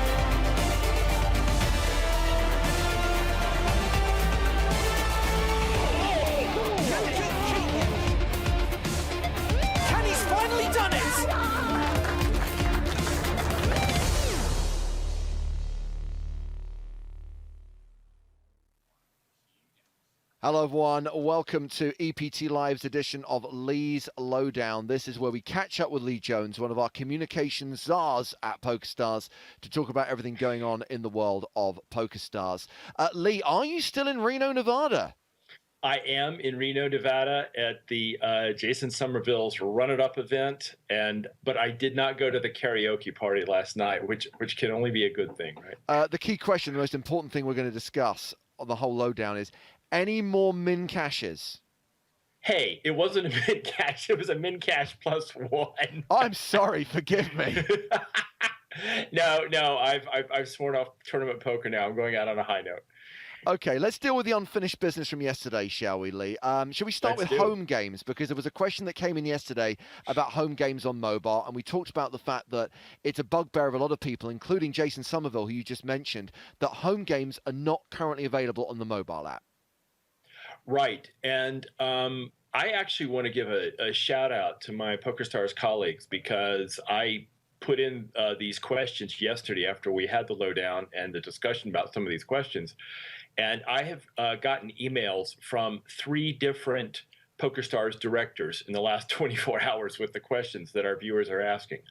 On the subject of the home games, the person who heads up the poker room management team said that there is an active discussion right now about putting home games onto the mobile client. They understand that there's a demand for it. And basically what they are doing is looking at various implementations and asking the software development group how big a job any of those implementations would be and how long it would take them to do. And then, of course, they have to make all the trade-offs, like, okay, we could do this one quicker, but it's a less feature complete. You know, this one would take longer, but we might be happier with the ultimate product, and so on and so forth. It's the same problems that any company go through with any new product development, but it is underway. Well, great that it's been brought to the attention of the people who can make a difference. By the way, if you've got a question for Lee while he's here, tag your tweets EPT Live on Twitter. I'll try and keep an eye on the timeline. The other issue was the... And James, I should also add there that this was in discussion even before our talk yesterday. Sure. So it's been happening. Good to know. So the major question we had yesterday was regarding currency transfer rates, and this is basically the 3% commission that's applied when a player makes a deposit or a withdrawal not in their actual native currency. And there was a feeling that there needed to be a transparency about it, that players needed to be alerted about it. What have you found out about this one? Okay, so I got a long, detailed email from the person who is the director of payments at PokerStars. So again, this answer came directly from the top. And I guess there's 3 points I'd like to make. One, the terms of service for PokerStars when you create an account says there's going to be a currency conversion fee. Now, I understand that we all are hit with various terms of service every day in our lives. We may or may not read the entire thing, but it's there, okay? It's not like it's hidden. Every time you add a new currency to your cashier in the PokerStars client, there is a link that says, here's more information about what happens when you add this new currency. And if you click on that link, it will give you more information about the fact that there is a fee associated with the conversion. So again, there's a step if you add, say, pounds or euros to your account, there's a little live link right there that says, here's more information about what's going to happen. And then finally, when you make a deposit that's not in your native currency, it shows you how much you're going to get in the new currency. And you can very quickly look and see, if you consider that to be a fair exchange and something that you want to do. Like, for instance, if I use a service for transferring money between the UK and the United States, and when I get ready to make that transfer, it says, okay, you're going to get X dollars for your Y pounds, or vice versa, right? That is exactly the message that you get when you deposit in a non-native currency on PokerStars. And then you can say, yes, I'm willing to accept that rate or not. But having researched and gotten this information from the director of payments, I think we're being transparent, and there's really no substitute, James, for being an informed consumer. And we make it fairly straightforward to be informed, and then you just have to pay attention and use that information that you get. I guess one of the ideas, and I'm just spitballing here, Lee, so this might not be possible, but when people see the amount that they're going to get, maybe if there was just some kind of disclaimer at the bottom saying, takes into account 3% conversion fee.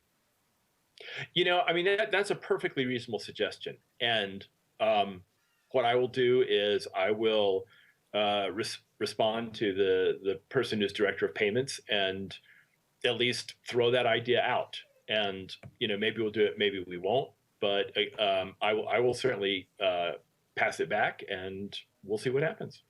Okay, well, let's talk about where you're going after your trip in Reno is finished. New Jersey, because NJ Coop is running right now. We've got the festival about to kick off as well. Let's talk about the New Jersey Championship of Online Poker. I'll be honest with you, Lee, as someone who can't play in that, my only experience of it is attempting to watch some of Chris Moneymaker's streams, which have been entertaining to say the least.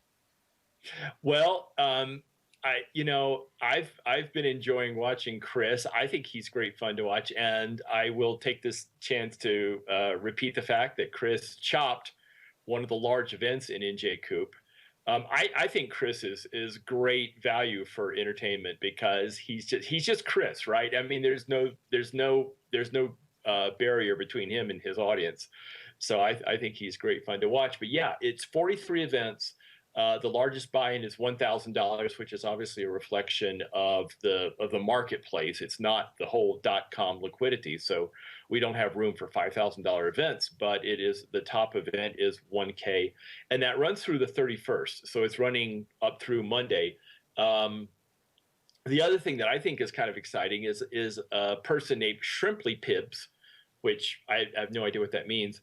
Is already our first double NJ Coop winner in the first NJ Coop. So we've got one person who's really dominating the New Jersey poker scene at the moment. And that's going to be, as I said, running through the 31st, which is Monday. And then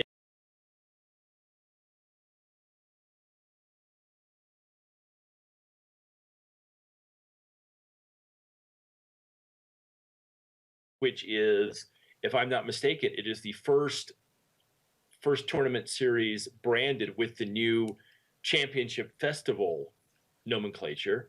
Yes. And that will be running through Sunday, November 6th. And we're going to have all kinds of events going on there.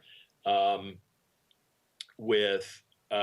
think the main event is 2K, but there's going to be all kinds of tournaments going on. We are not going to have live cash games, but what we will have is all kinds of lounge areas where people can play live, what we'll call on live, on the PokerStars client, sitting in the comfort of a lounge with electrical outlets and chargers and everything, so you can sit and play online and sit with your friends and play against each other on the PokerStars client in New Jersey. And there is the Run It Up Day on Saturday the 5th that Jason will be hosting there. We will be running a Twitch booth with all kinds of live streaming going on. There is the Chad Brown Memorial Tournament coming up on Thursday the 3rd, remembering our old friend and colleague Chad Brown, and the fun zone area where there's going to be all kinds of games going on with monetary prizes, casino tournaments. It's going to be a lot of poker interspersed with a lot of non-poker fun. Now, I have a follow-up question on NJ Coop, but first of all, Lee, I want to apologize to you if I'm slightly distracted through the rest of the lowdown, but the EPT Live Bounty Bonus has just started, and obviously it's a Zoom tournament, and you know what Zoom is like, Lee. You're never not in the action. And because so you're playing. I am playing while talking to you in a Zoom tournament in which I am a bounty. So if someone knocks me out of this tournament, and granted they have to wait until the freeze-out period of the tournament for that to happen, they are going to earn themselves $150. There's also $150 bounties also on Waster, Matt Broughton, and Joe Stapleton. But yes, you see, this is what happens when I try to play while talking to you. I run 10s into jacks and then hit a 10 on the river. The run good continues. NJ Coop, let's talk about the more important things. Obviously, it is coming to the end of this festival, Lee, the first time we've run this big festival in the state of New Jersey. Is the general feeling that it's been a success? I don't know what the numbers have been like, and I don't know what the feedback from players has been like. I think it has been a success. I haven't seen the numbers either. I've been kind of tied up in my own little environment here, and I've had other things going on. But the general vibe that I get from my colleagues in New Jersey is that it is a success. Obviously, people are delighted to have as you see all the action around WCoop and Scoop, there's been this coalition around NJ Coop, and people really excited to have, again, the opportunity to play some really serious tournament poker in New Jersey with large, relatively large fields for a small liquidity place like that. And yeah, I think everybody's really happy with it. Yeah, because you mentioned W Coop there. I mean, I myself was pleasantly surprised at the kind of numbers we saw around W Coop. We hear so much about how, the popularity of poker is waning. And then I looked at the fields and the prize pools in the W Coop events, and I'm thinking, okay, this is a positive sign. Oh yeah, absolutely. And I think that we're hitting guarantees in J Coop. And people are showing that there is always excitement about poker. I mean, yes, the poker market waxes and wanes, but I think that when PokerStars gets into a place, it gets real energy into it. And when we bring everybody together for one of these online tournament festivals, people respond, and we get big turnouts. So I think it's a great opportunity for people.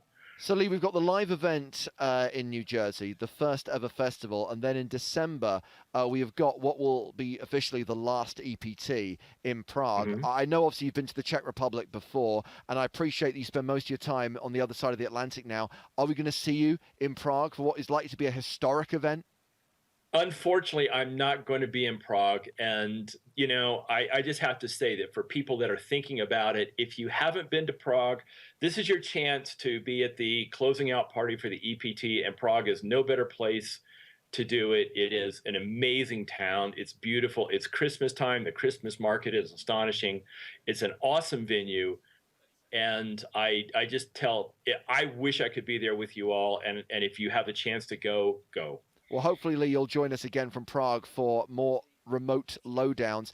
Thank you for the updates over the last 3 days. Lee Jones, ladies and gentlemen, our communications czar, as we prepare to bring you more live action from here in Malta, from the main event on the EPT, a new level kicking off in 5 minutes' time here on PokerStars TV.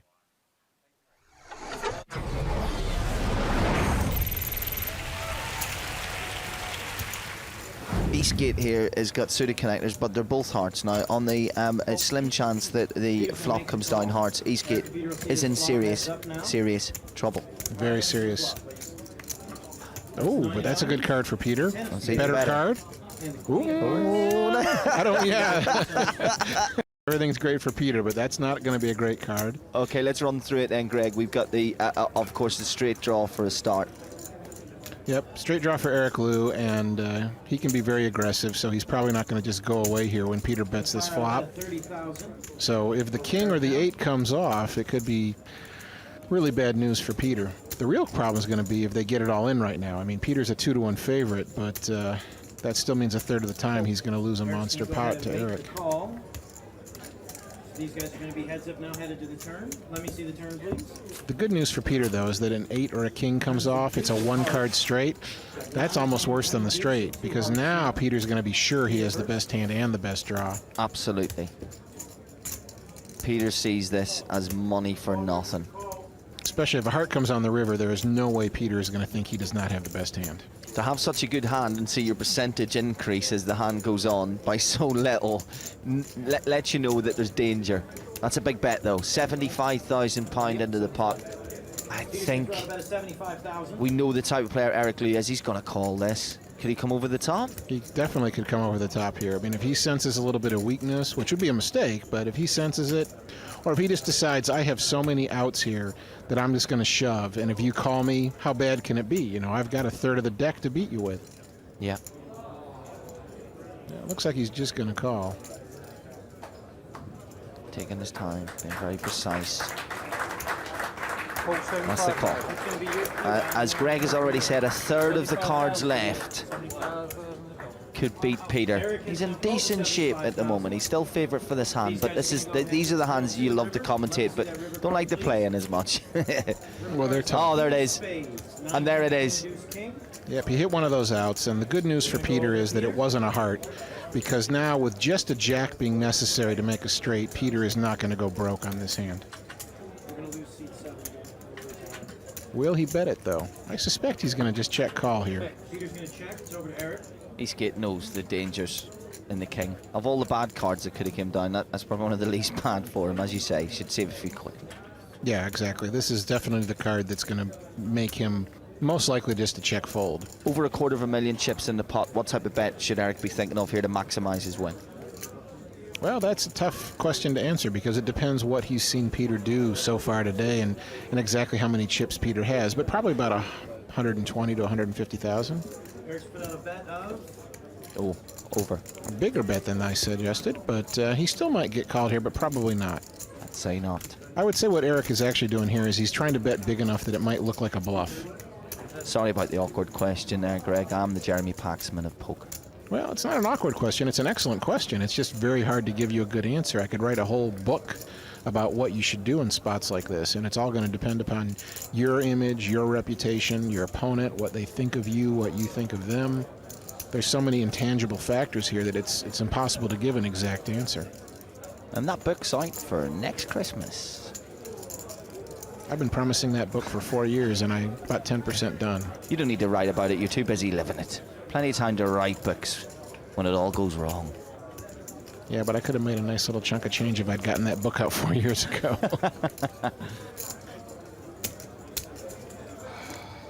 Oh, he's going to get away from it. Eric gave him the chance to. It was too big a bet, ultimately. It might have been too big a bet, and if he'd bet more like I suggested, he might have gotten called, but it's really hard to say. I mean, he might have gotten the fold just as often with the smaller bet.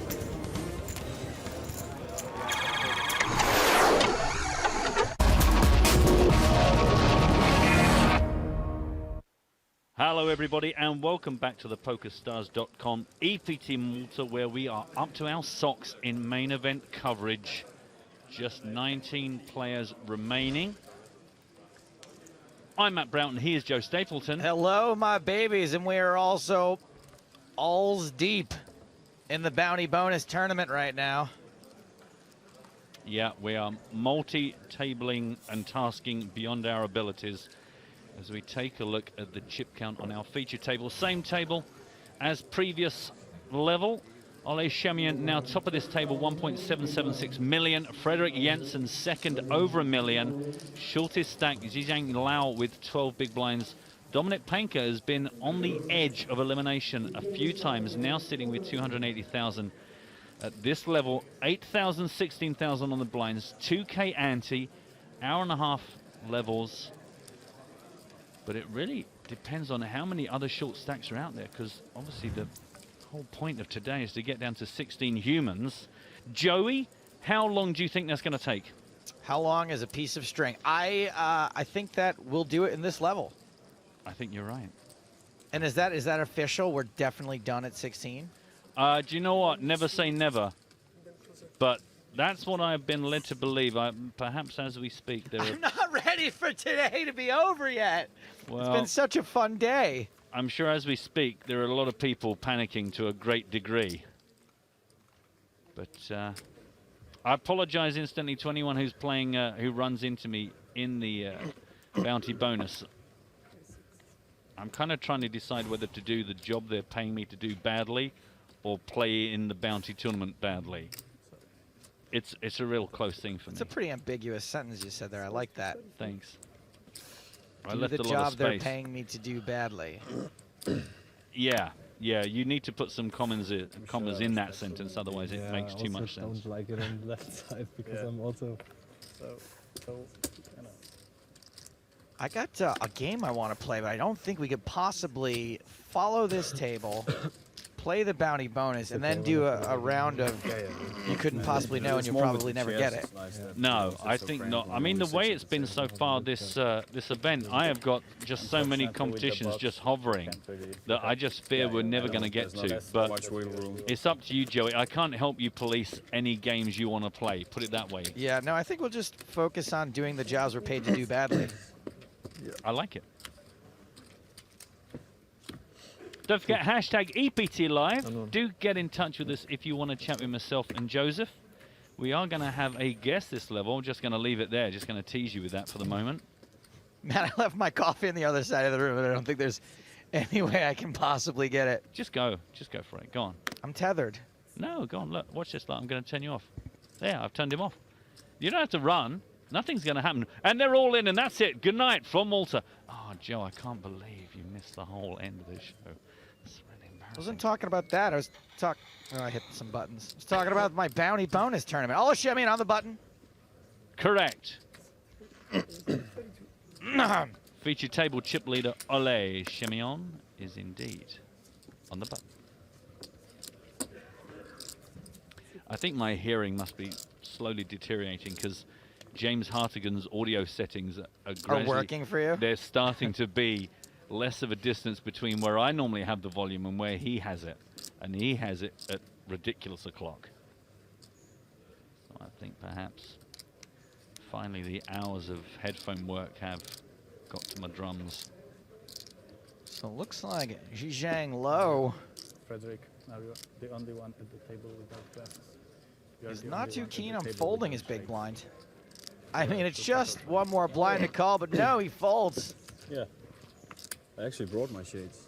I could put them on, but we all have. Just going to follow up with Lee's lowdown. I must admit I was busy doing other things and didn't hear very much of it. But I'm guessing that Lee left you with the promise of some links. Back in 06. I did send a multi-part tweet if you're interested in what they're talking about on Lee's lowdown, which is what I consider to be the real show. This poker stuff is just sort of the pre and post show. Yeah, but currently on hashtag EPT Live, follow that feed to see the various links by Mr. Lee Jones. I was busy being harangued by the aforementioned Mr. William Kassouf, who revealed to me that during his time with us, he was actually playing a game of Kassouf Bingo, where his friends had said, it would be hilarious if you could sneak these phrases into the interview.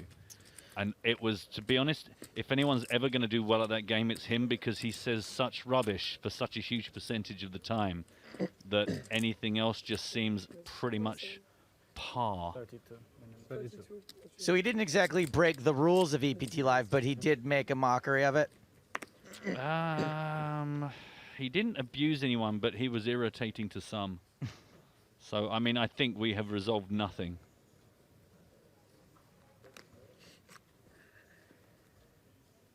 It's one of those situations where it's always interesting to talk to people off air and then talk to them on air, because they just have a different persona.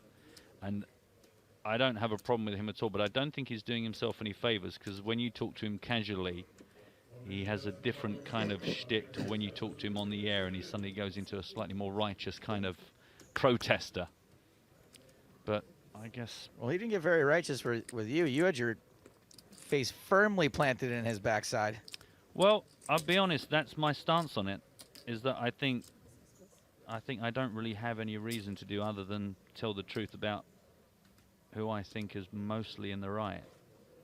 And the beauty of having an opinion is it doesn't have to be right, and you don't have to agree with anyone. I definitely agree that that when it came to him versus Jack Effel was not right. Yeah, I don't really have as much of an opinion as him versus other players. I think everyone overreacted, but everyone's entirely allowed to overreact because your reaction is personal. But as far as the tournament staff making stuff up as they go along, that's not really something I found particularly enjoyable. Ooh, a spike to Jack on the river. Sorry about that, Teresina. How about this hand here? It was Doler who raised his hand. Chemion 3-bet him before the flop. No betting action on that flop. Yeah, got to be impressed with our, we kind of bring him into the feed as like our qualifier.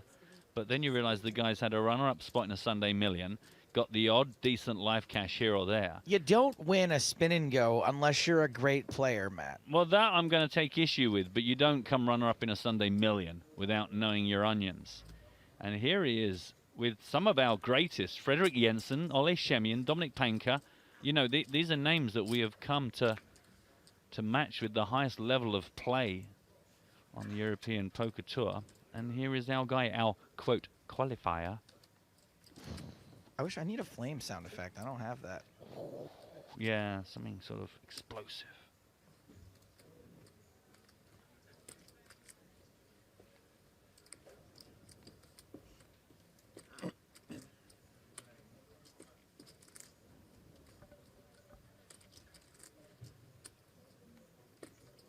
Check to the aggressive aggressor.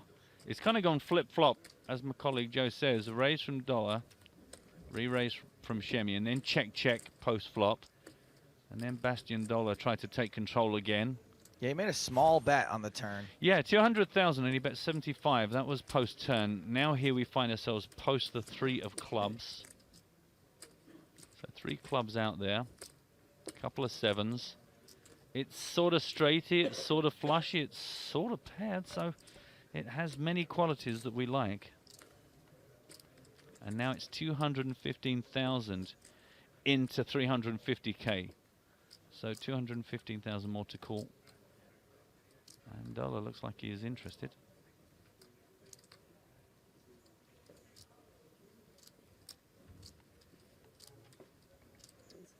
Queens. Dollar calls. Shemian shows the overpair. It's good. Smitty is asking me, all right, Matt, on a table all day with William, how would you then feel about it? I take your point, but the point I'm making is I used to play down the gut shot in London. I used to play down the Vic. It wouldn't be my first time at the rodeo to have someone really noisy and irritating, and I can't use the phrase we refer to people like that, gob-s. But I think that's kind of, I vaguely said this when Kasuf was with us, it's actually not a particularly unusual character for me to encounter. Let's have a look at how these guys have done since the top of the day. Obviously the big winner here, Ole Shemian, 1.5 million up from the start of business. And then the other winner. The other winner, Frederick Jensen, up over 500,000. Everybody else, not so good. But against the average, which is now 738,000, you know, it's not great. A lot of people, 4 of our players here, 30 big blinds or less. The shortest stack, Zhizhang Lao. Sorry, I've never timed out of one tournament as much in my life as I'm right now of the bounty bonus. Apologies.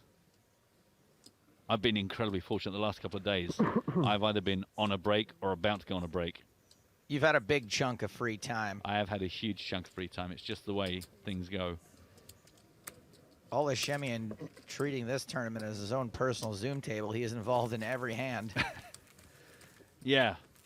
In tribute to the bounty bonus, he is indeed just whistling through these hands, action all day long. Dressed as his favorite Roman emperor. Which one is this? I'm going to go with Claudius. Oh, okay. Yeah. Okay. Claudius was the one who everyone thought was a little slow. Yeah. And then it took over from some real nasty people. How wrong were they? Am I right? Yeah. No, that was a rhetorical question. I don't need you to sorry. answer back. I mean, do you hear what I'm saying? Yes. No, stop answering. Okay, don't you understand? I do. Right, well, that was a question, so that's fine. That ends that round. That's quite intense. I'm not entirely sure what the rules were, but I think we both won. You know who really won, Matt? Poker? The audience. Oh, same.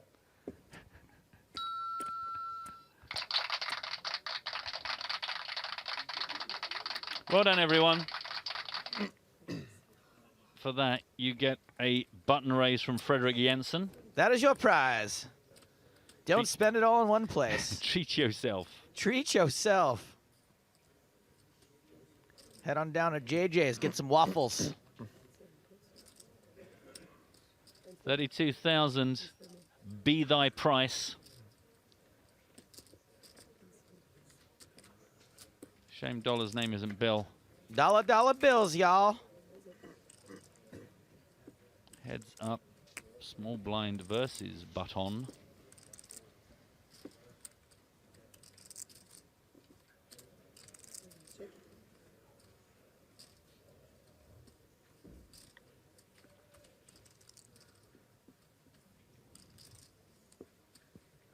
Molotov H on Twitch asks, what the heck is that pyramid thing? That, my friend, is the mark of the Illuminati. Can't you smell those chemtrails? Illuminati. One of my favorite ice cream flavors. What is that? The ice cream. What comprises Illuminati ice cream? I can't tell you that. You're not even meant to know about it, Joe. Sorry. Like rum and raisin, only with like unicorn love.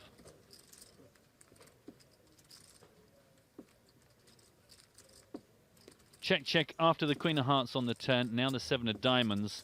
And it looks like our boy Bastian Dollar, our €10 spin and go qualifier, are going to try and take control of this from Frederick Jansen. Again, another small bet. Yeah, just under third pot. Unbelievably small. Just tickle of value. What you got there? I wonder if that massage lady from earlier on is off, gently laying her hands almost imperceptibly on the shoulders of a player who doesn't even know he's being massaged until she turns up with a bill for the last 3 hours. And he's like, really? If you'd like a massage, it's €1. Sorry, if you'd like to be touched, it's €1 a minute. An actual massage, that'll cost you $2. I'm sure that's what he requested, by the way. The massage therapists here are very good. Absolutely. And if I'm not mistaken, it's going to be a high card that wins this, and it does indeed look like the ace high is going to be good for Frederick. That would explain the small bet. Yeah. Cool there. So a hero call with the ace high. Good for our boy Fred. The hugger. The hugger. 34.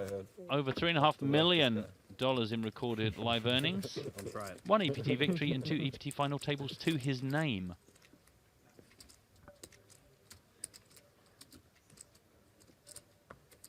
And as you can see, no price jump until 15th spot. Everyone guaranteed €19,640 at this stage.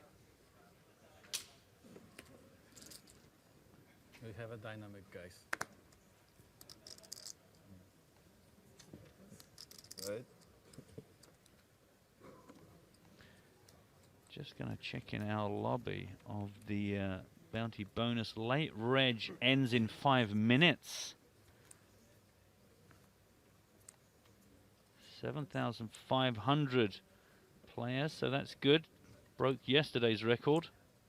Word is spreading. We beat yesterday? Yeah. Yeah. I thought we did far less plugging of it today because... yeah, we kind of did, but I think word has spread, I think, after yesterday's huge value. Mr. Panker is all in for his last $250,000, 252,000 to be specific. Excuse me. It's through. 236,000. Doesn't matter. Kind of want to read you guys an email I got from my dad last night. Well, then you should. Now would be the time to do it. Entitled Joke. Man, that's a harsh appraisal of you as a son. Subject line, joke. Oh, I thought that's what he has you in his like contacts name as, like, rather than typing in the full Disappointment. Email. Disappointment and joke. Dear son thing. I'm going to read it verbatim from my dad here. My dad, by the way, just learned how to turn off caps lock. Oh, man, isn't that a sweet point in an adult's, in a parent's evolution of technology? So, and he's even got periods in this one. If you choose to use it or not is your choice. Your mother and I were talking in the morning. She reading the newspaper 2 days late, me drinking coffee reading today's paper. An article in the newspaper was about Trump saying he will not concede if he loses. Mom said, what can he do about if he loses? He can't do anything, so what is he didn't concede? I said, yes, he can. She said, what can he do sarcastically? I said, he can back his moving van into the White House the same day Hillary moves into the White House. Okay, now...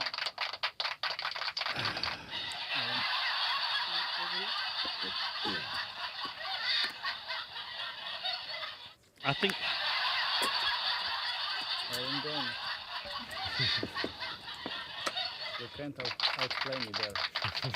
Wow, a standing ovation. I've never even seen that before. I think I speak for the voice of the audience when I ask the question, have you decided whether you'll be using that or not? I told him that I have an election special stand-up show coming up and that I would keep it in my back pocket in case I didn't. When I have no stack, right, Ole? In case I ran out of material. It is. I want to say hello to Luciano, who says, greetings from Chile. Nice show. Hey, man. Nice country. Flop, right? Good to hear from you. With a pair, I wouldn't want to see a flop. Welcome to our broadcast. Hope you'll join us. We're here. Our concluding day is Saturday, when we will bring you the final table of this main event. Crown a champion here. That's the different school. Penultimate EPT I mix it up event by name. All right. Name changes. Tournament evolves. 2017 becomes the PokerStars Championship. Much the same as far as you guys are concerned, other than some name changes, some hashtag changes, some branding. Still big tournaments from big locations. All in from Mr. Diaz. Guillaume has decided now is the time. Blind on blind to make some antes and blinds. Remind everyone playing in the bounty bonus.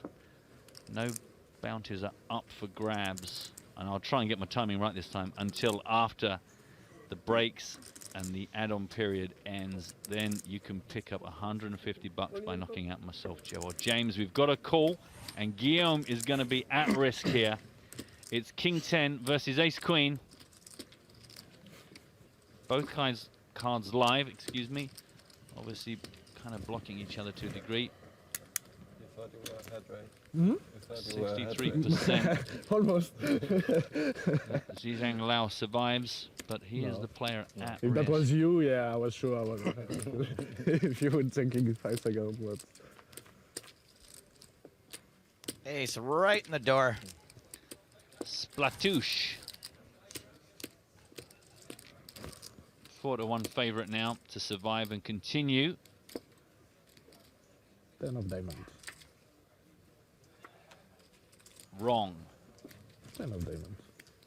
He's feeling it. I wouldn't mess with that. Oh, was a diamond so close. Halfway there. 5 of diamonds. He got half of the equation absolutely spot on. So, good news for Zhizhang Lao, who is now up to 330,000, but Guillaume Diaz, 10 big blinds. It's not a chip in a chair, but it's certainly a smaller pile. It is many chips in a chair. It is. Let's see his glorious reaction. Yeah. Not good news.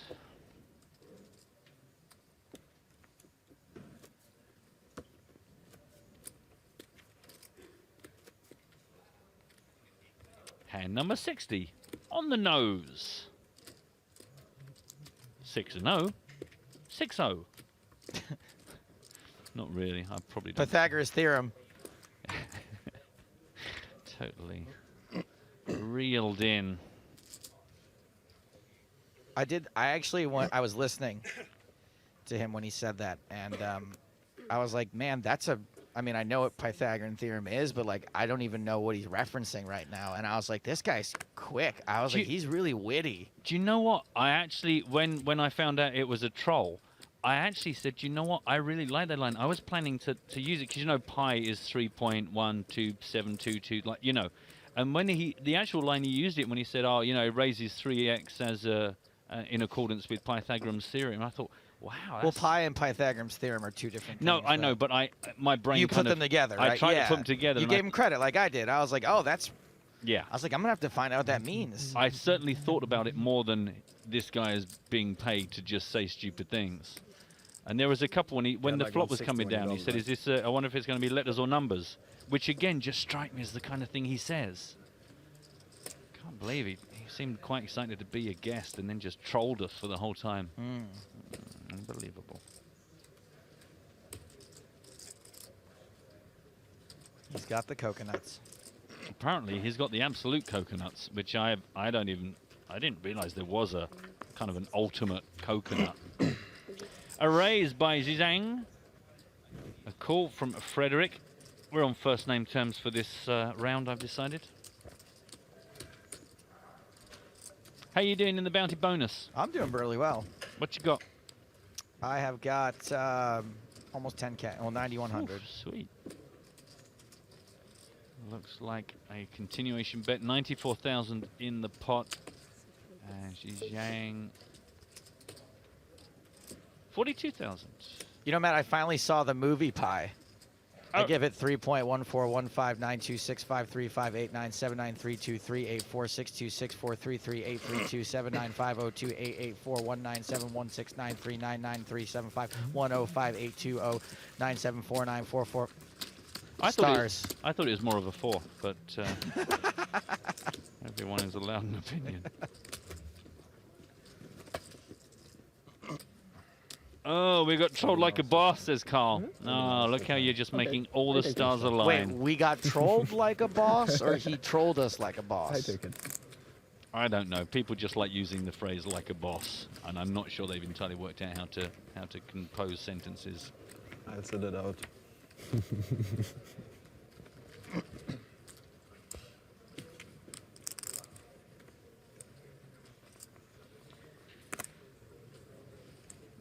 Here we go. Skynet has become self-aware.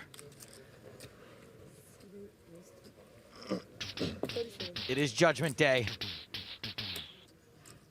I'm pretty confident that no one can do me for copyright just going. Yeah, I wouldn't be so confident. I mean, it's a basic drum pattern.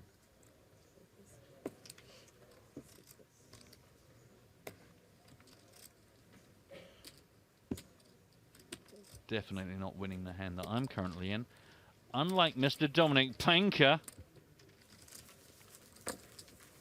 Dominic up to 326,000.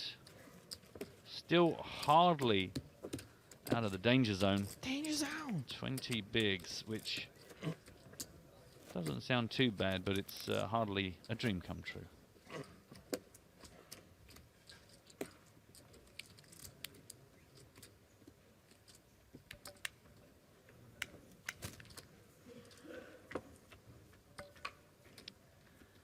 Nearly did that thing where I read out the flop from the game I'm playing. Again, just focus, Broughton. You can do this. I did that thing where I almost played like Olashemian in my game. That would be quite handy. You've got a lot of ground to make up today.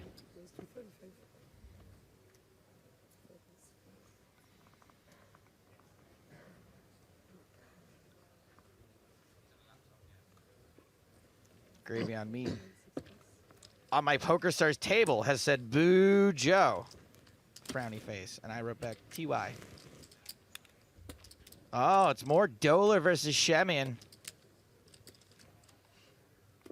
I'm liking Bastion's gig. Well, Doler's probably got an axe to grind with Shemian because, you know, all German poker players, once they become good enough, eventually become Austrian. That is actually true.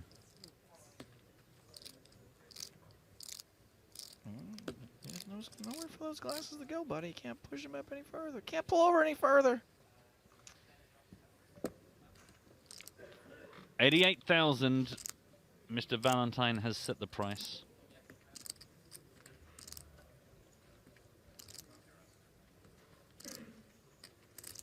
I mean, the good news is, if you continue, you're going to have position. The bad news is, oh no, you're not. No. that's the good news and the bad news. That it's untrue.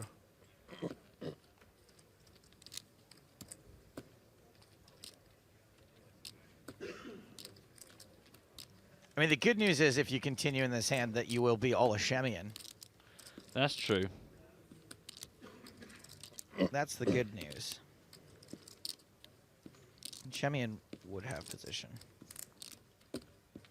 Yeah, I was going to say the good news is you got position. The bad news is you're playing against Ole Shemi, and then I realized actually there's nothing but bad news here. Even worse news that he's called, and you're now going to have to keep playing poker against him. King 8 deuce. No flush draw, and Doler immediately announces all in and gets the insta fold from Shemian. Mr. Purple Nurple. See, I told you that this guy was good. King Jack.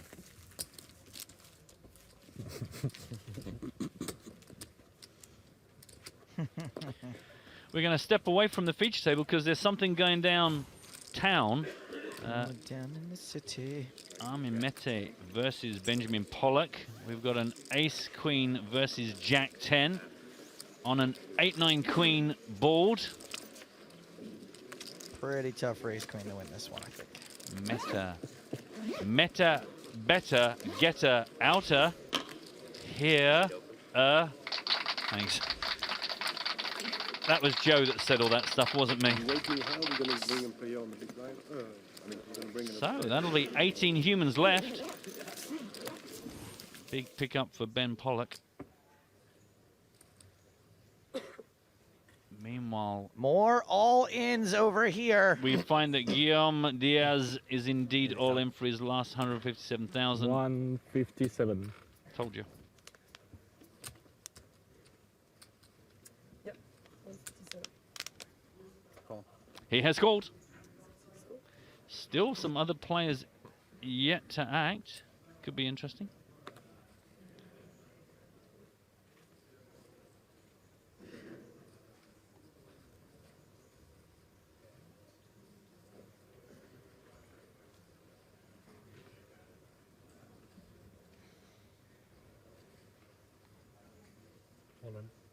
Wow! Hey! Well, I didn't know, but I knew it was a possibility. Make me triple it. And another call. How funky is your chicken? How loose is your goose? Would be hard. Would be hard. King Jack. So that's our original race from Guillaume. No, you've got. Then Jensen in the middle of it with the best of it, the kings, because I can tell you that our friend Bastien Dola, who is also now at risk, has got pocket tens. What?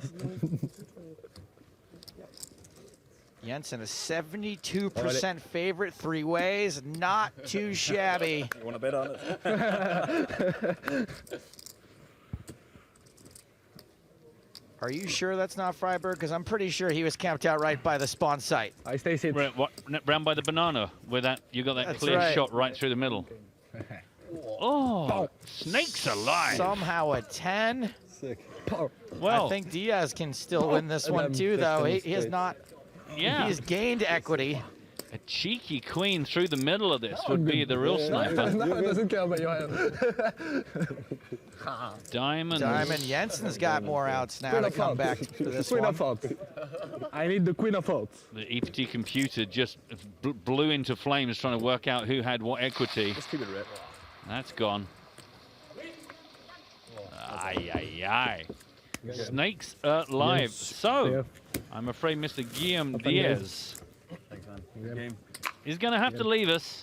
But your boy Dolar's now up over a mill ball. Frederick Jensen down to 37 big Make it blinds. good.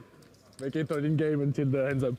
It's good. Only way I can win. The good news for him is that we're going to pay See him you guys, have fun. because he's what we call a winner. Smack that. So, That was a big swing. down to 17. 16th and 17th spot pay 19,640 euros. So a cheeky jump there for the gang. So fucking sick. Agreed. I cannot repeat those words, but that is accurate. Watch my dick. This is how it's looking after that little conflagration. So Dominic Panker's still the shortest stack, 316,000. A drop for Frederick Jensen, but luckily he had such a big stack that takes him down to just 600,000. 37 big blinds with still more than an hour on the clock. Oh, actually just about an hour, excuse me. 1.17 million for Bastien and over 2 million for Ole Shemion. Bazinga! Yeah, I've been there, Freddie.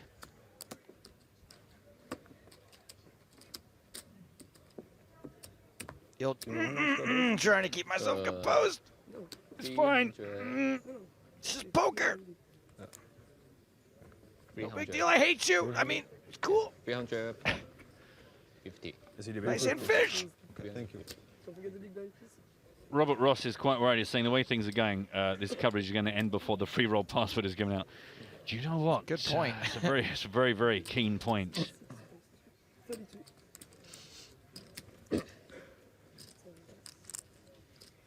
We're not even going to get to the add-on stage of the We may not. bounty bonus. We're all going to just be sitting here with the lights off. Surely we've got to keep playing if we lose somebody. What do we do tomorrow? I mean, let's be honest. Switch to canasta? Canasta. All in from Panker. I don't even remember what that is, but I recognize the word. Pretty sure my parents used to play canasta before they split up, obviously.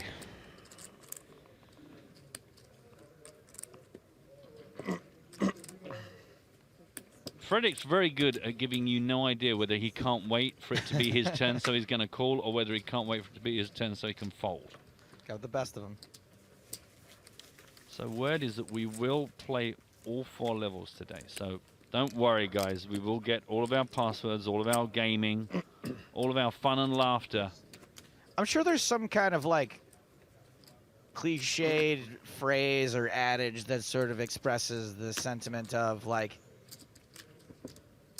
we could stop play today, but we have no control over like how long things could take tomorrow, you know? Like why, I don't know. Why put off to tomorrow what you could do today? Yeah. Because like, let's say we stop when we hit 16, right? What if tomorrow it just takes forever to get down from 16 to 6? True, but what if we come back tomorrow and after half a level we're done? I mean, that works for me. We could go and do fun things.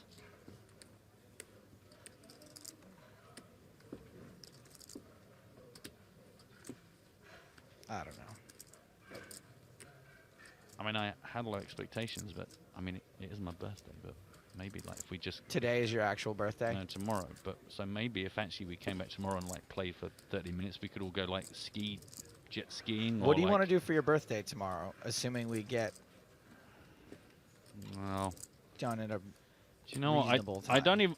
so far, I've just been ignoring it. I've just been ignoring it because I have zero expectation of doing anything fun. But I mean, this might be done in about half a level tomorrow. So I think we should head to the Tenerife section of the island and just... You want to go to that? I'm down, man. I'm so down. I actually went and did a recce of the Tenerife-like section of our village, and it's a little bit...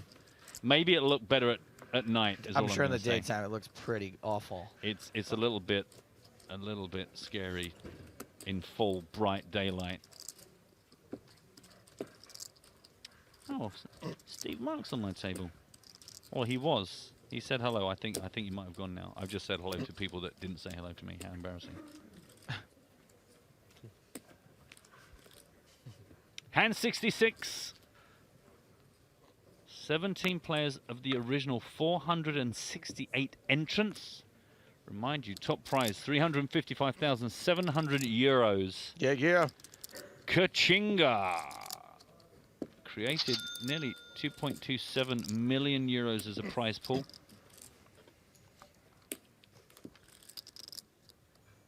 Still got 2 days of coverage to bring you on top of today's. Gonna play this level and another level. See how far down we get. And then Cards Up coverage on Saturday. All you guys, all you Twitch guys, getting a bit wobbly, wondering if we're just quite entertaining enough to keep you tuned in without Cards Up. Just stick with us. We've got a flop here, blind on blind, no raise pre-flop. Looks like Jensen's gonna betson. Yeah, 42,000 in the middle and a bet. It doesn't really matter. It just doesn't really matter. He's won it. He has won it. It was 30,000 in case you are making a note. I am keeping score. I saw you with that Excel graph. Change of schedule for today. So basically we are supposed to do down to 16 or down to 5. Just informing the players now that we're going to keep on trucking. Actually, Lucas decided to play 4 levels. But just in case things end abruptly. Here is the EPT Live free roll. 9:15 Central European Time. Every day we broadcast. $2,000 out there. Doesn't make sense too, right? Search for EPT Live in the tournament lobby. Turn off your filters today. Thoros. Thoros. T-H-O-R-O-S. Lowercase Thoros. Why do we come in the last second and change this? I thought for sure it was going to be a girl has no name. Just took a bad beat and so on. I was really looking forward to stopping it in a short while. Oh, Frederick's not happy. I was really looking forward to stopping in a short while. So I'm a little... Yeah, I'm going to report this, but actually... But why, with one player left, why would you want to change it? People's mindset are set up for break and everything. Yeah. I think it's very, very late. I understand that, but if we don't stick to, if we don't change the plan...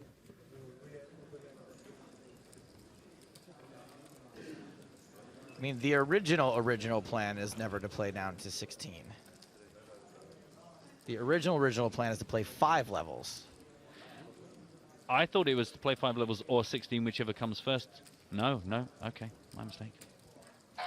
I understand what he's saying, though, with 1 play to go. I think especially because, in his own words, he's just suffered a bad beat and he was kind of looking forward. Totally, and once, it was in, when someone says, like, hey, we're going to be done in 1 more player, and then an hour goes by, and then they're like, oh, wait, not 1 more player. It's jarring.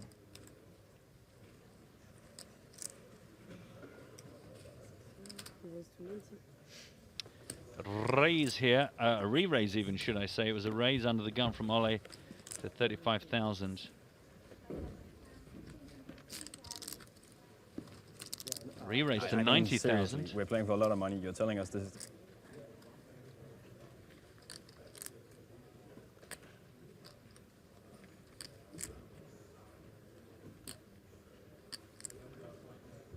Now Ollie has got to consider what to do here.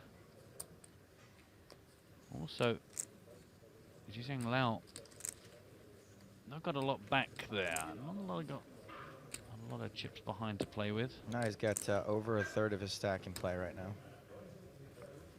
So you kind of know that if you get involved in this hand, there's a good chance it's going all the way down to Value Town, and indeed gets out of there.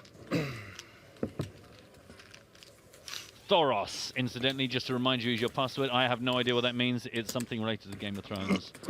It's probably the name of someone's magical codpiece, or it's somewhere like where they go for dinner. Shall we go, my Khaleesi? Shall we dine at Thoros? They have a special on tacos. I thought it was the part of the body that most gets eviscerated. My Thoros. Right, my Thoros. No, it's a man. Thoros of Myr. Of course, it's a man.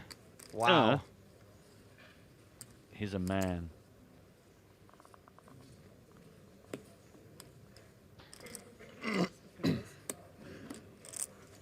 That guy, he just had a number of die with letters on them. I went, okay, where's this guy from? Meh. Okay, well, that's what the dice say. Now we come to his name. No, Thoros. Okay, that's fine. It's kind of consonants and vowels. They all kind of. You know, this is not. You got to describe people to me in the game. You'd be like, he's the guy who did that thing in the castle, when the wall. It was really grey. There was a lot of mud, and there was a bit of brown, and. Barry, you remember the dragons? Barry, Yes. Barry, Steve, and Paul. All the dragons were there. Is the one that Barry gave that really sidelong glance to? Yeah. Oh, man, totally. Ollie Shemanin has raised to 50,000. And the small blind of Dominic Panker under attack. And triangles of death. It's all over. Action happening pretty quickly here. It's literally happening faster than you can get the words out your mouth. They are not guys who are going to dwell on getting the chips in and getting the cards out.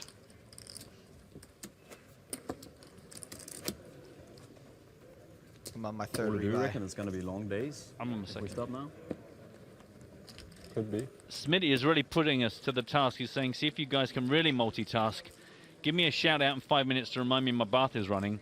I'm going to be honest, it sounds way more fun to not give you a shout out. Yeah, I know. Because then I can't wait for those pictures to get posted of you just sitting there watching EPT live with just water flowing out of the floor behind you. We're playing 2 levels today.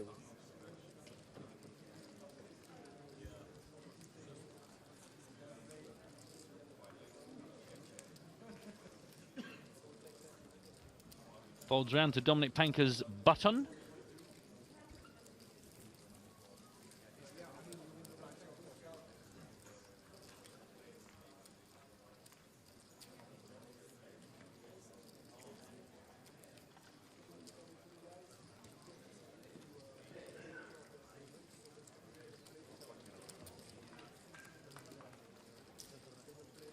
Shemian out of position. They've also got to worry about the shortest stack of Zhizheng Lao to his left, obviously in the big blind. Shemian does call Dominic Panker's 37,000 raise.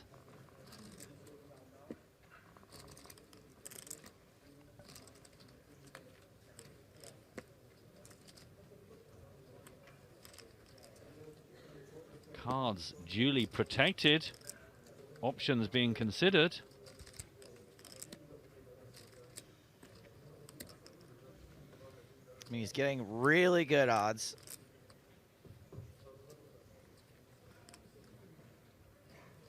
I mean, the range of hands that it would be worth looking at a flop are got to be wide. I've seen him do this before, actually, where he seems to ignore pre-flop pot odds. But again, we don't know what cards he's got. I'm sure there's some hands that he shouldn't be calling with there. So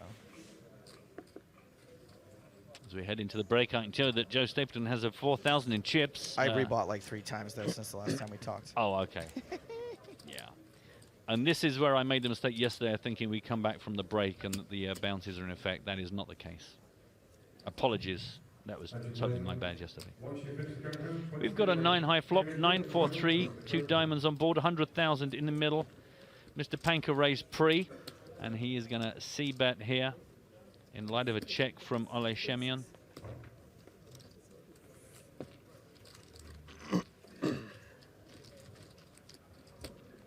Oh, I know who this is. Okay, I know now who Thoros of Mir is. Only because I know the actor that plays him. He used to be Dennis Pennis. Oh, really? Paul K. I think I'm right. Mr. Hardigan will nod at me. Yep. He's a red priest of the... Sometimes I read things about Game of Thrones and I'm like, did I miss episodes? Like, is there a whole side series? The problem is, as awesome as I think its reputation is, it's kind of the same thing just happening round and round and round a lot of the time, I think. There's a conflict between this house and that house, and then they all kind of try and find sides, and there's lots of convoluted things that have to happen. Which for that one to of work. the 5 storylines is he a part of? The Wall storyline? No. The Ren Fair storyline? Don't know what that one is. The B word storyline? I don't think so. The one that with all the muck, the really mucky one.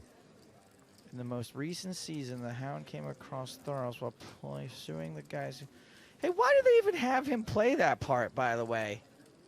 He was in for like a half an episode. That's He probably said, you know what, my kids really like the show and it'd be cool if I could be in it. You got anybody that lasts a couple of minutes?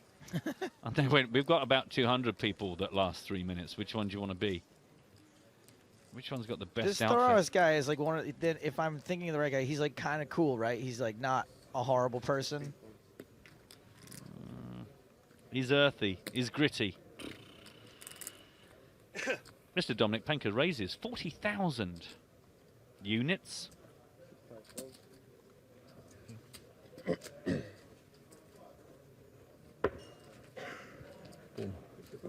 Quietly going about his business, young Dominic Panker. Got himself up to over 500,000 now.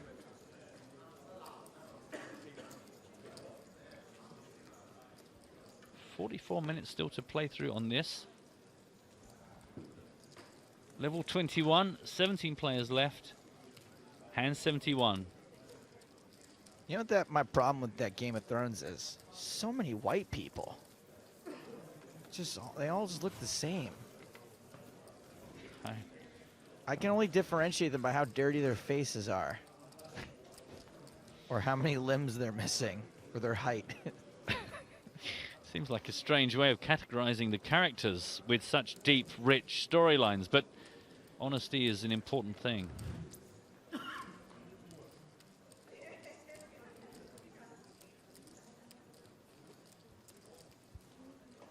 Mr. Panker has folded under the gun. Round to Jesus of Nazareth.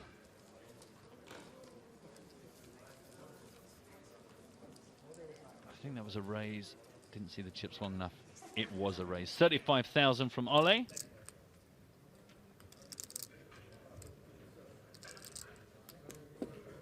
Shortest stacker, our feature table, but still a dangerous amount of chips. No one is going to take him on lightly when he starts getting those involved in play.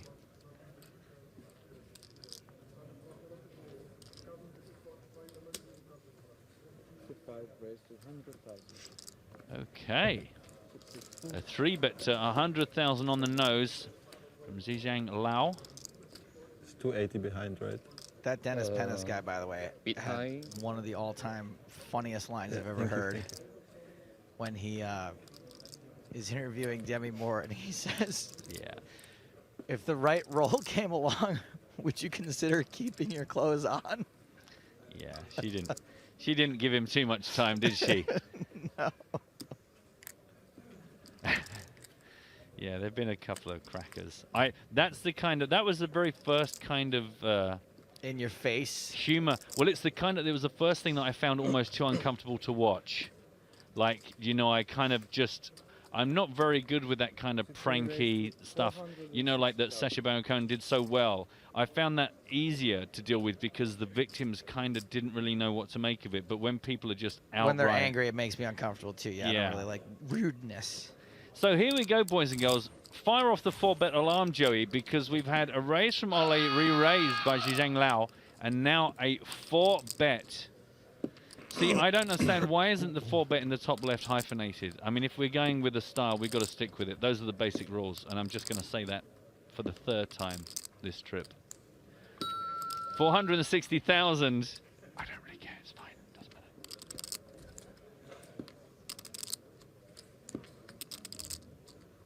All in to play. Yes, thank you. You know, I pretended that I didn't care and that it didn't matter, but actually I really cared and it really mattered. If you could make sure that any further bets, like the 5-bet or 6-bet alert, if you could just update those accordingly, just in case, I'd be awfully grateful. Thanks. Do you guys think Lowe should fold, or should he? It's a good question, Joseph. Only the deck ever knows what the correct answer to that question is, and it's not talking. Deck's out for Harambe. Wow. Word from the most unglamorous weather girl in history is that Hartigan tells us he's absolutely lashing it down outside. I heard thunder. Unusual. It's been a beautiful, beautiful few days here. That's not good. Unusually, I was just recently referred to by viewer Steve Mark, who said, I saw the waster in the bounty bonus, but he folded like a cheap umbrella. Oh. Man, and I wish I had a cheap umbrella, because I don't even have a coat. Time. Ooh, clock called. Time is the fire in which we all burn, Joe. Never forget that.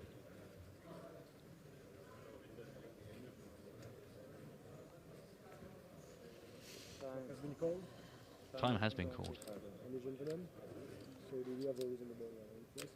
We do have a reasonable one. All right, sir. Clock has been called on you.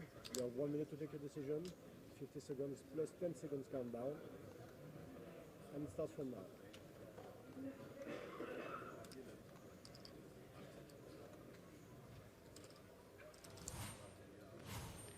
Tick-tock. Call the clock.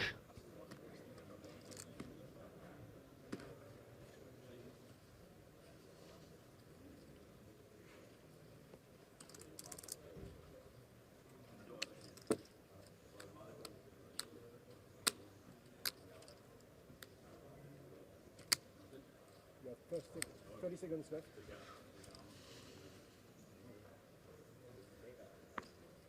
Getting pretty tense. He's going to use all 30 of those seconds.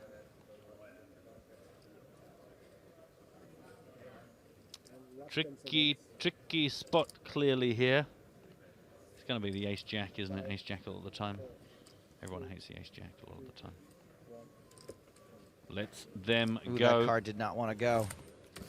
He's going, no, play me, I'm good. It's the other one's fault. I'm an ace. You only need me, it's hold'em. We'll do this without the 4. I know he's suited, but he has let me down. Never have a dangler.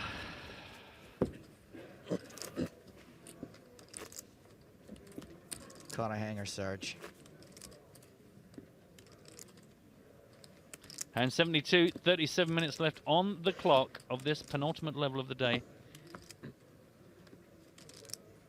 I think we should zoom out of the barcode so that everyone at home can check it on their phones, and maybe they want to buy one for themselves.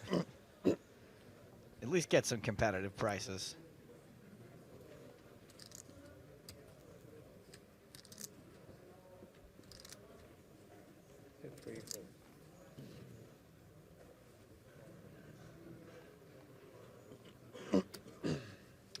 Mr. Frederick Jensen on the button.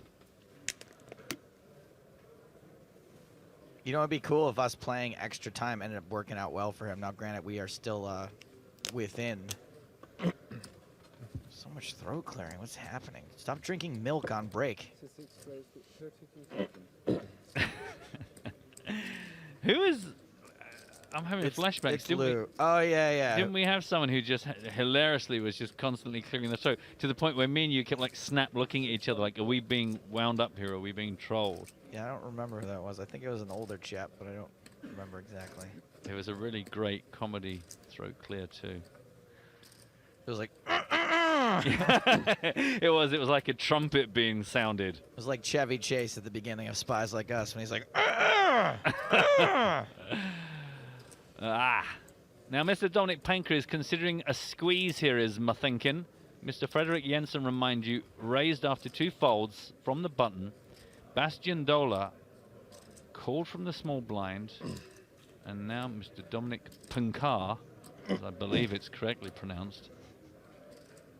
It's really slowly. This isn't slow motion, this is live.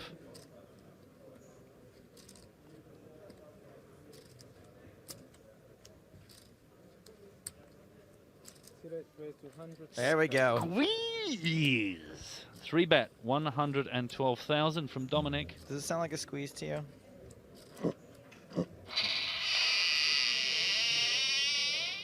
That's a haunted house door creaking open slowly. Well, you saw the picture, you cheated. 1, I didn't. 2, if I did, the pictures on those boxes are so dreadful, I probably would have been expecting like a chicken. It was a coffin, actually. Oh, okay. Well, there you are. So I didn't cheat.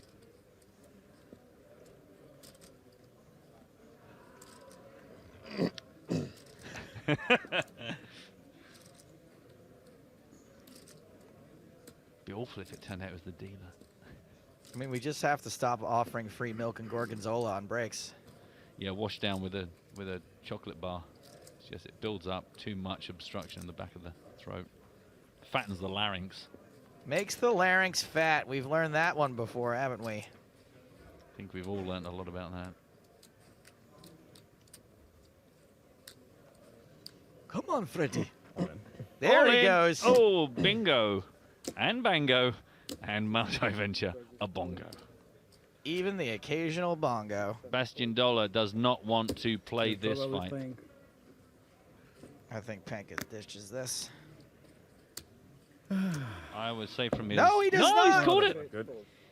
Oh, Frederick is going to be gutted if this doesn't go his way. I think Freddie's doing all right here. 9-10 for Jensen. 8, so we are racing. Wow, it's way better than it could be when... all things considered. So Panka just needs to fade any horrible outdraw here. I mean, it's just a flip, buddy. Just a flip. No. I'm pretty pleased with seeing 8. Yeah, I bet so.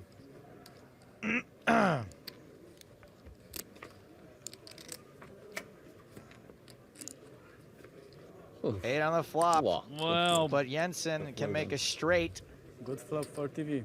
Yeah. Thank you. I You're don't absolutely know right. but just a good flop. Nothing boring.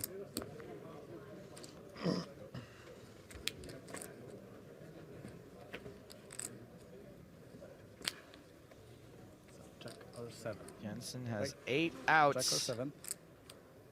Oh, good.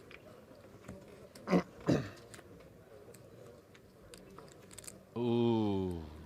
Full house for Around Panka. 500. Jensen's going to be left with next to nothing. How much you got? Yeah. And half a mil. 64,000 for Frederick Jensen now represents about 3 or 4 big blinds.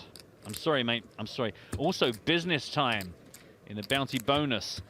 I got sucked out on Jacks versus Ace King. Literally, the hand before it's gone on the break, the add-on period will start And then the bounties are live. Remember, if you take out myself, Waster, Joe Stapleton, or J. Hartigan, $150 in your account. No questions asked. Yep. Ironically, Frederick Jensen may be the 17th place finisher. Well, that's harsh. But at least as long as this finishes, you know, for him, when we get down to the 16, he's done for the day. Right. It's probably not what he meant. It's not what he had in mind, I don't think. No. Well, he wasn't very specific. He just said, I was led to believe when we got to 16, play would end. Turns out he might be right. 50K to 1 million. Just like that. Take a look at what that does to the players on our feature table. 5 players left here. Ole Shemian with over 2 million now. Bastian just over 1. Same story for Dominic Panka now, who jumps up after that little coup. Panka had 4 big blinds at one point today. Well, now that's what Frederick's got. So it goes around and it comes around. And Zhizheng Liao kind of sitting uncomfortably on 17 big blinds, 286,000. Still half an hour on the level. And then, of course, another 20-minute break. Hour and a half levels today with a break between each one. And then we'll have our last level of the day.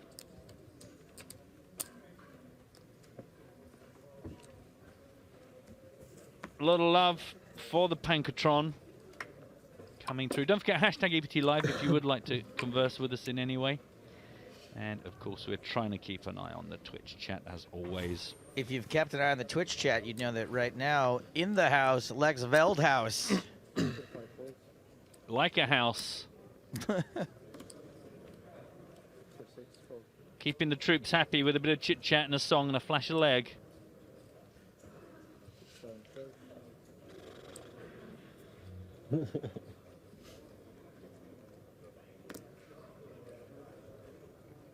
No shame.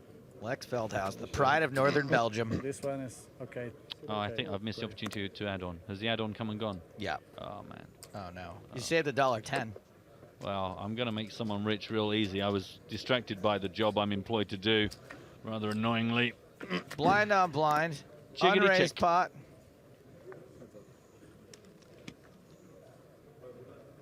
Good luck, everyone, in the bounty bonus. Have fun. Be nice. Be nice to each other, yeah? Are you out? No. I'm just prepping.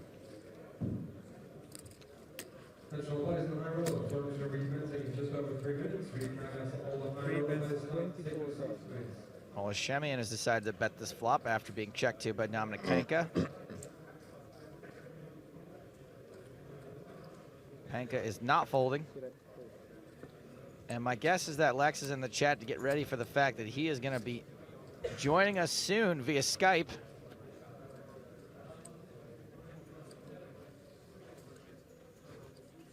This is way more multitasking than I was ever told would be necessary.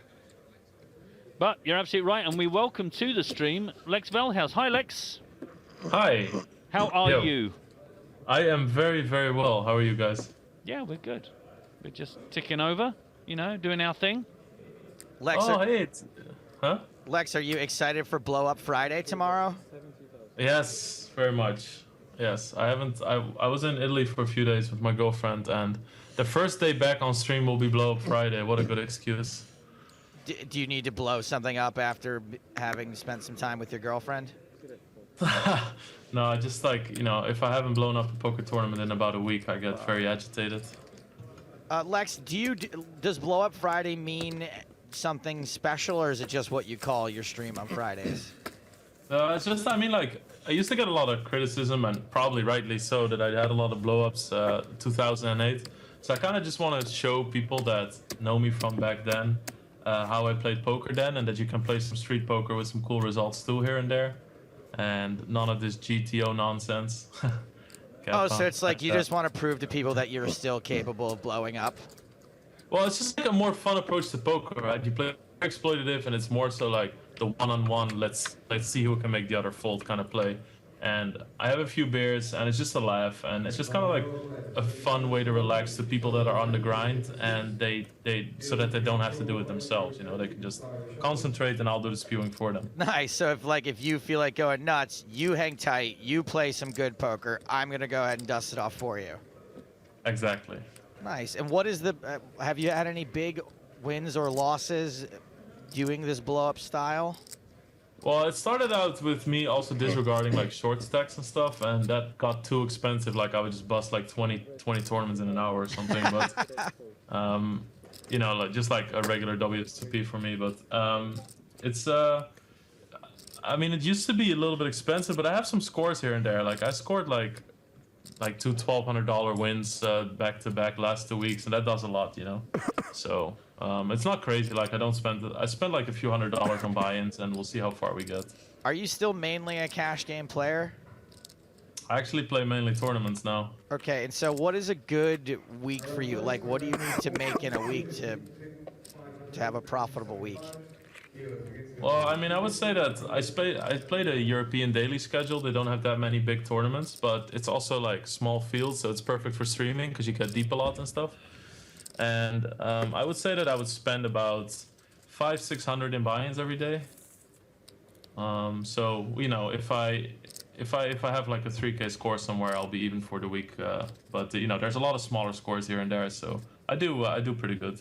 And how many are you streaming 100% of the time that you're playing tournaments, or you just have some shows and other times you're just grinding on your own? No, Twitch is my grind now, man. I like every time I play poker, I turn on the camera. It's even so that even if I play like video games now, I just turn on the camera. So definitely on the Twitch grind, and I just want people to see all.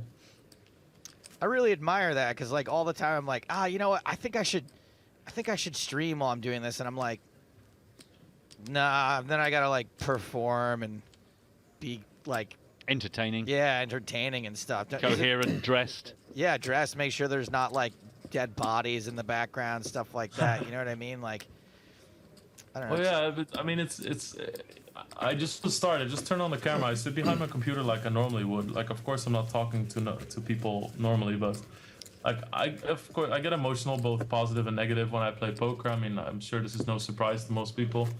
And like my core group of viewers, and my viewers are so loyal. Like, if I have like a down day or like less energy or something bad happen, I'm out of it for like an hour, like not talking as much. They understand, you know. So they just know what they see is real, and that also gives you some leeway the other direction. So that's the advantage of just turning on the camera and not putting on a product, but just being, you know, yourself. Oh, that's cool. That's it takes a certain amount of confidence to do that, I guess. Yeah, but it's also, I mean, you just have to be fine with it either way. If it doesn't work, like if people would just be like, you know, who is this idiot, then, and turn off the camera, that would be fine for me too. I just wanted to have given it a shot because I like Twitch so much. I've been watching Twitch for years myself, so I just wanted to have a crack at it, and it's going well so far. So I'm really fortunate there. It's cool, man. Well, we're gonna probably hit you up to do some analysis and some commentary of other folks playing poker, namely Olashemian here, who's raising this pot. Oh, it's day 4 of tournament. Olashemian's still in. Yeah, what a shock, huh? It's actually kind of annoying. Meanwhile, we've got an all-in from Zhizheng Lao. His last $250,000 in the middle. Frederick Jensen, not got much to play with. Got about 42,000. Wait, what are the blinds? Blinds are 8,000, 16,000 with a 2K ante. Very interesting call on the button. Really hard to balance that, right? Like, to have a button limping range.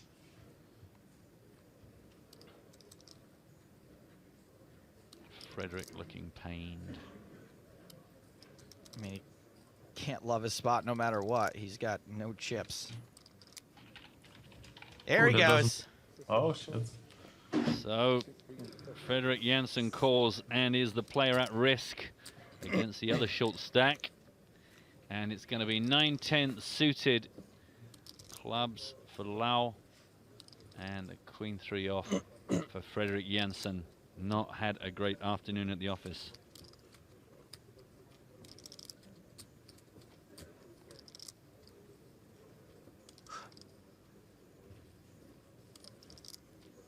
He looks like he's a favorite, but I would be so more happy with the 10-9 suited here.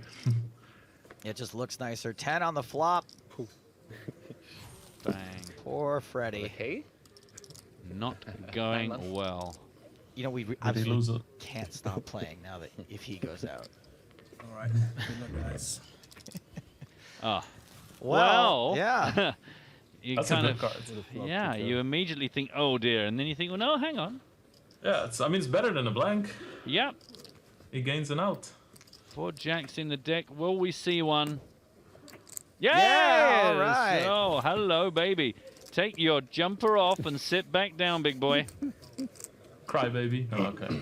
It worked. Did he have a really rough day or something? It was all part of the strategy. Yeah, he did have a rough day, and basically he took a pretty bad beat. He got it in again. I think it was kings versus tens versus Ace something. King Jack. Maybe so, And yeah. the tens won. And then he was expecting we were going to end play at 16 players remaining, and the floor came over and said, look, we need to play a little longer today. And he was like, I just took a horrible beat. I was really looking forward to ending play at 16 players. And they said, tough noogies. And so he was justifiably a little tilted by that. And then he took another beat. And so we're all pretty happy to see him double up here, just to give a little bit better day to Fred Jensen. Yeah, just look at it. Okay. But I've never won that many all-ins. It's like, so much has to happen for you to recover from big pots like that, because every pot you win, you still think like, oh, I have 1/10 of what I would have had. Yeah. Yeah, Dominic Panko is down to 4 big blinds today. He's up to 62 big blinds. Fred Jensen is just doubled up to 8 big blinds. All it takes is a chip and a chair. Right? You like that one, don't you? Yeah, I love, like sayings like that nobody's ever heard before. Well, I mean, like when you fold a hand and a card flips up and it's a 5, and somebody at the table says, "Oh my God, you played that tight," and everybody goes, you know. Yeah, it's great. That was the big card. Yeah, exactly. I can tell you I'm out of the bounty bonus because I just can't multitask. Well done, Agro47. My 8s, in keeping with the rest of my life, saw me exit the tournament. Congratulations to you, 150 bucks. I finished in 571st spot. Joe and James still live and ripe for the taking thereof, bounty-wise. Greenfish has added a sombrero to Olashemian's purple poncho. I love it. Good luck.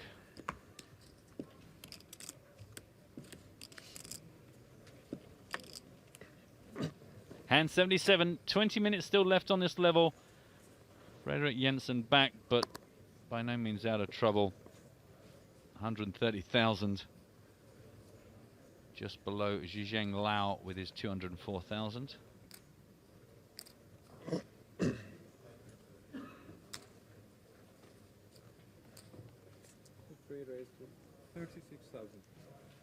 Does Shemin always play with glasses on? I don't remember seeing him with it. Or is that me? I'm gonna go 50-50 on the glasses. I think he wears it more for fashion than for any advantage it gives him. I think he just is a cool dude.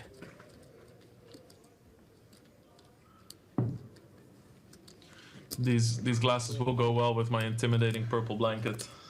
And the guy just always shows up looking like a completely different character. Yeah. A raise from Ole got called by Dominic in the big blind. 5-3 king. Rainbow. Pretty dry board. It's true what you said. I didn't even know it was Shemin until you guys said it. The way he rolls, just moves disguised through the field.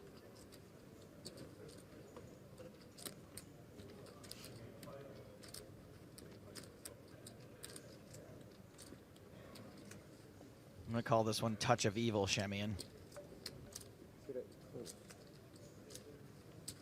Check, bet, call. Takes us to the turn with 170,000 in the middle. Second spade and pairing threes.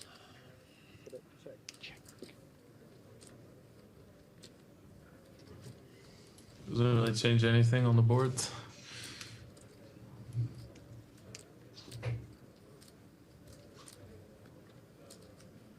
And it can go both ways, right? Like you can bet again thinking, hey, maybe the guy had something like 6-4, 6-7 that he defended the big with, but on the other hand, like every hand that has something of a pair will not fold on the 3 because the hand strength is the same on the flop.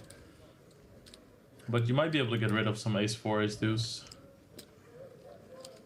But effectively that plays about as well as like a hand like 5-8, so who knows?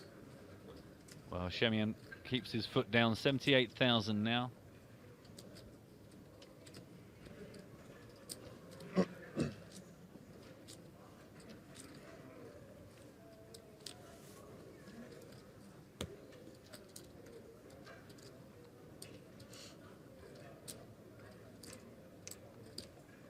Dominic has gone into soul reading mode. Static.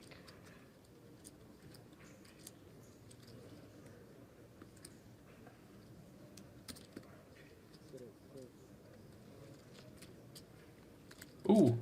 Yeah. No, but I think I saw, I don't know. I saw something in Ole that's a tell when I play. Tell in my own game, so I don't know. What's your Kinda policy? looks weak. What's your policy on telling about tells on the stream? That's what I've been trying to decide now. Because if I say something about myself, that's one thing, right? But plus I might be completely wrong, which in that case it would make it okay. If I was like the #1 tell expert, then I probably shouldn't. But seeing most of those guys will think, wow, who cares anyway? This could be groundbreaking if we picked up a tell and all Shemian.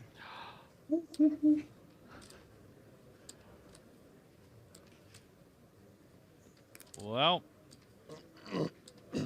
every single street, Ollie has been the aggressor, and he's going to keep it up here on the river. 326,000 in the middle.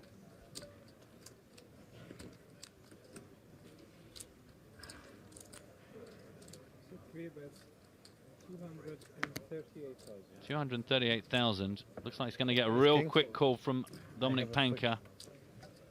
And it's the king on the 3s with an ace. Ooh, versus.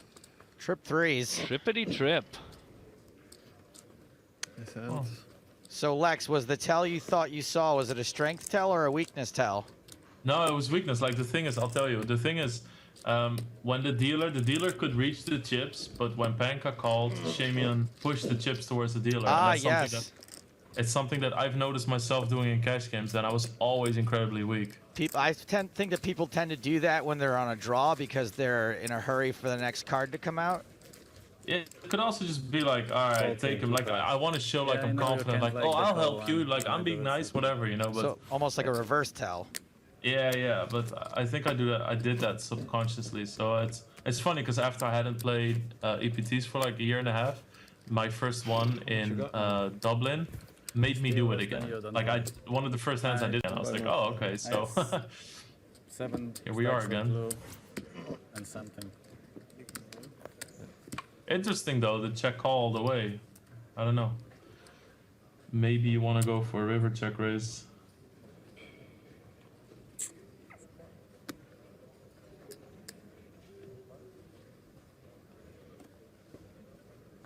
A little under 15 minutes left on this level before another break comes round. Still 17 players left. Just lost a 72K pot. Wow. And the bounty bonus. A 72K pot, that's impressive. Holding around to the blinds and a walk for Ole. Cool. He shows an ace. What'd you say? Cool. Kind of funny. Cool. The last few years that I played, I've never looked if I got a walk on a big blind, like never. And because it's just like a negative fear roll, right? Either you think, oh, happy I got a walk, or you rage if you have like queens and stuff. You So could also just not rage.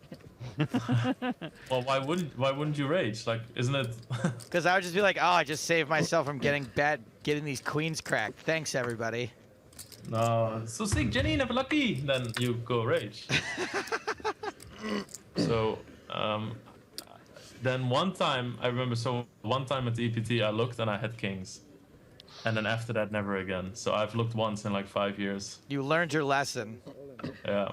Frederick is all in, boys and girls. The last 126,000 for Mr. Frederick Jensen in. I'm gonna see if we get any customers. Big blind. Zizhang Lao.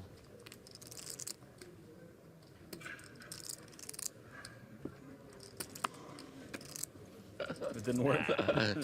The first card, you're very good.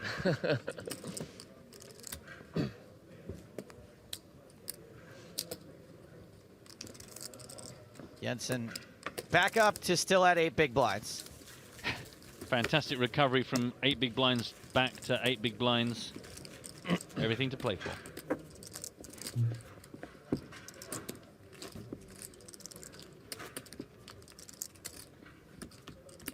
Lex, when you stream video games, what games are you streaming? Last week I played Ori and the Blind Forest. What? Yeah, you're gonna have to tell me about this one. Yeah, it's a platformer. It's like a really cool, quick platformer with some puzzle elements and stuff, and you can finish it in about like 6-7 hours. Oh, it's barely any time at all. I'll probably I'm gonna do some Halloween streaming this weekend. I'm gonna play some scary with jump scares games at night and stuff. Yeah, I don't know if I'm ever going to embrace VR Halloween games because there's just a good chance somebody just find me having had a heart attack on the floor. I've seen too many YouTube clips of people losing their minds and just running into a wall in their front room trying to escape the zombies. Lou shoves on Jensen. 2 real short stacks.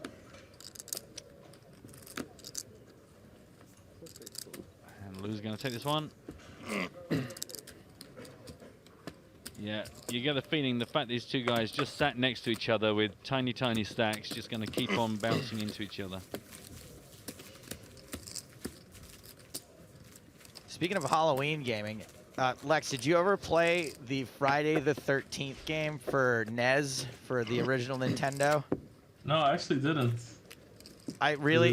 It's kind of unfathomable. Basically, you run around this camp doing I have no idea what, and then eventually Jason just comes and kills you, and it's game over. And there's no way to avoid it. Nope. It's just that's the script. Is you do some stuff and then you die. Definitely, definitely 100% die with no way out of it. It's a classic. There is no other way that game goes down. Wow. Does anybody stream NES? I do. Okay, perfect. I mean, but people do in general. Like, also retro games are pretty popular sometimes, but it's mostly like when people play retro games, they speed run. Right. Because they like have a way of cranking up the speed of the game even at this point, right? Yeah, there's some glitches if you play like on a certain version and you do a certain thing, then you walk fast for like, once every screen or something. But you also have people that do speedruns without it. But it's kind of like if you want to make an old game interesting, at least be as good as you can at it, Right. Well, I think the longest anyone's ever lasted in the Friday the 13th game is what, 7-8 minutes? Yeah, I think the longest they've lasted is exactly as long as everybody lasts. It's a 4,000 way tie. It's like I don't know, it doesn't get huge numbers, but when you have like this Games Done Quick marathon where people stream for charity and they do speed runs, You race only with this king and then you see all the retro games. At least that's good. Yeah. Good for your image. There's that new NES Yeah. hardware coming out. The $60 one. Yeah, it should be pretty soon because I would imagine they'd want to get it out in time for the holidays. Yeah, it's like the perfect gift.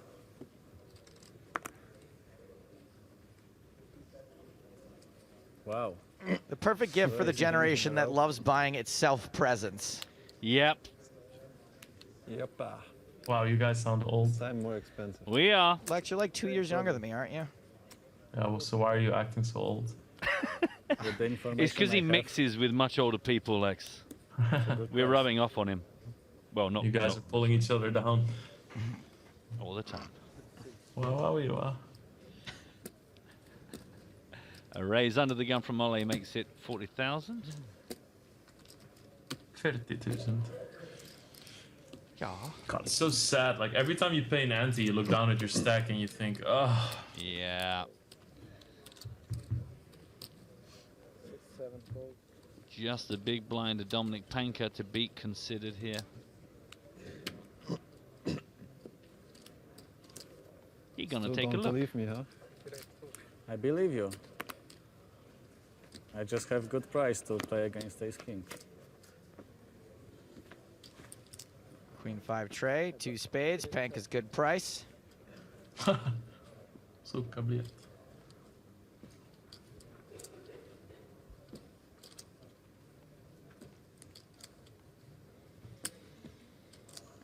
Three bets, 40,000.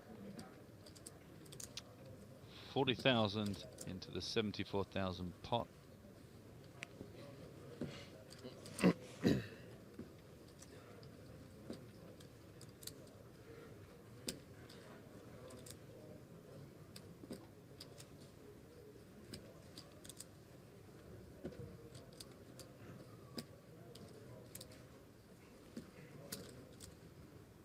Panka betting pretty big for a C-bet. It was Shemian. Sorry, Shemian. Third spade, 10 on the turn, 154,000 in the middle.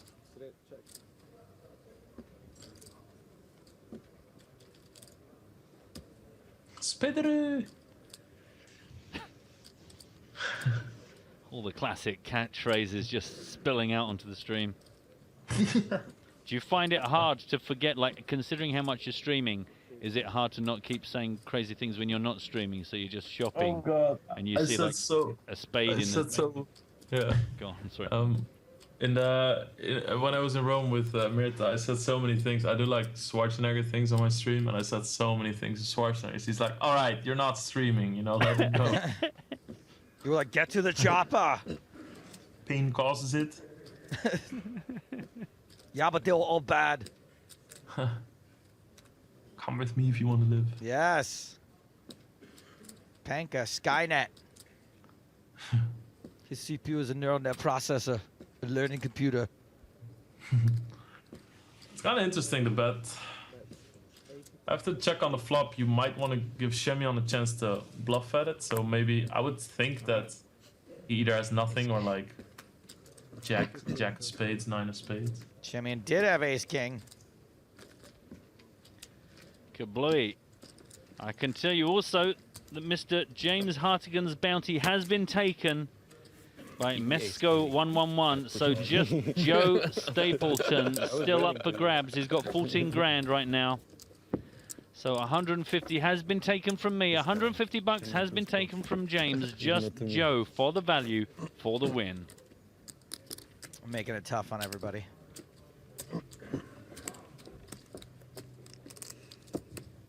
Now I'm short enough, though, that pretty much everyone can bust me. Yeah, there's that point where you click over where you know you can't survive any more big confrontations. It's just like poker, only online. Yes. I did. Edgardo shouts, "Go, Panka, go." We will pass on your message. Thank you. For a second. But then. You have better hands to call, right? You can't call every time. Gush Terika would like me to ask you, Lex, do you play Star Wars The Old Republic? No, but I've been interested in those games because I like the Star Wars movies and stuff. So if I'm gonna play some games, then I might play some of those. How much is that? I watched some streams of them though. 38,000. Is that a new game? They're not talking about Knights of the Old Republic, the old one, right? They're talking about a new one? Thinking it's like a few months old now. Okay, yeah. Like half a year maybe. All right, shorty on shorty right now. Still lots of players to act behind, though.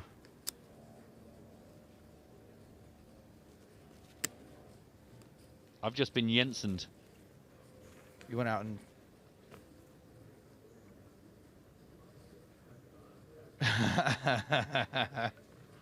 It's a new verb. When you expect something to happen and you're looking forward to it, and then with minutes to go, it's pulled like a rug from under your feet.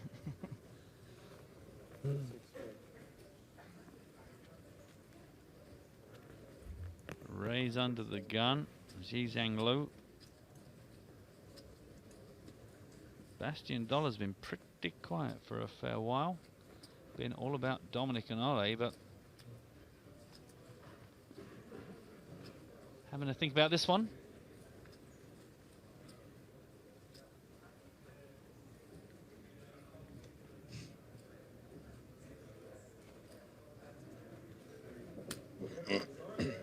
Plop.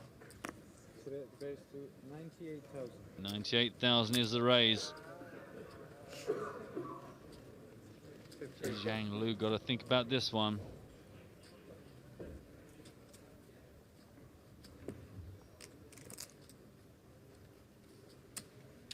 Lex, do you play Elder Scrolls? No. Okay. No, it's too much, that game. There was one of our listeners, Emma, who's incredibly attractive, and you might have missed out on a good thing. Ah, you blew it. Thought that she met you playing Elder Scrolls. Went, can you ask Lex if he plays Elder Scrolls? So somebody out there in the Elder Scroll universe is pretending to be Lex just to pick up chicks. She could do he could do a lot better than that. I guess it's attainable.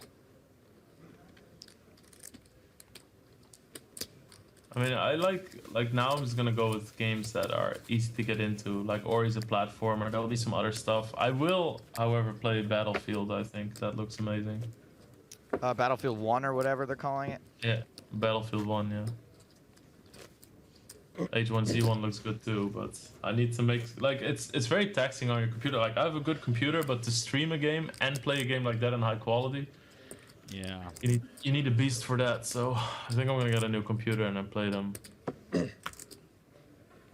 Yeah, I used, when Elite Dangerous came out, I used that as an excuse to buy a super duper laptop and then hardly play the game.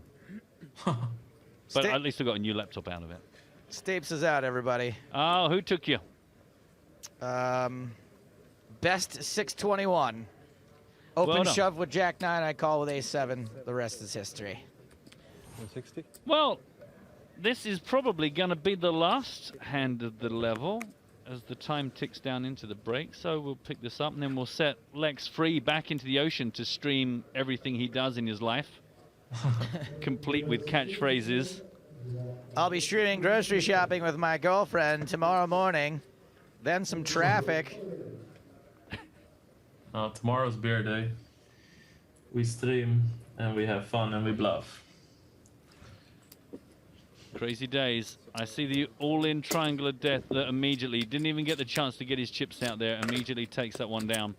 And that's going to do it for that level. Lex, thanks ever so much for your time. Thanks for joining us, mate. Much appreciated. Yeah, thanks for having me, guys. Okay, we'll let Lex go as we pick up some action on the outer tables. You didn't even say goodbye to Lex. Bye, Jr. Lex! It's too late. Unbelievable. Very rude. I'm reeling from my loss. Yeah, no, it's fine. Soak it up.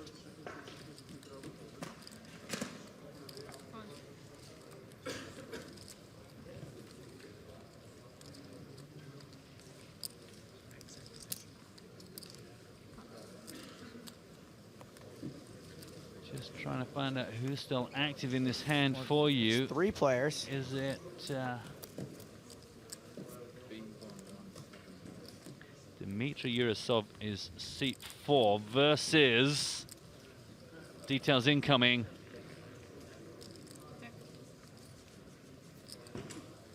Ellie Saad. Ellie Saad. See, again, there's 17 players left. I've never seen this guy, never heard of him. Did you like really late reg? We got a queen high, rainbow flop, now 6 on the turn. It is just these 2 players. Power checking their way to victory.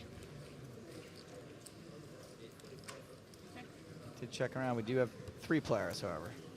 Oh. Oh. Yurasov's the player on the right. Saad on the left. Katarius in seat 8, That's hiding the around the guy. corner. Katarius.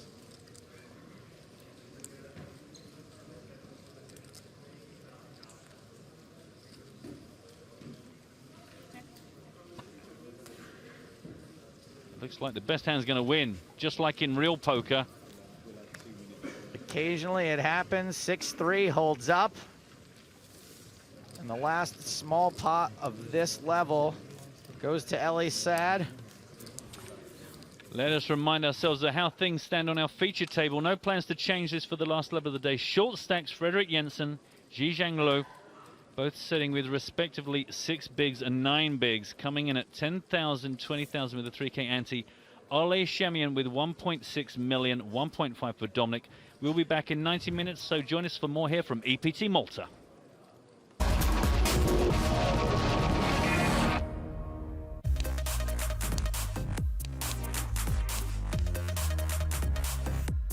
Poker School Online is the place to learn poker or improve your poker skills. To join, simply log into the PokerStars client, visit the school section, and choose your school password. Poker School Online is packed full of free poker bonuses, allowing you to practice and play in real money games on us. Take part in our regular monthly promotions where you can win seats into bigger PokerStars tournaments. There are free scratch cards where you can win daily tournament tickets via scratch and match. Each day, you'll have 2 free cards. Just scratch off the cards and you could win a prize. Another popular challenge is our beginner's bankroll promotion, allowing you to work your way through our poker missions, improving your game, and earning your free poker tournament tickets along the way. And if that's not enough promotions for you, there are unlimited tournament tickets and $5,000 free roll tickets you can earn via our Refer a Friend promotion. Simply refer a friend and you'll both receive prizes. Once you've built your confidence, it's time to compete in the Poker School Online. Skill leagues with $44,000 in prize money up for grabs every month, with up to $5,000 going to the winner. And if improving your game is what you're looking for, we have poker courses from Hold'em to Omaha, cash, sit and goes and tournaments, along with quizzes to test your newfound knowledge. There's live poker training where you can watch pros play poker in real time, view their hole cards and ask questions directly. See the live training schedule for the next session. Our poker forums are always buzzing with questions, advice, and tips.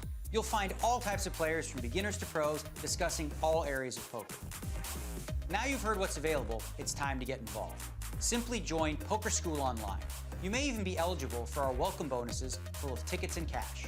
Welcome to Poker School Online.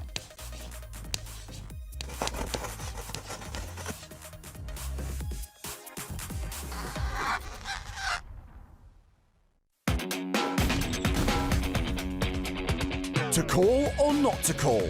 That is the question. If you're wrong, you'll look like a chump. Oh, I'll bet a jack there any day. But if you're right, you'll look like a champ. Nice call. Good call. No, he didn't. Let's count down our top 5 hero calls. Number 5 comes from the EPT4 Barcelona final table. Sander Lilov's spidey sense must have been tingling during this hand against Greg Dyer. Greg Dyer here deciding to race it up with 8-6. Maybe he's learned a trick or two from his favorite player, being Adam Junglin, who we just saw knocked out of the table. Raises to 72,000, small blind pass.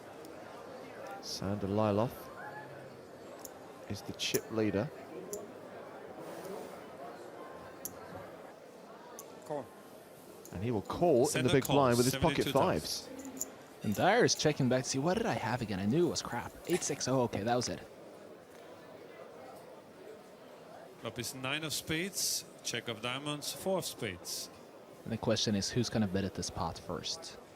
Sender checks. The answer is Greg Dyer. You would think that that was enough to just take down this pot then. 11,000. He could Sorry, 110,000. He could very easily 110. have a jack, a 9, or a pair higher than 5s. I said 11. It's not a. So therefore, you should have to make the minimum bet. Oh. I mean, that's the correct rule. Okay. Mark Telcher's playing the role of tournament director. Okay, great. Well, what that in essence means is that Sander Lilov gets a free card right now. 24 is the minimum, right? Yeah, that's the bet. 24. 24. Unfortunately, Greg got caught up in his words, and he's been punished for it. Turn card is a 7 of diamonds. Well, now Greg Dyer has picked up a straight draw. And a 5 is sure to have caused a lot of action on this river. That might be enough to get Sander Lylov to lay down the 5s.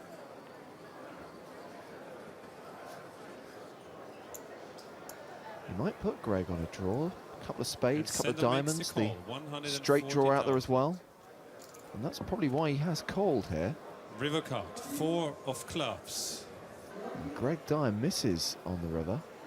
This is an interesting pot right now. I mean, I would not expect Lylov to make that call in the turn. But he has, and having made that call in the turn, he has to make the call in the river as well. Well, Greg Dyer can only win this hand by betting. Can he make a big enough bet to get Lylov to lay down his hand? Well, right now Dyer is hoping, in a sense, that Lylov was on a draw, because if he wasn't on a draw, he's already made up his mind. He called on turn, he's going to call in river, and that's what we see people doing so often here, getting called in these situations. But is Lylov experienced enough here? 330,000. It's a big bet from Greg Dyer. And I'm not sure if I was sitting there with a pair of 5s, staring at that board and playing the hand back in my head, I could make the call, but that's what he does. That is an amazing call. But it's not a good play by Dyer because he knows that Lylov made his choice in the turn. Which is 8 high, and with a pair of 5s. That's a pot of 1.1 million. And that is a confidence pot. Sander's instincts were correct, and instincts just get better over time. Take Erik Seidel, for example. He's played more poker than you've had hot meals. And Erik ate Dmitry Ivanovic's lunch in the EPT 11 Grand Final Super High Roller. We're going to sweat with Erik Seidel here, which means we're only going to see his hole cards. Sweating with one of the best in the world. I love it. Ivanovic completes. Check. Seidel's hand is Jack 4 of diamonds. He's checked his option. I like a free flop with this hand, sure. Only 1 diamond on the flop. Yeah. Seidel has checked. And Ivanovic checks behind. Oh, there's another diamond. Hello, flush draw. Finally. Here comes a bet from Ivanovic, 300,000. Totally fine with a call here. There is the call.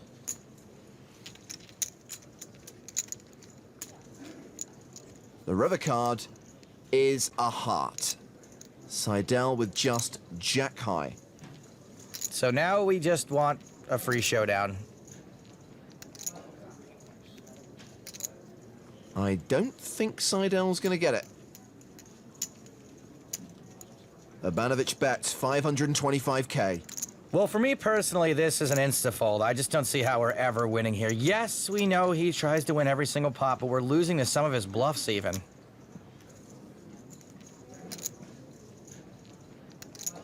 But Erik Seidel, not me. He's a really good poker player, and it looks like he's thinking about heroing. Heroing with Jack high?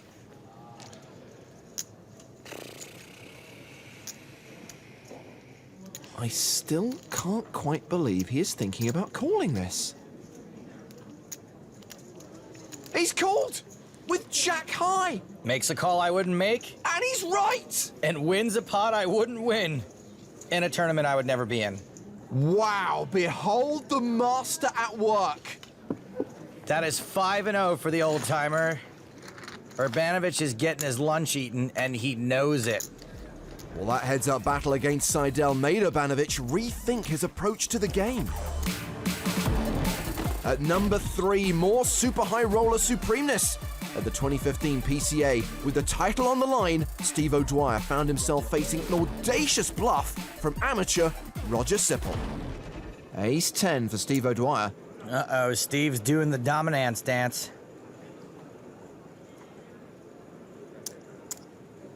He calls. Plays it kind of slow. The flop is Queen 8-8. It's a gut shot for Sipple. O'Dwyer still ahead with ace high. O'Dwyer's playing in flow. He's checked the action to Sipple. And Steve can now call a lot of C-bets because it's a smaller pot. It's a chunky C-bet from Roger, 750k. And I don't think Roger's going to have much here very often.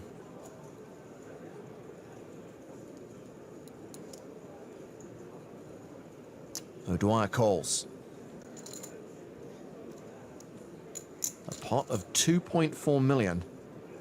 The turn card is a deuce, it changes nothing. Can Roger dump? Nope. Check, check on the turn. The river card, a 3. It's a brick. Sipple misses its draw, ace high is the best hand. O'Dwyer checks for a third time. I'm all in. And Sipple bluff shoves the river! Roger. Roger, what are you doing to me? This is really tricky. Last time Raj did this, he was stronger than the drinks at the players' party. But this is not how most players are going to play their bluffs. And that is certainly the kind of thing a player of Steve O'Dwyer's caliber is going to notice. We can see he has the best hand. A lot of players are going to fold in this spot, and if Steve does fold, he'll still have a 2-1 chip lead over Roger.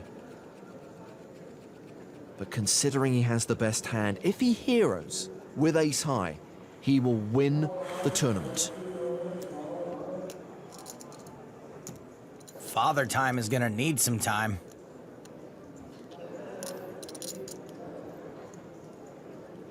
Good call. He calls! It's over. Good call. Incredible call. Ace high. With that hand, Steve O'Dwyer wins! Wow. I didn't have you on a pair and you didn't have one. I didn't think you were going to make that call. I was worried I had a 10 that blocks some of your gut shots. So. At number 2, we revisit the EPT 8 Berlin main event and Davide Katai's quest for the third jewel of the Triple Crown. Jack 7-5 flop, ace high still good. Katai checks. Checking to the pre-flop aggressor. Chen should continue. He does, 330,000. Ace high will often be the best hand, just like it is on this hand. Katai calls.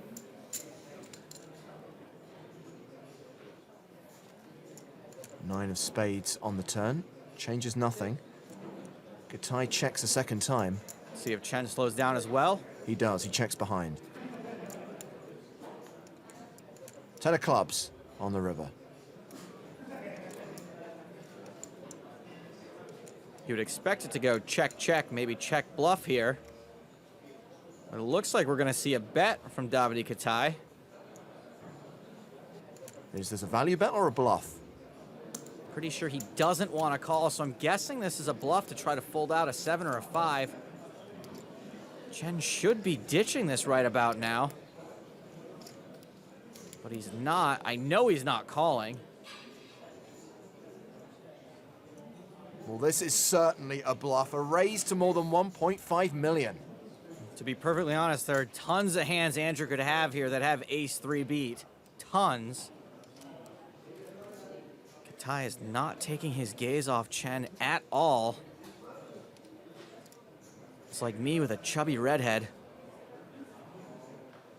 This would be some kind of absolute sick soul read.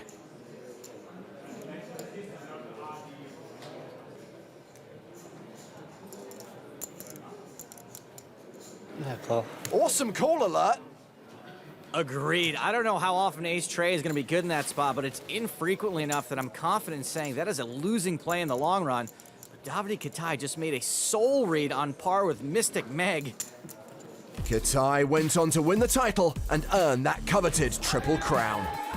Well, talking of players who've won a lot of tournaments, Jason Mercier is at number 1. Before anyone knew his name, he came to Italy in 2008 to play EPT 4 San Remo, and he made the call that launched a career. Okay, 5-9 there for Jason Mercier. Oh, he's suddenly, Wow. Now he's suddenly. Now This is not something we've seen before, is it? No, well, four-handed. You see, he's going to start. He's going to start opening up now that the four-handed, the right thing to do. Good for him. He's set up a table image. Yeah. He's going to capitalize on it. 80,000. I can't see him getting called unless Anthony pass, small blind pass. Eric calls. Eric. 80,000. Eric's making a mistake here, I think. Yeah. He really is. He's calling just to try to outplay him. So if you've got aces or, you know... Two players, Eric check in the Let's dark. see what happens here. Oh, I hate that. He's checked in the dark again. Flop counts. Yeah. 5, check, 6. Jason checks. Jason Here is checks the as turn. well. It's an 8. What's Koskas going to do now? 220. 220,000. Betting 220,000 into a pot of 187,000. 220,000. Did he say call? Oh, well, he's picked up a middle pin. Call. He's picked up a middle pin straight with his pair of 5s. So he needs a 7 or a 9. What he actually, as it is. He doesn't actually need anything, winning. but if he thinks he's behind, that's what he thinks he needs. Exactly, yeah. That's what I'm thinking in my head too. Board is 5, check, 6, 8. Koskas didn't like that call. 8. Okay. I'm on in. Eric, all Wow. Very great strong play there. If Mercier can pick this up, this will be an incredible call. If he can. How much has he got to call here? 700,000. And his stack is 2,244,000. So he'll still be left 1.3 million if he calls and gets it wrong. Has he got a jack in his hand? Has he got an 8? Think it through. He's thinking it through. Checking out his body language. He's looking at Eric. From what we've seen, corner of his eye. From what we've seen of Jason, do we think he can make this call? I've no idea. Can he get a read on Eric Koskas? I think he thinks his 2 pair are good here. I think instinctively he thinks his 2 pair are good. You remember that these guys play hundreds and hundreds and hundreds of hands online. You know, they have a sort of feel for when they might be ahead. What's he got? He's got ace king. If he's got no pair, then I'm good. Could he have been betting a flush draw? If his instinct is that his 2 pairs are good, I call. just got to decide whether Wow. to trust his What a instinct, and that's call. what he does. Showdown. What He's a great call. made the call, and Koskas will show he had absolutely nothing. That is an absolutely excellent call. He went with his instinct, he made Yeah. the call, and he's eliminated Eric Koskas. He has. It's a brilliant call. It's a brilliant call. What did he do? Congratulations, sir. Thank you. It's wonderful. Jason now has more than $17 million in live winnings, and crucially, we now know how to pronounce his last name. Well, those are our top 5 hero calls. Keep watching PokerStars.tv for more countdowns.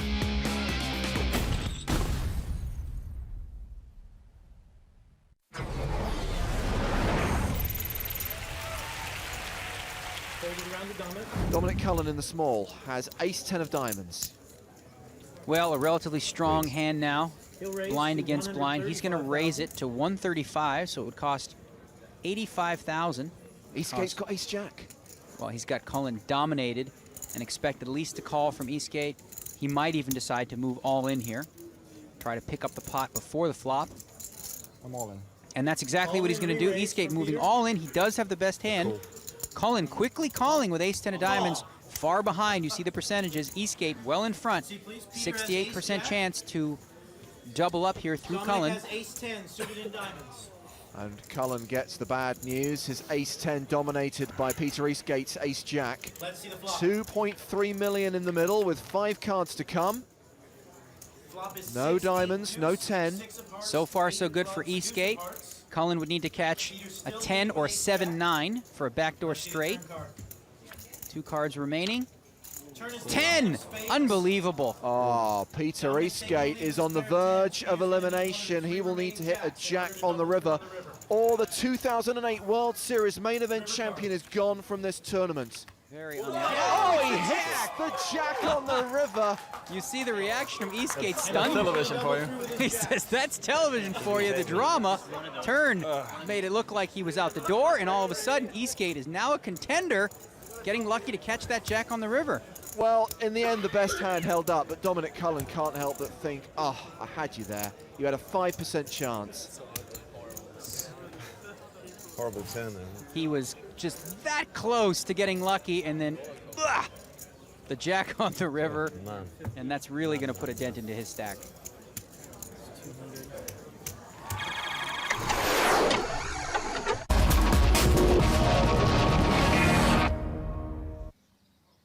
Hello everybody and welcome back to the Portomasso Casino here in Malta for day 4 coverage of the main event of the PokerStars.com EPT.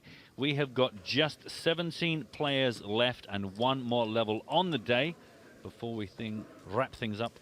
And then tomorrow we will play down to our final table, and then Saturday it'll be cards up coverage of those finalists. Same table as before the break, straight back into the action. Remind you, it's Ale Shemian, top of this table, 1.6 million. Dominic Panker, second with 1.5. Bastian Dollar, German qualifier, over $1 million, and then two very short stacks. Zizhang Liu with 8 bigs, and Frederick Jensen with 5. Both of those short stack players on your screen. I am Matt Broughton, alongside me, Joe Stapleton. Hello, my babies. I need a dollar. Dollar's what I need. And I got something I want to give away this level.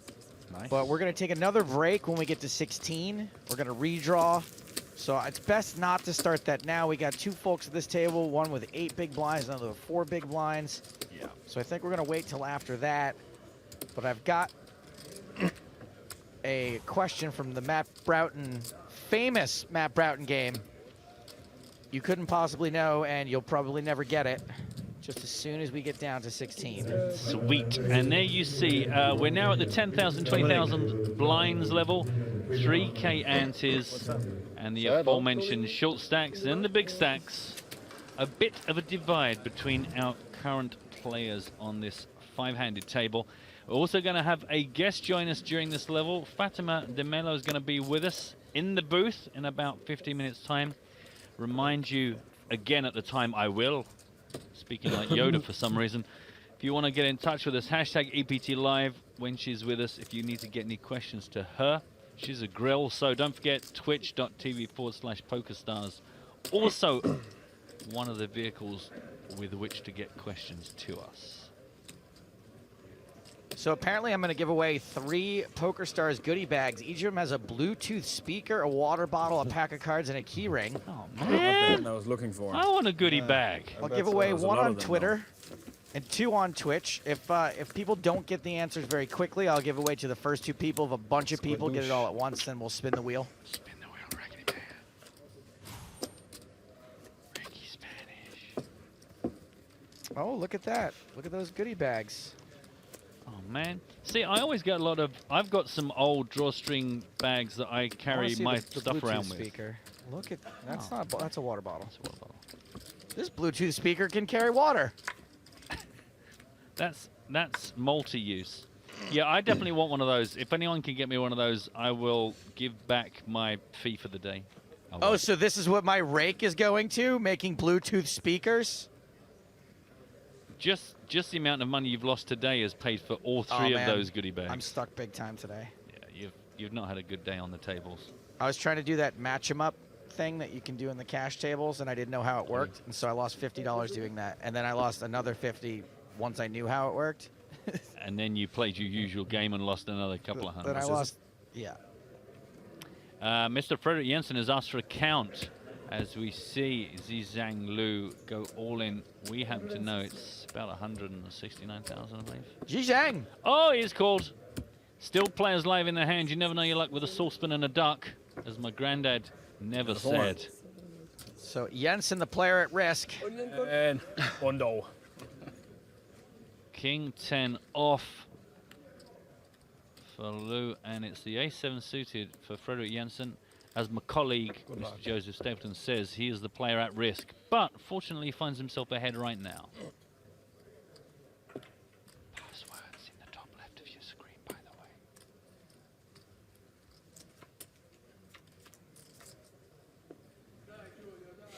Not a good flop for a 7 of diamonds. I'll try this again. Yeah, get your backpack on as quickly as you can. Here comes the 3 of diamonds. 3 of diamonds may not actually be the 3 of diamonds. Oh, you countered. Oh my God! You bastard. Sweet move. Disenchant. Oh. It is over. It's because he did the double stand-up, so he negated Frederick Jensen's stand-up. Awesome move. Frederick Jensen said he did not want to play beyond 16 players, and he has gotten his wish, unfortunately. Your boy Freiberg is out. He gone. Sniped. Jamen, der er jo ingen chance, når man løber sådan der i all in, jo. Man, what a genius move. I've never thought that when someone stands up and put their coat on, I'll do the same. Look at that. He tries to do a little Danish bad beat story. Guy immediately puts his earbuds in. Rude. Sing it somewhere else, Freiberg. Oh, redraw, yeah. Got a redraw now. Last 16 players, so we've been five-handed here. Didn't count, but it looked like just under 100. No, this one. Oh, this one was 168. 16. So you can just... Yeah, 69, 169. Redraw for the final two tables. You can King look 10, at the okay. pile. Couple of people with a saying stack password, and take please. the Top 20 left, top with your left. one move. Still got some action on the outer tables, just like Thomas McNamara. Currently making a decision.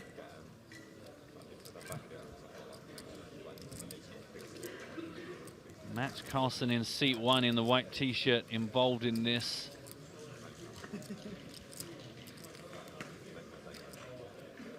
What's it going to be, Denim Dan? Got a permanent kind of puzzled look. I heard he and Maria Ho did not get along yesterday. Did you witness that? I was there. Yeah, he was stuck between Benjamin Phillips, who was stalling, and Maria, who was stalling. All in triangle. And Mats Carlson asking for a count from the aforementioned Mr. McNamara. Hanrahan. Don't look like that much. We got one, what is it, 350 maybe? 320? That's the call. All in and call. All in and a call, and we've got the Queen 9. For at least a pair. Two pair, pocket jacks, so an open-ender. And the backdoor clubs. Oh no, the backdoor clubs would be superseded by the Queen. Forgive me.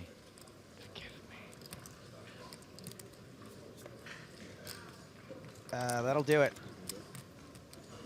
That'll be a lock on the hand.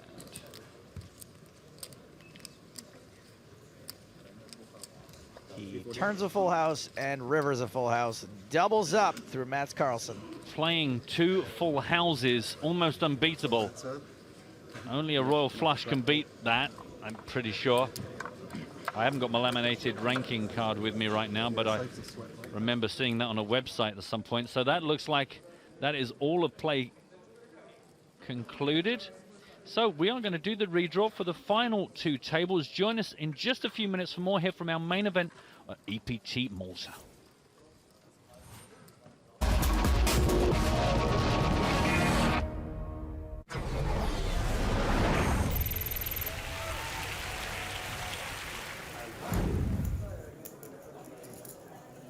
Jawanda has fives again. Fives have been good to him. Let's see how he plays it this time.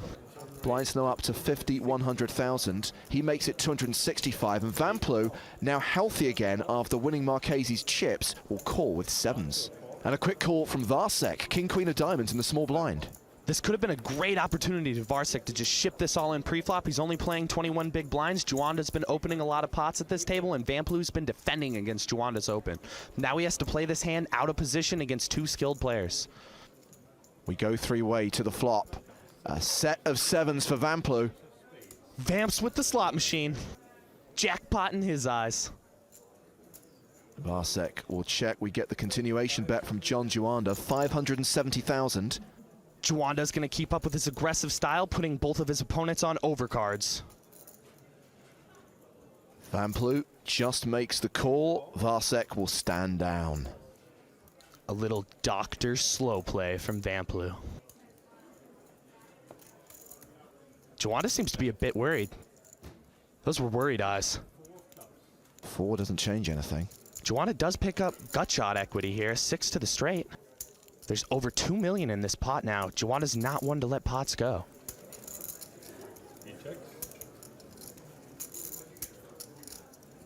He's scared. He sees something in Van Plu. He's not putting Van Plu on a float. He's putting Van Plu on a made hand. Stars of South American poker feeling the tension. And tweeting. With over 2 million chips in the pot, let's see what Vamp comes up with for the magic number.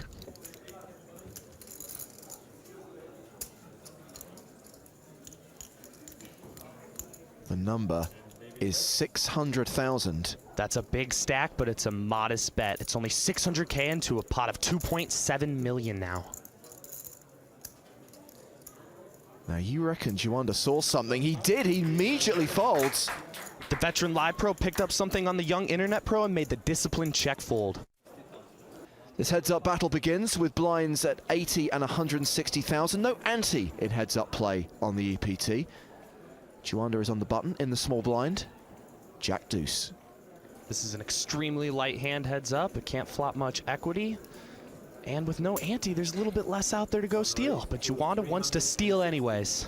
He makes it 360,000, and I guess Juanda feels that he's got such an advantage over his relatively inexperienced opponent that he can just keep piling on the pressure from the button. It's not a bad strategy. Playing in position equals winning more pots. Van Plu with the better jack will call, and we will go to the flop, which is Jack 7. Both players with trip jacks. Van Plu's kicker playing though. Juanda's going to be heading into stormy waters on a raft filled with 3 smaller jacks. There is a 22% chance that this ends in a chop. But right now, Van Plu is 67% favorite to win it all. With over 720,000 chips in the pot, Juanda's going to waste no time to build this pot, betting just over $500,000.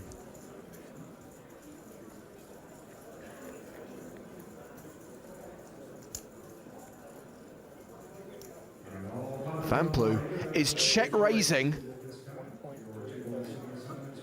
Total of 1.3 million. Van Plu also taking the aggressive route and coming in with a great check raise here, putting Juanda to the test.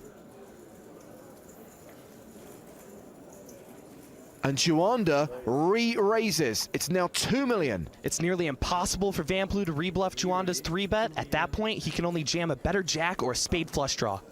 All in. Look at Juanda's reaction. Oh, he's going to be so sick. Have a jack. David shows a check, check 10. Jack deuce no good, John. And Tom shows another check, check with a deuce. The Van Plu supporters willing on the double up. Juanda's going to be praying to the poker gods for the 22% split or the miracle 11% win. John has a deuce. I'm running so good in here. Aren't you worried? I have spades as well. Let's see the turn, please. Here's a 5. Spade insurance for Van Plu. 3 spades on the board. And David Juanda needs a deuce for the win, a 7 or a 5 for the chop. Any other card, Van Plu doubles up. Let's see the river card, please.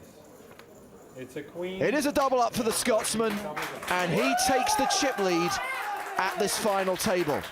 Juanda's got to think to himself, maybe he could have played that different. If he had just called that check raise on the flop by Van Plu, it could have been a much cheaper pot with the spade hitting on the turn.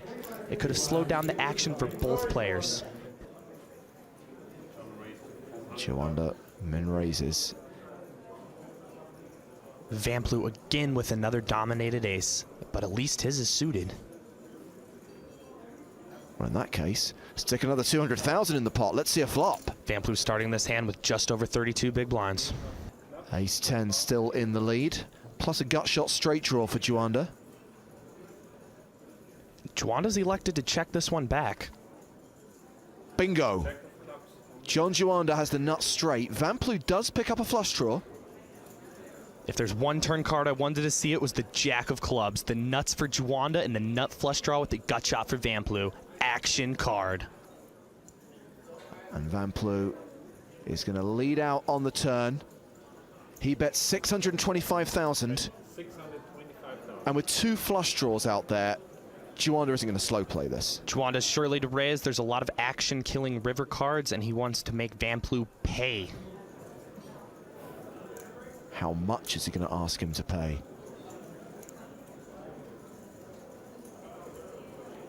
Well, it's going to be a stare down and 1.85 million. This puts Van Plu in an extremely tough spot. If he calls in bricks, he's going to lose 1/3 of his chips this hand, but it's highly unlikely Juanda would check back a great flop to c-bet and then raise a turn lead as a bluff. Van should proceed with caution. Calling. Or ship it. Call. Raise all in and call. Obviously he calls. The stone cold nizzle dizzle nuts. John Juanda is on the verge of winning his first EPT title. He finished second in a high roller event here in London in 2008. He is one card away from lifting that trophy and winning £900,000. He has to sweat a club, which would see Van Ploeg double up, or a 10, which would see this pot chopped.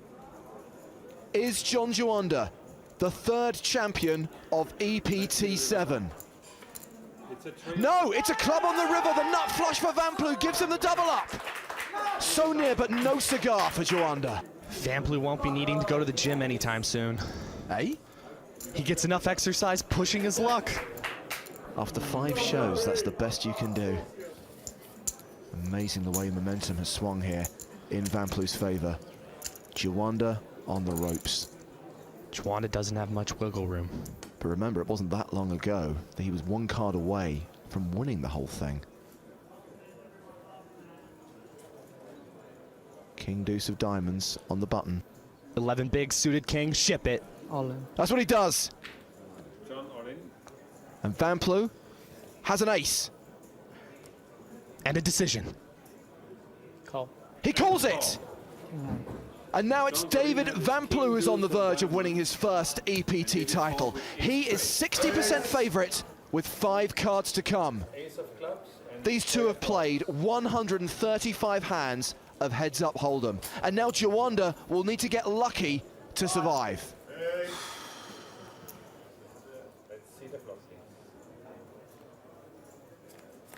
The flop has an ace and a 3 on it. Van Ploeg takes a commanding lead.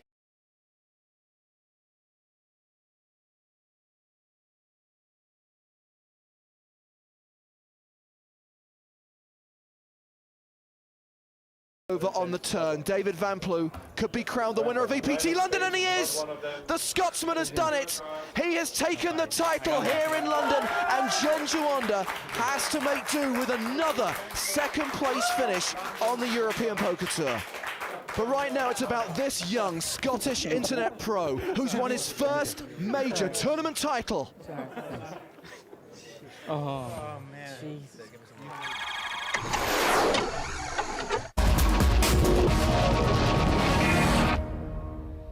Hello everybody and welcome back once again to the PokerStars.com EPT Malta. Day 4 of the main event, and we are down to the last 2 tables. Just 16 players remain from our 468 starting fighters. This is the best of the best, and this is what is left for us. By the way, I'm Matt and that's Joe. Hello, my babies. And in a little while we'll introduce you to Fatima that I promise you. I promise Fatima, I deliver Fatima. That's the way it works. We just got our new players and our featured table. Oh, sorry, I was expecting a big long list to read you through this. So I'll let you know who's here. I kind of stitched myself up there just by waiting, but it's coming apparently. Meh. Meanwhile, action is on Ole Shemian. We know that much. You'll recognize Mats Carlsen was involved in the very last hand we watched out on the secondary, one of the outer tables. We've just got the 2 tables now. We've got this table and outer table. Yep. It becomes way more simpler as the game goes on. Here's out of there. This is Bastian Dollar, you remember? Our German spin and go qualifier. Just 10 euros. Just 10 euros. Pretty cool. Incredible value. 10 euros, final 2 tables. What's the next bust out pay, Mr. Matt Bruton? I can tell you that it is 29,640. No, it isn't. It's 19,640 euros. No, I was right. Start with, look, it's top left of your screen, 25. Hang on, that doesn't tally. That doesn't tally with my understanding. Oh, that's because it's talking about 12th to 15th. How much did you start the hand So it is 19,600. I should have stuck to my guns. You can stop all of those things now. Thank you. 5. Bastian made it 130,000 over the top of Ole's original raise to 45. This guy's been playing against Ole Shemian like he's not Ole Shemian. I like it.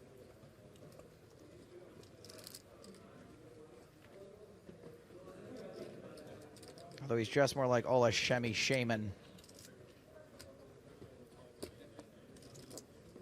He's going to read the bones later.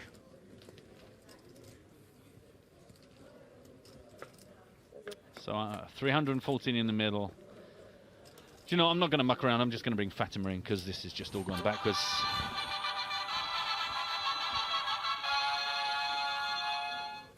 How you doing?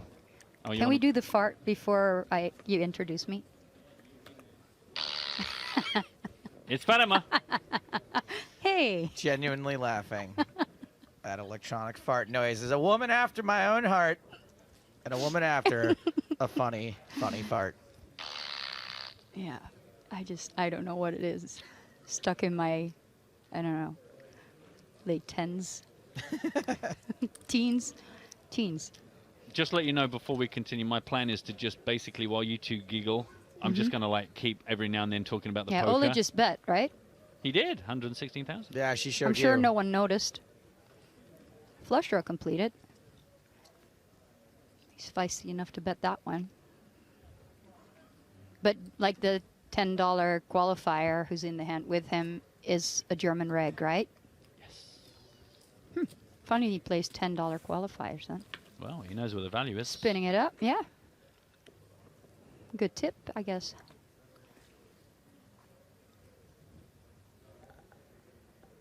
I mean, the cool thing about the €10 spin and go is that if you don't spin the package... Oh, it's a spin and go. Yeah. Okay. You still get to win the spin and go. You know what I mean? You can still and double probably double your money. Yeah. Which is fine. See, these guys are wearing their sunglasses. Very bright. Well, yeah, but... You got to take them off for the showdown. Oh. 7-eye flush. Yeah, he wasn't going to fold that one, was he? Good for Shemian. Oh, Shemian won. I thought the other guy took it down. That's why he kept betting.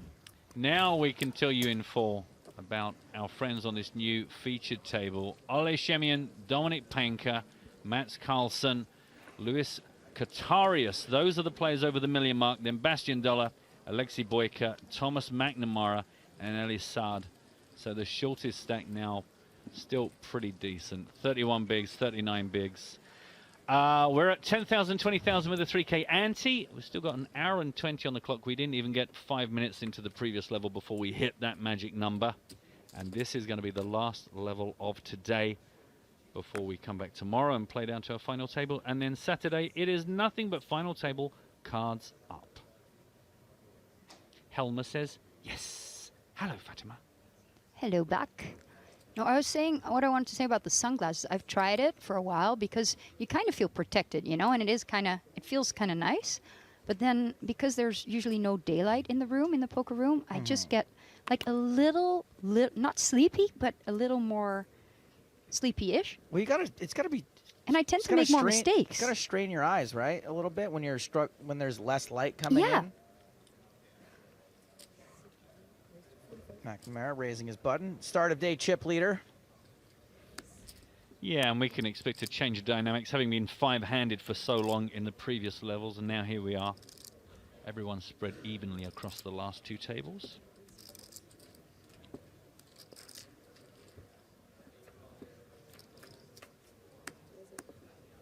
George Gabsai on Twitch says, damn, Panka had like 5 blinds before I left.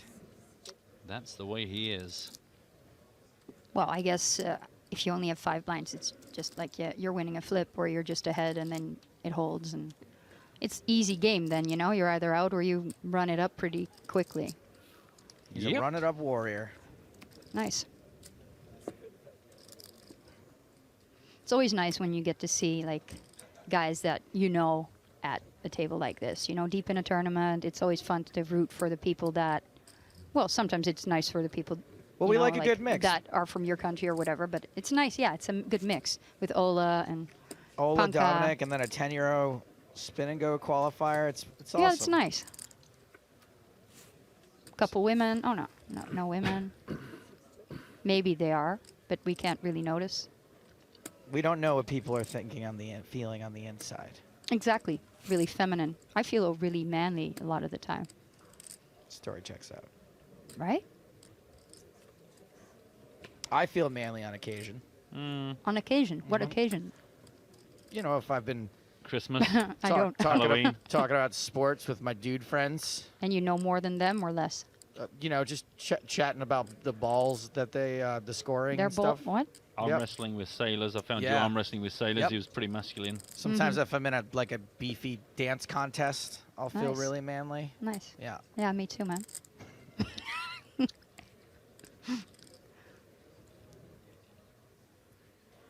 Check. Thinking. Time bank. Mr. Running out. McNamara. Do-do-do-do, He was the do-do-do-do. original guy. He did the whole kind of c-bet thing. You know, it's familiar territory, and here we go now. He's bet the same amount on the pre-flop raise as he did on his continuation bet. This one's bigger, though. This is 105 thou. Thou.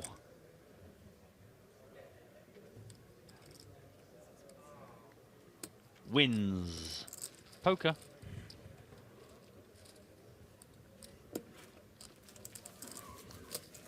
So I had something I wanted to give away.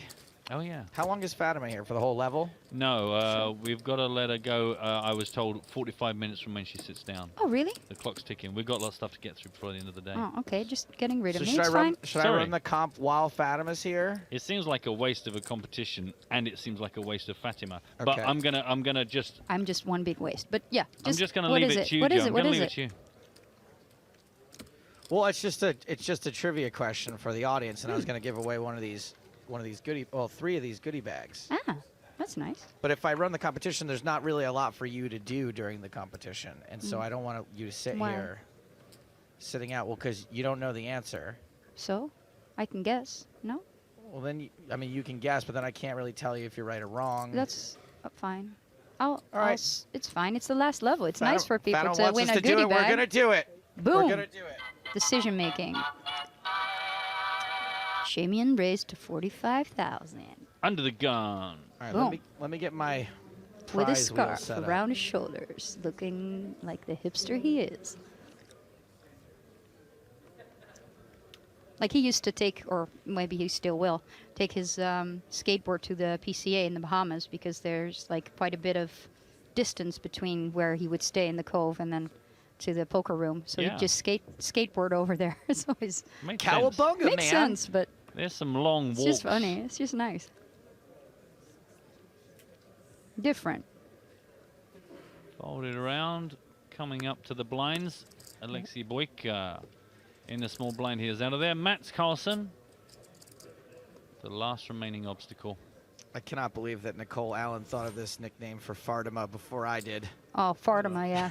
That's what my boyfriend calls me. No. She thinks there should be no sunglasses and hoodies. Better for the game. What do you think, Fatima?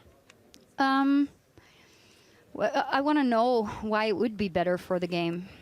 I mean, you think it would be more accessible to other people that don't know the game?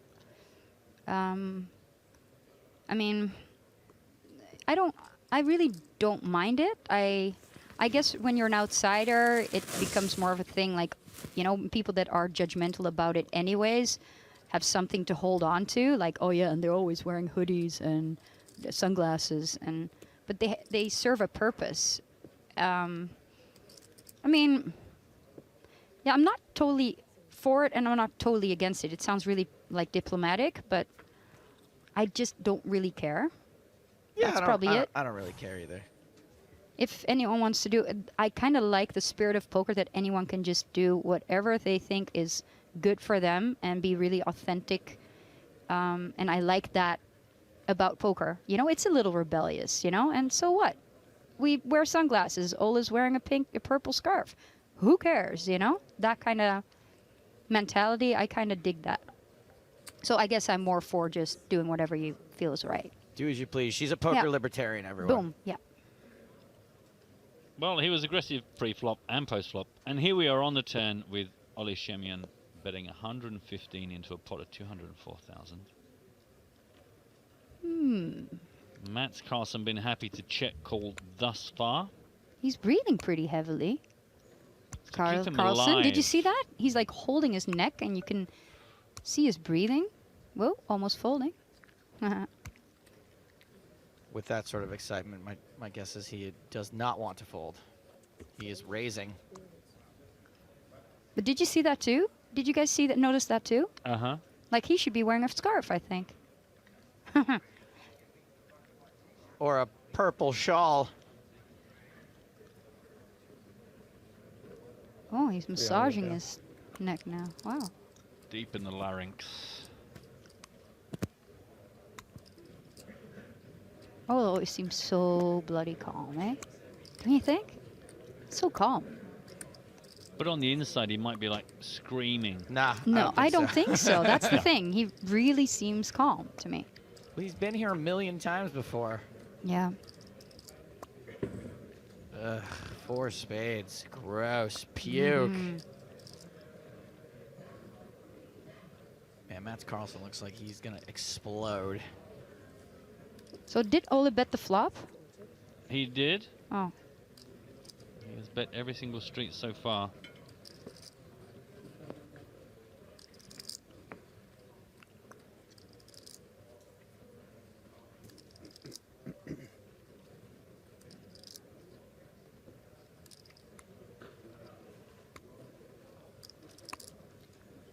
So 804K in the pot. Carlsen doesn't even have Man, pot does- size bet left. He checked. Does Ola ever check behind here? I mean, he's either got it or he's gonna rep it. Well, it.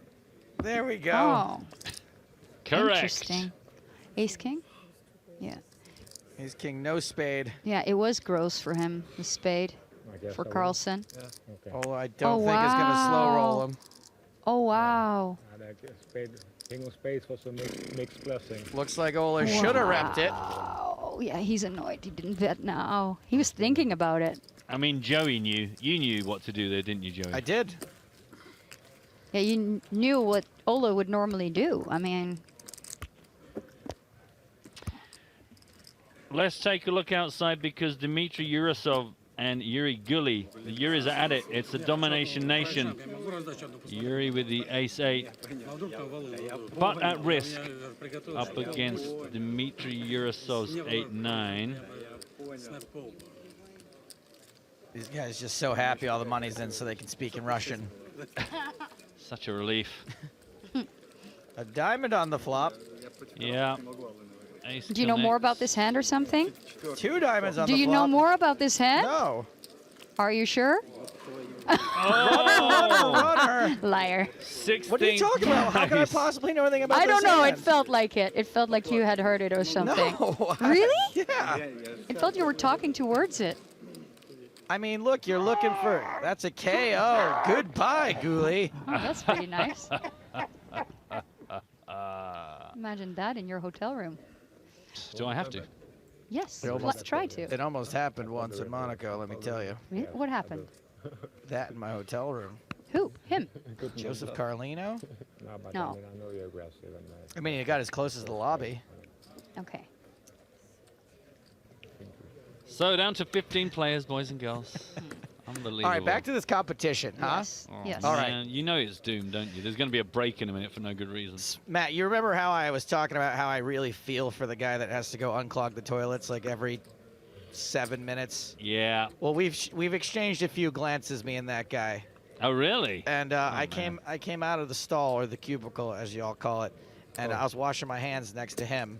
Shemian's calling this race, and he made eye contact with me, and I was like, oh no, this poor guy's just been cleaning up after me all week, and I just feel terrible about it. Shitty about it.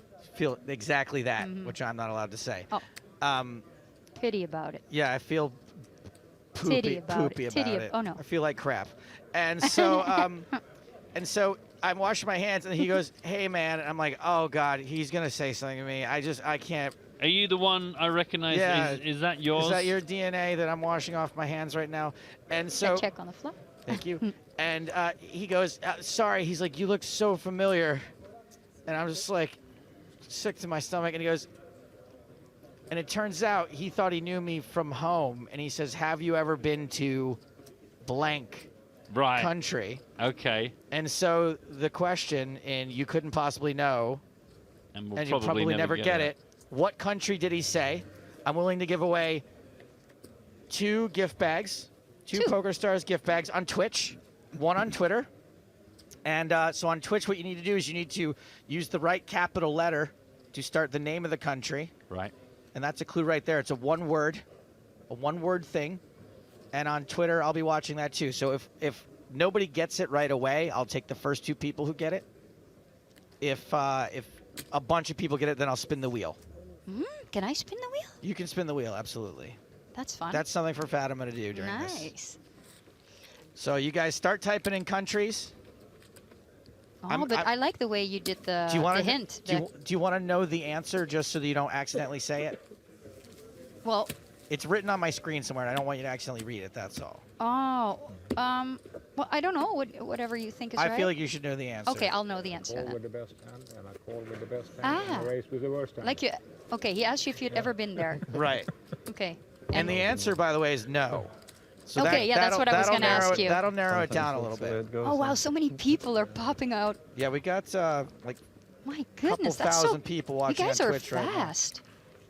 We've got 4,500 people watching on Twitch right now, so that's why we're. Can I say whether I've seen the answer yet or no? Sure. It doesn't seem like it. Okay. Yeah, if you ever ask our audience to do something positive, it just seems like there's no one watching. But as soon as you offer them a bag with like a drink bottle in it and a Bluetooth speaker, all of a sudden we've got thousands of them. Well, it's nice. That's good. It's good to give. It's very good to give. I still haven't seen that, I don't think. Guys, come on, think. So I will give a hint after a while because it is rather difficult. I think so, yeah. In fact, I'm going to give a hint right now. Oh, fun. The answer could be like a pun in regards to a legal question. Like, it's like it could be like a legal thing. My English isn't good enough for this hint. No, my English is excellent, So and I don't know what that means. It's pretty, like, it's for the native English speaking or Native American speaking people then, this hint. Sure. I think. Meanwhile, just to break in, Alexei Boyka's raised it to 45,000. You're welcome. A legal command, I guess it could be. Do you understand it? No, not at all. Do you know what the answer is, though, Matt? No, I don't know. Oh, okay. Okay, no, but if you knew I know the answer and I don't get it. But Oh, hey. I see. Okay. What? A re-raise. I've seen it. A re-raise instantly. Someone's trying. Yes, 2 people so far on Twitch have gotten it. Yes. Oh, people are smarter than me, that's for sure. Or just better in English. At English, I don't know how you say that. Okay, so what's happening? Shemyon. Too late. What? I tried. It's too late. The hand's over. Oh, well, he won it, though. He did win it. That's good. Good for Yeah. him. He's a daddy now, eh? He's been Yeah, for a while. indeed. Wonder if the kid's smart. Probably tough to tell as an infant. Yeah, you don't think you can tell whether an infant is smart, gonna be like... Yeah, I think it's probably pretty tough to tell. I mean, if they literally can't find the nipple, maybe that would be a telltale sign. Maybe they're just gay. If they okay, interesting. I'm pretty sure both straight and homosexual That would be babies so funny like that to gay eat milk. Yeah, but maybe they'll just drink from a cup already or something. Okay. Screw the No, there's screw no the there's, nipple. there's I'm no way for I'm the- going near that. Thank you. I want a straw, thank you.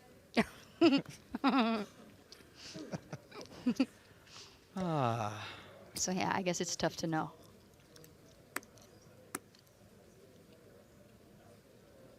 Well, Punka's raised. That's fun too. And the gun +2. It's all going swell. Oh, all is not involved in a hand. That's interesting. Just the blinds to get through. If everyone makes TV, and everyone going to think I'm such a schmuck. Nah, that's all right. We're not televising this. I think what I'm gonna do is give away the prize on Twitch to the first 2 people who got it. Really? Yeah, because look how many people got it now. How many? Oh, wow. Oh, that's a lot. And so I think I should reward the people who got it first. I guess so, yeah. It's a timing thing then. Now, I took a screenshot of the first 3 names, but did you see what was the 3rd one that popped up? No. Okay, I might have to give away 3 prizes then. Well, you said you were going to give away 3 because you were going to Yeah, give 1 to Twitter and 2 to Twitch. Twitter hasn't gotten it yet. Oh, okay. Oh, really? 10% of your hand. You think people on Twitch are smarter than people on Twitter? I just think it's a lot easier to hammer out answers on Twitch than it is to do it on Twitter. Really? Why? All right, we've got it. We've got it on Twitter. We had 3 on Twitch. We're in between hands. The answer, I'm going to let Fatima tell you guys. The answer was... Sudan. Sudan. So what should I do about this legal problem? Sudan. Ah. That was one of the worst clues I've ever heard in my life. Yeah, well, people started getting it as soon as I gave the clue worst out, thing Matt. is that I think it's funny. You should sue Dan. You get it now, don't you, Fatima? Well, now I do. If I didn't get it now, I wouldn't have had, well, been breastfed. Back to the breastfeeding. That's Well. fantastic. Congratulations to Mads Mangor Jensen on Twitter for being the first person to get it. So jealous. And then we had 3 people who sort of all tied on Twitch. So what I'm going to do is I'm going to give I believe it was Raichu and Hawka who were the first 2, and that Melon was third. But what I'm going to do to Melon is I'm going to make a prize pack out of other prizes that we have. So Melon, I'm going to give you a deck of cards, a coffee mug, a dealer button, and $10 in T-money. Wow! Meanwhile, I feel duty bound to interrupt you to tell you that Oli Sheminian raised it to 46,000, been re-raised by Elisad. And Elisad has just over 20 bigs to start this hand, so it looks pretty strong. It looks pretty strong. Pretty strong. So back on the boy Oli Shemion. Got to decide whether to tangle with his shorter stack. Right here, right now. All in. All in. Well, that's one way of dealing with the problem. Cool. And a call. Ollie's going to show us the goods. Ace, queen suited. Aces. Ouch! Ow! Well, ace is well ahead, but the player at risk. We've seen nastier things happen.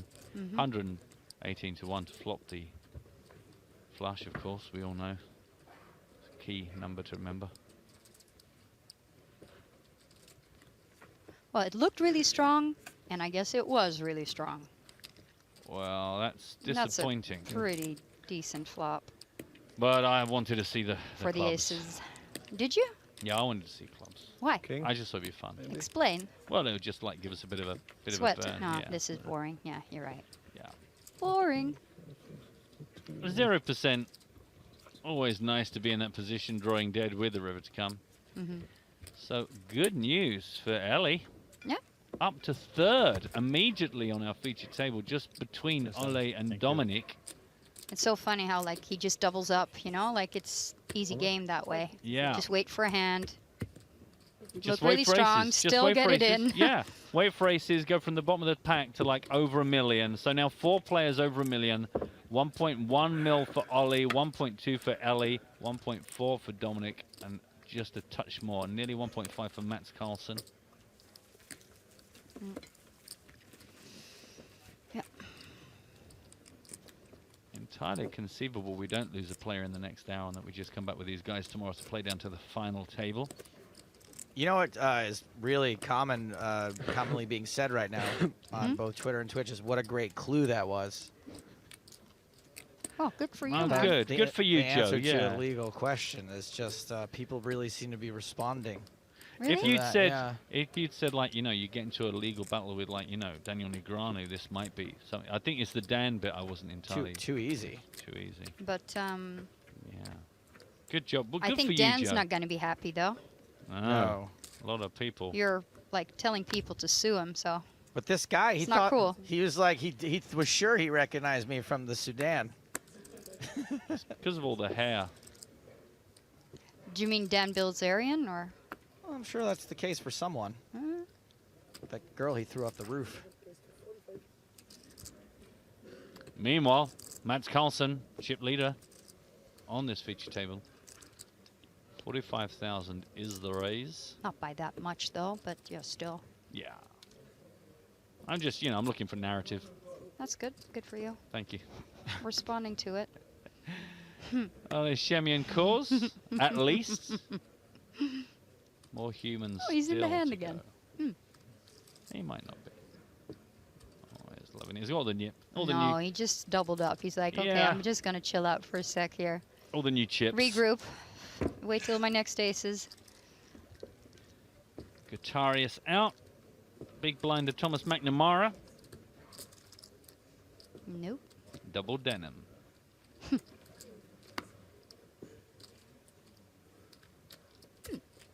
Having a little look-ski.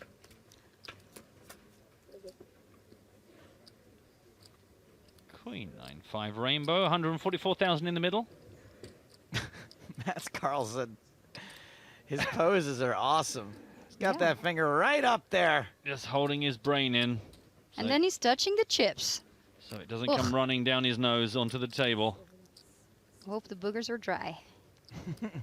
Right? They well, are now. it's a bit disgusting. It's poker. Disgusting. No, it's like all these guys who go to the bathroom, talk about sedan, and then don't wash their hands. Forget to wash them. I do just the obligatory so it looks like I washed Yeah, my yeah, hand yeah, kind of exactly. thing. Yeah. We just turn the tap on and then walk away. Yeah. I'll run my hands on there. A little. I think a lot of Well, people think I don't one wash hand. my hand because One I. hand. Yeah, well, it's not like I'm using both of them in there. Well. He's normally got the other one holding his t-shirt up over his head. He's got a very specific way of urinating that takes a while Can to only get do used it to. one way. Get shy. Post-flop, there was a bet, a continuation from Mats Carlsen, as 65,000 got the call from Ole. Yeah, Ole in position. He's just waiting. هناك كان حريق ما شفتيها اكيد. How much is pots? 274. The bet's, I think, 85? What was 90. it? Oh, 90. Okay. On the nose.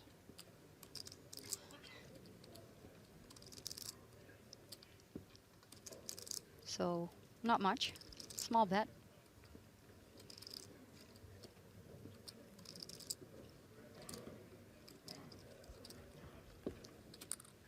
It seems like he's trying to either block bet or suck Ola in, but Yeah, I'm gonna go with the block bet. yeah, right? Yeah. Yeah, now he's thinking longer too. Like. Yeah, he's giving it up. Yeah. Like Ola has to, like, especially. Oh, Especially oh, he has after- value. Yeah, if Yeah, he's got but showdown he's got value. showdown. No, he's yeah. He's got 2 sevens. Oh, maybe he has. Yeah. What does Ola have? Not good. Not good enough. What? No. It's like the How flush. can he not? I was like, he's gonna bet now. He's gonna bet now. I don't get it. I don't When get he it. checks behind, I think for sure he's got like a 9 at worst. Yeah, that's what I was thinking. But no, unless he's just being really generous to this guy and just decides hell? to muck. No, but honestly, like, are we stupid or what? Right, I've got to stop you once again because Okay. there's some work to be done. Don't forget, boys, you and girls can spin and go to the Bahamas. You need to match any of these hands with your winning hole cards during a real money spin and go. Just win a hand. Don't have to win the whole thing. With 10 of spades, 3 of diamonds, ace of deuce of hearts, king of clubs, jack spades. Those are the 3 different specific hands. You can either tweet a screenshot or a boom link along with a hand ID to hashtag EPT win. We have got 5 winners are going to get 3 $10 Bahamas spin and go tickets. Joe? Do you want some of my facts? I don't know. Yeah. Go on. Even though you just went over some of these, people have facts. I want to hear about the fox. Okay. Fact number 1. Yep. Do I have to have the exact suits that were there? Yes. Fact number 2. Yep. Do I have to win the entire spin and go? No, just a hand. Fact number 3. Yeah. Can I submit multiple times? You can. Okay, I have no more facts to give. Thanks That's very much good. for I your like facts. that. I like that. It's No, I good. like the way you guys do that. It's very handy. Information for the boys and girls. Hey, Ola is involved in a hand. Who'd have thought? Can't believe the guy's name is Dollar. Well, Dola, but Dollar. $10.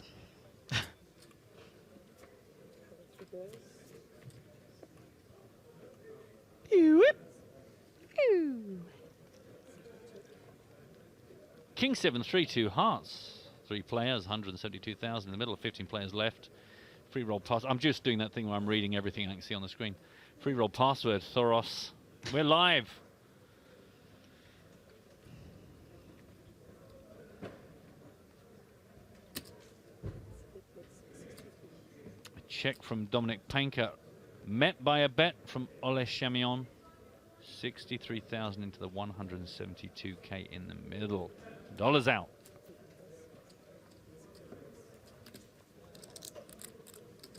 And so's Dominic. Ollie wins. Good. I like this being pointed out by Simon and Baker, not the mentalist, that Lebanon's flag looks very much like a Christmassy version of Austria's flag. So, yeah, it's like little, yeah, it is. It's a little festive version. It's what the Austrians do when things get round that kind of Christmassy. That's a good time. idea to do that for like in Austria. So then you put the Christmassy flag out. Yeah. That'd be fun. Oh, Cute. Tenenbaum. Yeah. Nice. Nice addition there. And what we do with the Union flag is that when it gets near Halloween, we turn it into like a pirate's skull and crossbones because it's just really Nice. easy to do that. That's fun. So. Who cares about tradition? Form new traditions, right? Exactly. It's more fun that way. Yeah.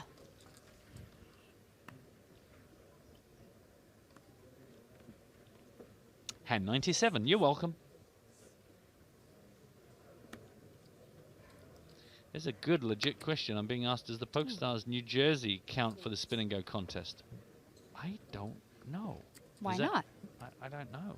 No one's asked me that before. It's PokerStars. Huh? I'm pretty sure no. That's just a. I mean, it's not a fuck. Oh. It's just it's .com only. Sorry, mate. The New Jersey just not yet. Too new. One day. Once it's old Jersey, maybe it'll be in the fray. But good question. You challenged us, and we got the answer, and then we got rid of it. Thanks for your question. I think it's enough of a prize that you get to play online poker in America. Yeah. Haven't you already got enough things going your way? I'm going there actually to the New Jersey, like the Atlantic City festival. Yeah. Everyone is. It's just me, Joe, and James that aren't. Everyone. You're not? The whole company is going apart from Really? us. Yeah. Huh. It seems it's not really a fit for me to do an event in America, I don't think. The thing They is, don't get your humor there. Yeah, he just sounds normal and boring in America. Exactly. Anywhere else in the world, they think is exotic and wow. Listen to your accent. Are you from the Sudan? How did you get here? Do your parents know where you are? Oh, guys, Ola's not involved in a hand. Look. Wow. Yeah, this one was raised up by a Bastian Dollar. Got caught in 2 spots. Flop check around. Yeah, check on the king deuce board now. A queen. Are we ever going to get down to 16 players? There are 16 players. There's 15 left. Oh, there's 15 left. What the hell? I think Joe When is does this happen? trolling you. I Why didn't are even you mean to doing get her this? that good. I just. That's so mean. Why? Why I was me? just doing a typical. Well, it wasn't specifically. I didn't even talk about girlfriends. The two of you or were whatever. supposed to be like, Stapes, there are already 15 players. But then Fatima's like, yeah, when are we getting down to 16? No, I said there are already 16. Right, whatever. And then there were 15. So I still look like a stupid moron. Which I don't mind. I don't mind to be the stupid moron of the 3 here.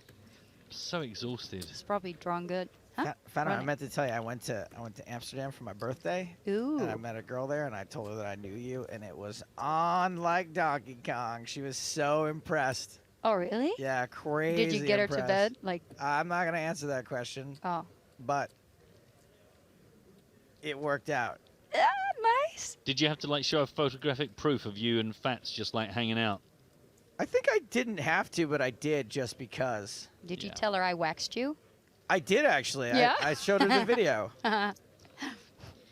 Yeah, when Joe approaches a lady, she's in for about 3 hours of media where he just says, and here's where I was really funny. Here's me doing stand-up. Here's me on the TV. Here's me with Fatima. Here's me doing things. Here's a picture of me. Here's another picture of me. And even if she just wanted to go to bed with him, she's got to sit through 3 hours of presentations. What's foreplay? I just keep a link to my reel saved on my phone. Hey, but why did you do your what is Birthday. it? Birthday in Amsterdam? Let me help you out. I was already in I was London. saying do the girl. I was already in London, and my best friend had never been to Amsterdam, so he flew over from LA. And his birthday's a week after mine, so we sort of celebrated our birthdays that's fun. together and had a great time. Nice. Did you stay in a hotel or Airbnb? We got an Airbnb. It's my first time doing that. And? Was it good? It was good. It's good because there's two of us. Now, if I was going by myself, I'd get a hotel room. But when there's two people and like you double the cost when you have a hotel room, sure. so. Yeah. Meanwhile, that was picked up by our friend, Mr. Bastian Dollar. T Dollar. Pretty safe. Everyone here is pretty safe, I think. It's going to take a bit of a bish bash for somebody to find themselves worrying about coming back for day 5. 47 minutes left on the clock.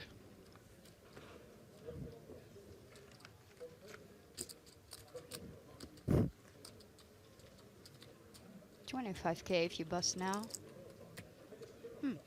I'll take that. That's fine. Yeah? I could buy myself some goodie bags. No, but what would you buy if you? 25 grand. Yeah. What would be the first like big thing that you'd buy? I don't know. That's a good question. I have such a rich life that there's not really anything I'm desperate for at the moment. What would be the first thing you'd buy? Ah, do you know, I'd probably buy like a powerful PC and VR, like some proper game rubbish. Yeah? Get myself some good stuff like that. Yeah, that would probably be something I'd waste money on. What would you get, Fatima? I have to think about that. Joe? Ab implants. Right, good answer.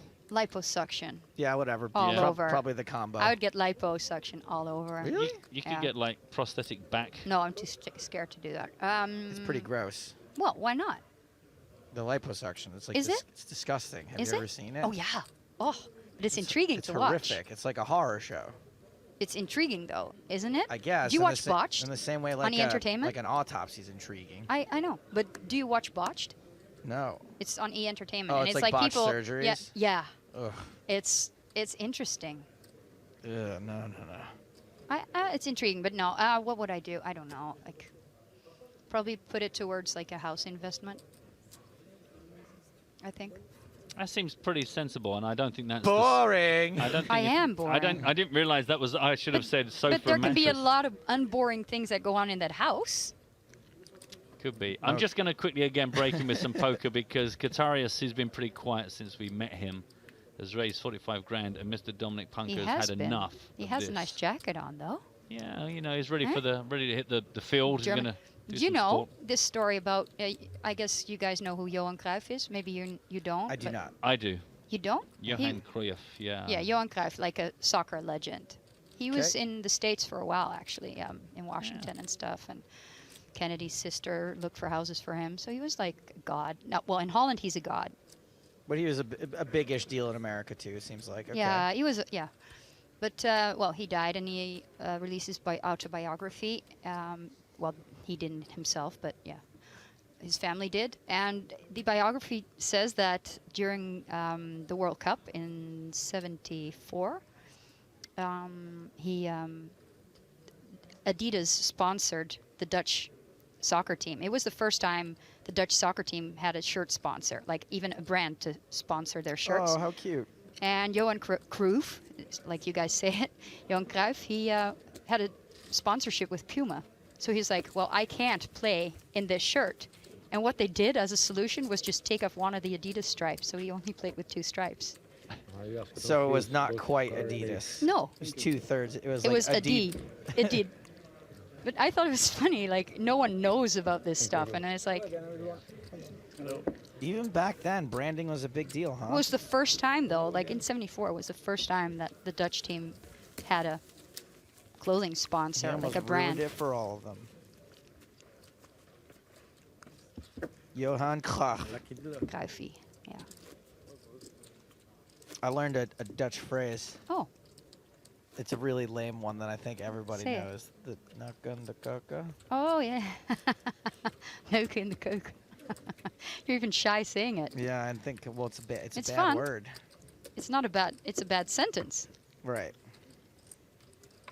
I learned that one because I knew Fatima. Well, I never told you that. So That's what maybe I'm the girl saying. you met That's in there that's and what I'm you took to saying the is that Airbnb. in knowing you, I ended up learning that phrase. if that makes sense. Yeah, I get it. I get it.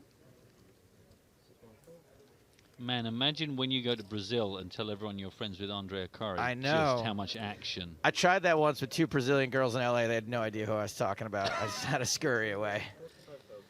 What about Fatima? No. Hang on a minute. Lex Velhus? No. Okay. Chris Moneymaker? No. Just like go through all the people you've ever met. Just Ronaldo Lima, Brazil. Dude, I Neymar can't, Jr. but I can't, He like, I'm can't friends pretend. with you. I Yeah, can't but- say like I'm friends with Ronaldo. Like I'm friendly with Ronaldo, but I don't even think he would know my name if I Oh. ran into him somewhere. He might. He's a Okay, friendly okay, guy, okay. so he probably. Okay, we have to work on that then, because Brazil is a big country, you know. Yeah. Right, kids, do you know what another big country is? What is it? Sudan? Well, actually, do you know what? I'm going to lead into this a different way. There's one more chance to become an EPT champion before we evolve into the PokerStars Championships. And we've got some information for you about what is happening in December.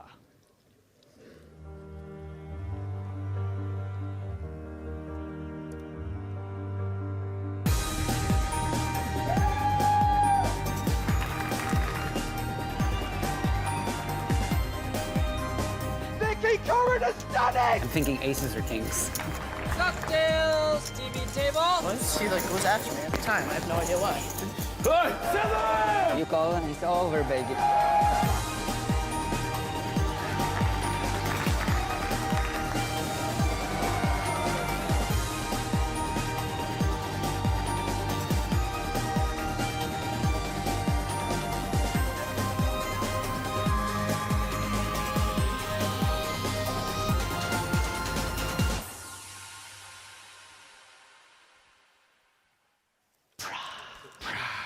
Eighth to the 19th.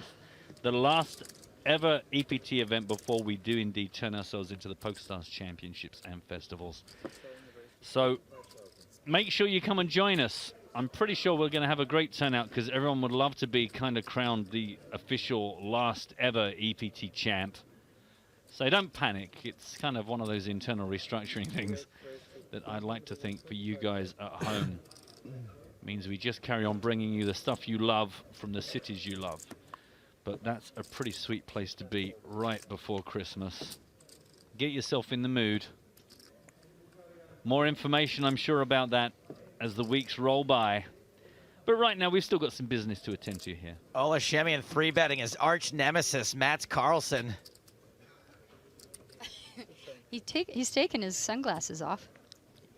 All the better to see you with, my dear.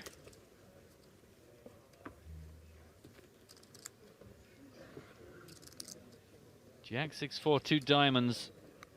Best part of 300,000 in the middle of the table. Oh my God, what am I doing in this pot with Ole?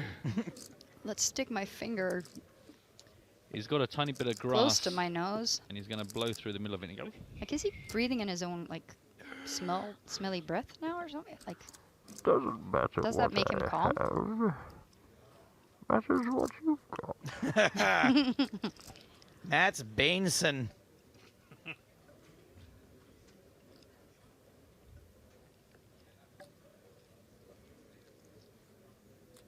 Oh, how much? How much? How much? How much? 110. 110. I don't know how much this is. 110. 110. I think that might be.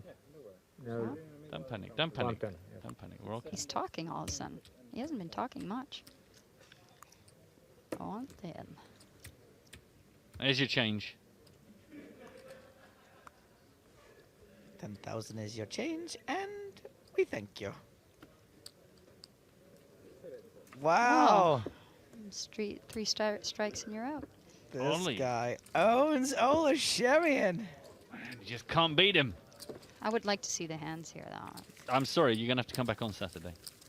But I want to see these. We got some more action elsewhere. I can tell you Zizhang Liu is up against Martin Nikolov.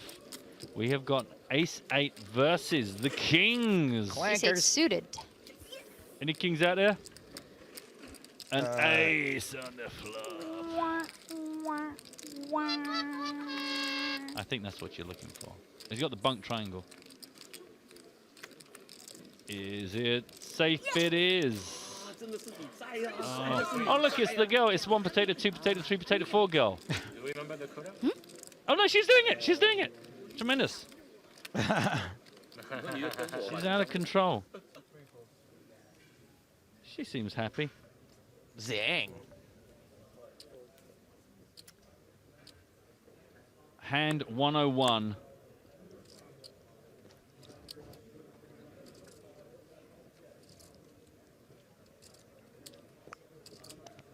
Alexei Boyka. He appears to have sped up his processing. It's 30 bigs or something. Not opening light, I wouldn't think.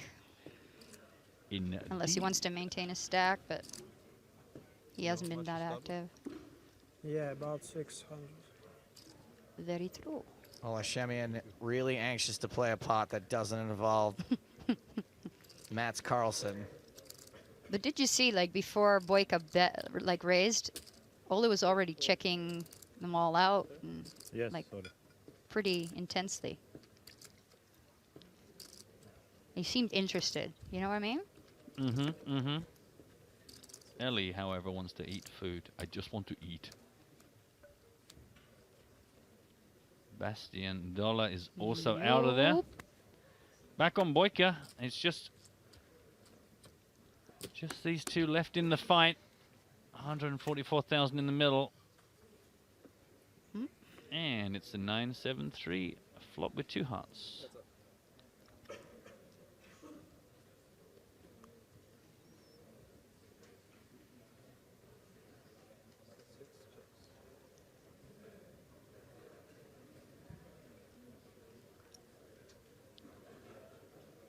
Ah, this is the Boyka I know and love.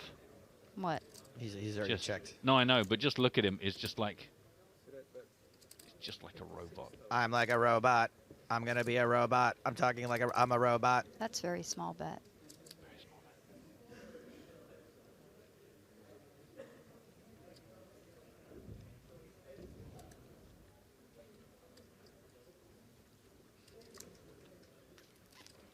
Interesting fact about Boyka. Due to an accident as a child, he never has to shave. Hashtag I wish I had that. fake facts.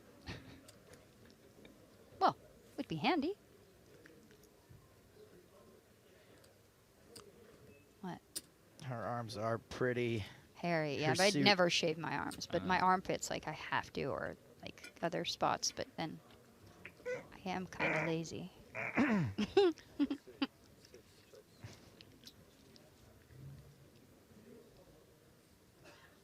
By the way, just while this hand silently goes about its business, a couple of people are chatting to us. Today, there is a scheduled server restart of the client. Some people are going, what's going on with PokerStars? Is it down? Is it up? If any of you are experiencing some issues, that's what's going on. Just thought I'd let you know. But he has, like, a little beard, like hairs on his jaws and stuff. Yeah, that's why it was a hashtag fake Can I facts. leave with this? Oh, fake Yeah, facts. I made it up on the can spot take a- just because I was Oh. bored. Oh, really? So I just thought I'd say something that Oh, I invented. That's Sorry. how rumors start.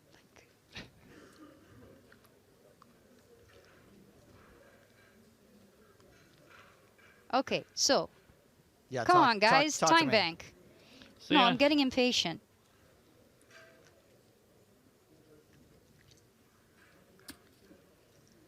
So tiny bet on the flop, right? Wasn't it? Yeah. Yeah. And then now, Less tiny bet on the turn. yeah, bit bigger. Hi, everyone. I'm Tiny Bet. Teeny tiny bit. Please call me. I'm a Tiny Bet. Or he just wants to have enough room to shove river or something, but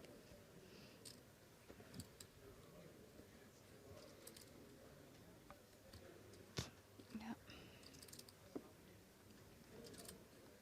No, he doesn't, I don't think.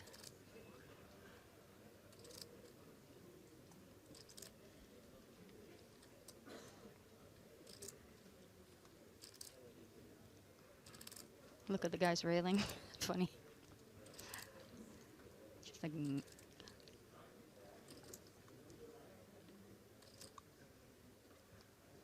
Boyka and the Koika. 36. 136.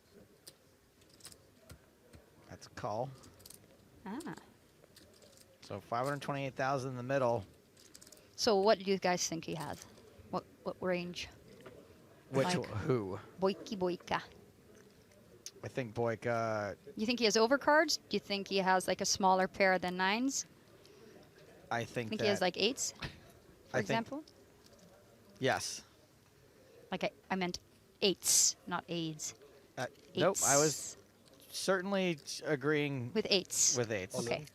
All in. All in call. Maybe Oh, that's Oh a dear, a it's full definitely the house. 7-8. And what It's does a he full have? house. Yeah, 9s. 9s. Full. Oh, boom! Even better than 9. And Ola missed completely. And all the times that he's not been betting on the end, he clearly thought, you know what, I keep making the same mistake. I should definitely go all in against this guy. Yeah. Oh. He was saving room to shove on the river. Oh, this is Whoops. so annoying. Well, that's awesome for Alexei Boyka. Yeah. Going to be up to 1.23 million now. Olea is going to be down to just over $250,000, about 13 big blinds. He kept bluffs in his range. So good, eh?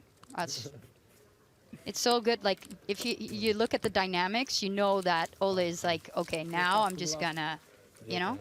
Yeah. I'm gonna go for it. Let's take a look at the full range of chip counts across our feature table. Mats Carlsen still top, 1.86. Dominic just a bit behind him, 1.5-ish. You can see the shortest stack is now our hero, Ole Chamion, with 271,000. As we release Fatima back into the ocean. That's it. Am I a whale or something? No, you're a beautiful dolphin. A porpoise. A dolphin. I like a dolphin. See, there you are. Let's So get you- a dolphin tattoo. Don't have to shave. That's correct. I wish I was a dolphin. Bye, guys. Thank you ever so much, Fatima. Bye, Always a Fatima. pleasure. Well, look, she just is always an athlete, this one. Look at her go. Oh, man. Super fast and silky. Apart from her underarm hair.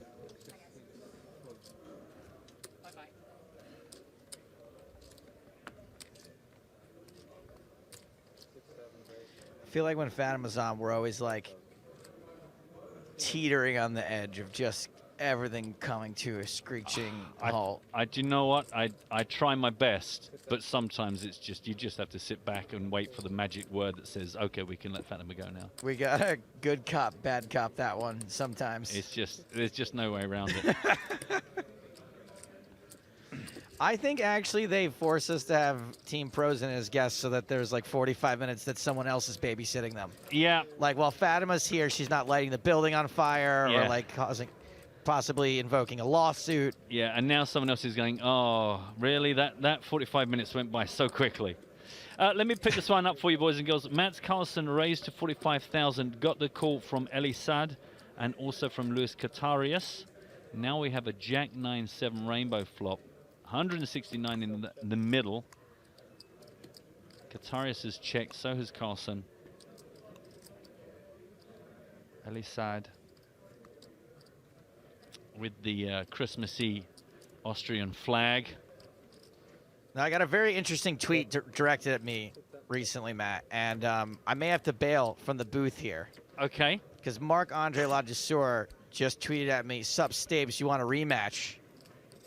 What is that referring to? Well, over the summer, I had to fill in for the GPL because someone didn't show up, and this may be, Marc-Andre may be in a position now where he needs someone to fill in. So I may have to put this microphone down and go jump in a GPL team. Maybe one of these teams has finally come to its senses. Needs to draft up old Stapes. Yeah, well, certainly awkward poker is your speciality. So good at it. Empty, hollow emptiness. Tip of the hat to Eli Sad, makes it 80,000 in light of a couple of checks here after this ace of spades turn. Sad to the bone. Sad. Saad. Saad's job successful. We've got some action elsewhere. Peter Ockenden versus Martin Nikolov.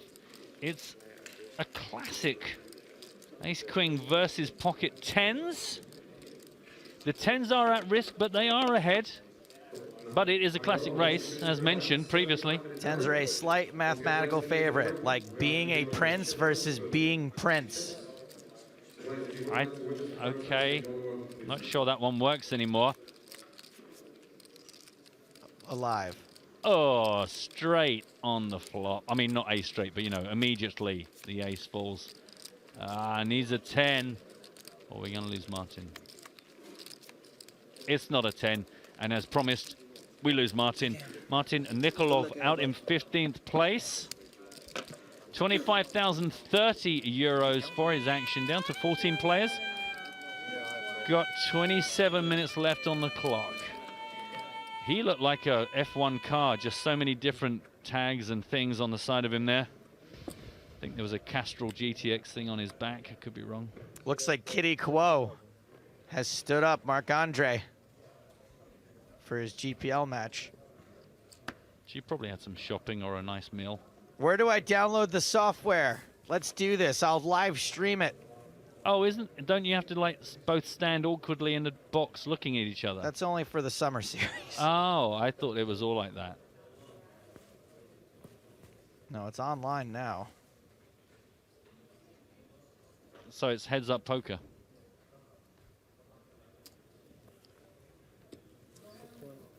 Ollie Shemian made it 40,000. Been called by Bastian Dollar on the button. Look, guys, the client may be down right now, but you know it isn't.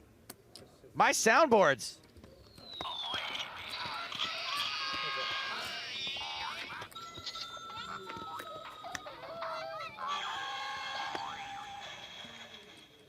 You're watching EPT Live. Where do you think that Western noise was? Tell me more. What kind of a noise was it? It was like from The Good, the Bad, and the Ugly. It was like, Oh, I didn't hear that one. I don't know, Joe. You've got a lot of boxes. I don't think it's going to be on the pirate board. 41,000 bet. King deuce deuce, 2 clubs on the flop. Bastian Dollar has raised Mr. Ole Shemian by the look of this. It was a 41,000 bet, now raised to 85,000. Ole is not having a good evening, I think it is fair to say. And now he is all in. Didn't work out so well for him last time he moved all in. Now he's doing it on the flop when there's still a chance he can catch up. Bastian Dollar in no particular rush to make a decision here.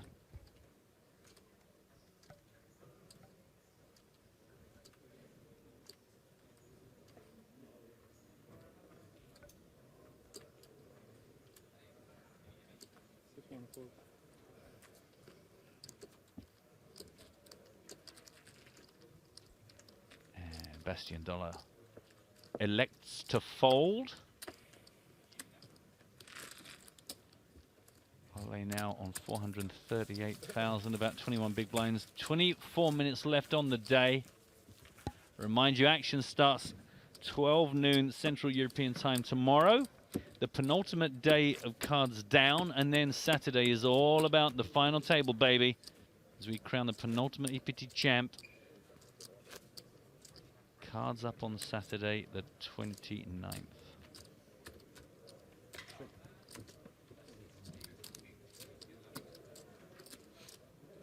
The small pause. Just for the second. What? Is there anyone in the audience right now from New Jersey? The 4 or 5 of you, play the NJ Coupe. That would. That's it. That's it. Just do it. All 5 of you, if you could play, we'd be tremendously grateful. Really happy about that. Back to this main event. That's why I never know whether dealers actually liked it. I wish there was a way to talk about it for like 15 minutes. But with someone who has more credibility than us. But only just. I just can't think of anyone that fits the bill. No. Half asleep. No. Maybe it'll come to me in a minute. Ali Said has made it 50,000.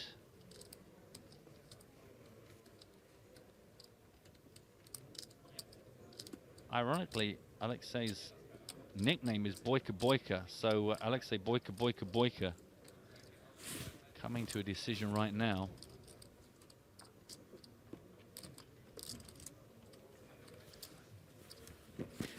Joe, you're going to be very pleased that we found someone that fit the bill that we were looking for. And I can announce one more guest for the day. Chris Moneymaker on the line joins us now. Hello, Chris. Can you hear me? I can hear you perfectly Hey, fine. How are you? I'm very good. I've got Joe Stapleton with me. He wants to say hello. Hi, Chris. No, please don't. Hey, Joe, what's up? How you Chris, doing? what time is it where you're at? It's 12:15 or 12:25. 12:25. Well, I'm out of questions. Matt? Is that your real That name? sounds like... Wow, y'all are just full of them today. Y'all must be really bored. Oh. I miss Joe and Matt. I've been seeing Matt every single day up in my chat. Yeah, I like to come. I like to pop up about 1 a.m. my time and just see if you're on, or if the chair's empty, or if the screen's blank, or if you've remembered to turn up. It's a real surprise every day, just finding out how your stream is going. I've enjoyed it thoroughly. Thanks Good, very I'm much. glad. It's definitely interesting. You know, I make sure I keep it light, keep it fun. I want people to be able to ask whatever questions they want. Sometimes that goes awry, but you know, I think tonight we're going to actually add some music to the fun. So, Nice. Yeah, Some license-free music, I hope, Chris Moneymaker. Yeah, I had a conversation with one of Chris's mods yesterday that grilled me. I turned up just for the chat and ended up being technical advisor. Luckily, Chris wasn't there. There was just a picture of an empty chair for most of the time I was there. But I think we're going to get you sorted. I'm not Jason Somerville. I can't sit there for 11 hours straight. I have to go take breaks. Understandable. So tell us what you're here to tell us about, Chris. Tell us all about the NJ Coupe. Oh, I thought I was here to talk about Joe and how great he is. Oh, no, we've done that. You know, I'm so glad that whoever reads Chris's emails to him didn't call out sick today so that he was able to make it on time for his appearance. Joe, come on, man. Why you gotta be always picking on me, man? You always play this card, the don't pick on me card, and then I let my guard down for a second, and then I get hit with like a left cross. Well, now you're more prepared. I actually have a legit question for you. Is it true that the PokerStars client is down right now to try to convince people to go to New Jersey where the client is working currently? The client is working in New Jersey, and I've actually heard rumblings that the rest of the world clients frozen up. So Yeah, so everybody get on a plane now. Newark is beautiful this time of year. Yeah, I'm playing 8-game right now. Come on. Come on in. The water's lovely. Yes, the water's just fine. So what can you tell our viewers all about the NJ Coupe? What information has someone written on a Post-it note for you? I don't have any Post-it notes. I'm going to make it up as I go. How's that? Sweet. Hit us. Come on. Yeah, this ought to be fun. All right, well, today I'm going to be playing. There's a $100 no limit, a $50 PLO rebuy, then a 150 turbo. So that's the schedule for today. But looking forward to the next couple days, we'll have on Sunday the $500 main event. It's got a $200K guarantee. For people that don't know New Jersey, we average about $1,000 or 1,000 people a day playing at any given time. We're growing, but New Jersey Coupe's definitely our biggest event, and we've been. I won one last Sunday for 17,000. So the prize pools here are nice. Yeah. I had to get that on air for Joe. The prize pools here are pretty nice. Chris is going to add indoor plumbing to his trailer with that 17,000. That costs 19,000. Oh man, he's got to grind it out this weekend. Well, I got third last night, so I'm getting there. But maybe one day, Joe. I'm gonna hire Joe. I get indoor plumbing and hire Joe to come tell jokes. I can afford both when I get to 20. Yeah, I'm really cheap. I know. It's okay. My plan was to be nice to Joe today, but he just didn't let that happen. That's simply so. not true. That is simply It's very hard. I think every guest that we have imagines that that's going to happen, and then within 3 minutes they just realize that the only way to deal with Joe is to just keep knocking him down till you get a word in. Well, you know, he's a comedian. He's a comedian at heart, so he doesn't just really, not by profession. Yeah, exactly. He couldn't make it doing that, so now he sits in a booth and commentates poker all day. Exactly. I think for Joe, it's very much the theater of the mind in that he imagines himself as a comedian, and we kind of every now and then we have to suck up the side effects of that self-delusion. Hey, Joe, I feel your pain, brother. I imagine myself a poker player, but I sit here and do the same thing you're doing. Look, I have something to tell you about that laugh you just heard. It's not real. No, there's one woman in there who's a friend of mine, so she laughs extra loud. So I almost feel like it's kind of fake when I play it. I thought that was your voice machine still. No. That's high-tech poker. No, that's people. Yeah, we've started doing all the broadcasts with a live studio audience. Joe insisted on it. Let's go back to New Jersey Coop in a second because we've had some awesome confrontations between Mats Carlsen and Ola Shemian. Carlsen was the raiser here. This is blind on blind.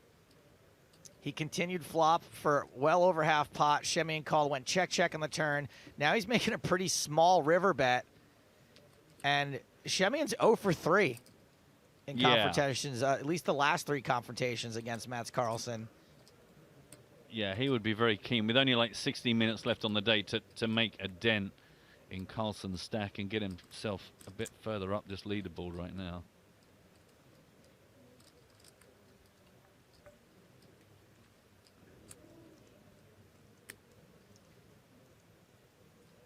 And we've seen Shemian fold river. We've seen him call river. And I'm not really sure maybe he'll raise river this time, since this does seem to be some sort of weakish bet. Nope, just a call again. Oh. Carlsen shows ace 8 for a pair of 8s. Shemian mucks again. Man, Shemian's looked him up light so many times.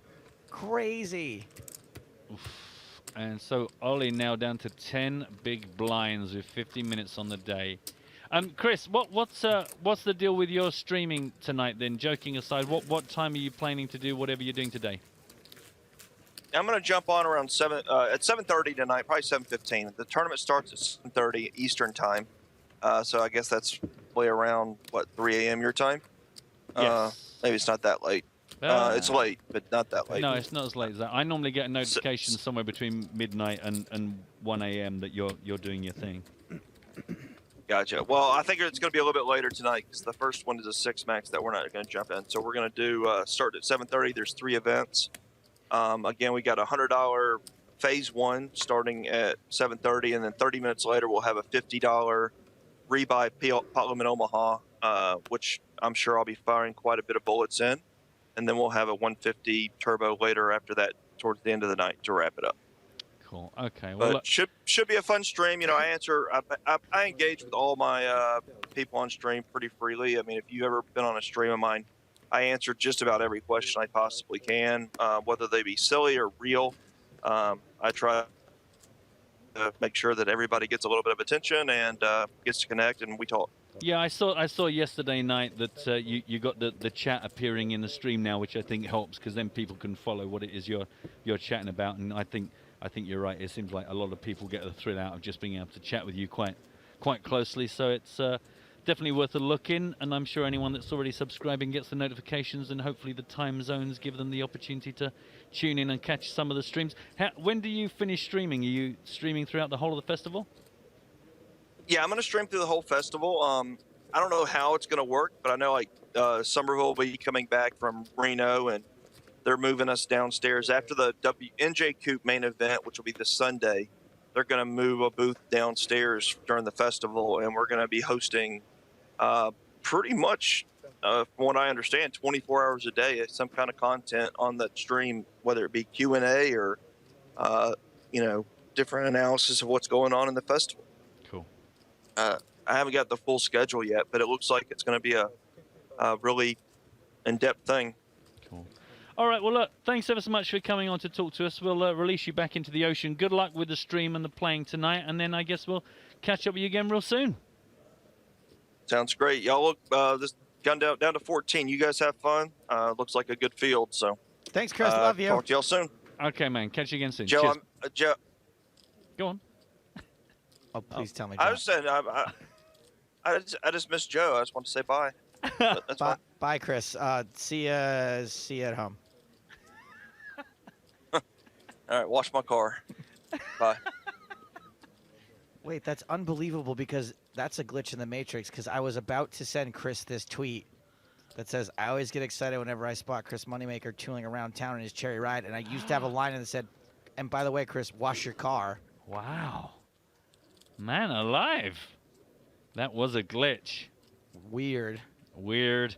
Well, we've got about 10 minutes left on the level. I can tell you that we're not going to be drawing for our hands. We're just going to play right through to the natural end of this level. So at least 11 minutes and 45 seconds before we wrap things up for the day. Again, tomorrow we start at 12 o'clock Central European time.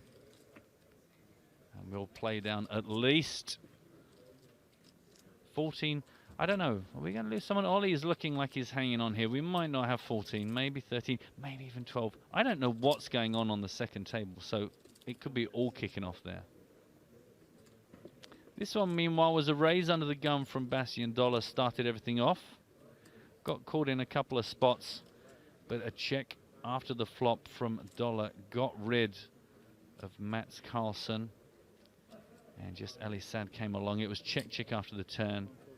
And now a bet and a call here post that second nine. Fives and nines with the busted diamonds. Nines and sixes. Ooh. And Mr. Bastian Dollar gets himself up over $1 million. So now we've got 5 players out of our 7 over $1 million. Bastian, Ellie, Alexei Boyka. I mean, average is $1 million, though. Yeah, that is true.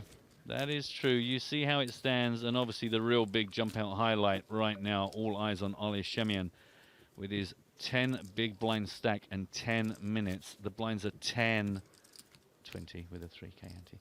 I was kind of running off the whole 10 thing for a minute. It didn't really go anywhere. Too many 10s. Just to pick up again on these comments coming through on Twitch about problems with the server. The correction is that the server restart happened earlier on today, but after the restart, there have been some technical issues which are being worked on, so some players are currently frozen out. Please trust us, bear with us. Everything we do for you.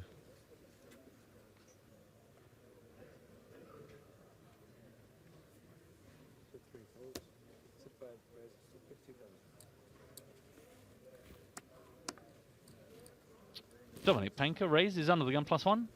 50,000 to play.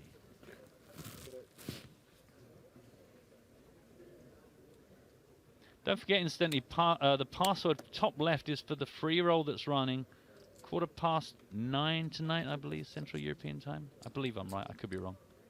I'm sure if I am, someone will correct me. Don't forget, you'll find EPT Live is the word to search for in that search box. Clear all your filters or it just won't work.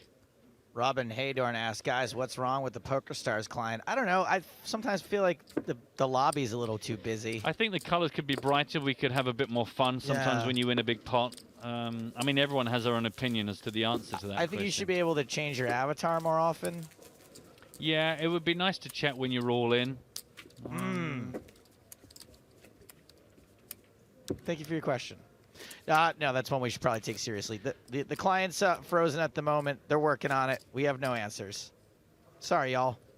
Not our department. Nice. Nicely passed over.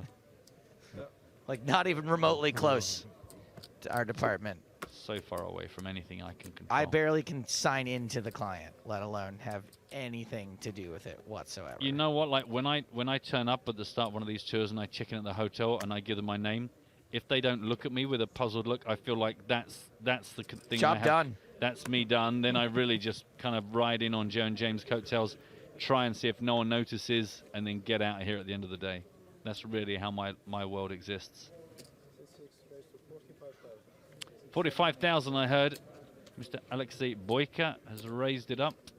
Under the gun +1. Elisad.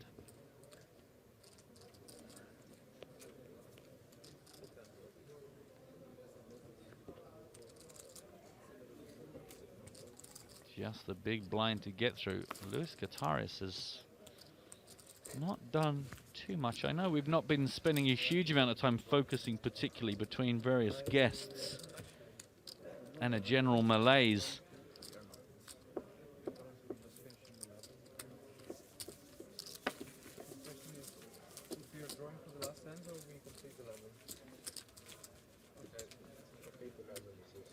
I believe the players just being told that, as I mentioned, we're not doing the old draw for the number of hands, we're just playing this through.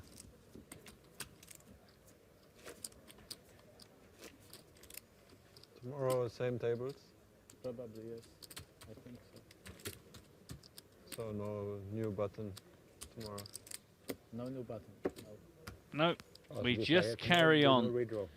No, I don't think so. Those of you unfamiliar with our processes here, when we get down to the last 9 players, we do a table draw that becomes the final table. We play with 9-handed. It's not the official final table, but once a player is knocked out and we are down to the last 8, we do not redraw again. That seating stays, and that is the official final table.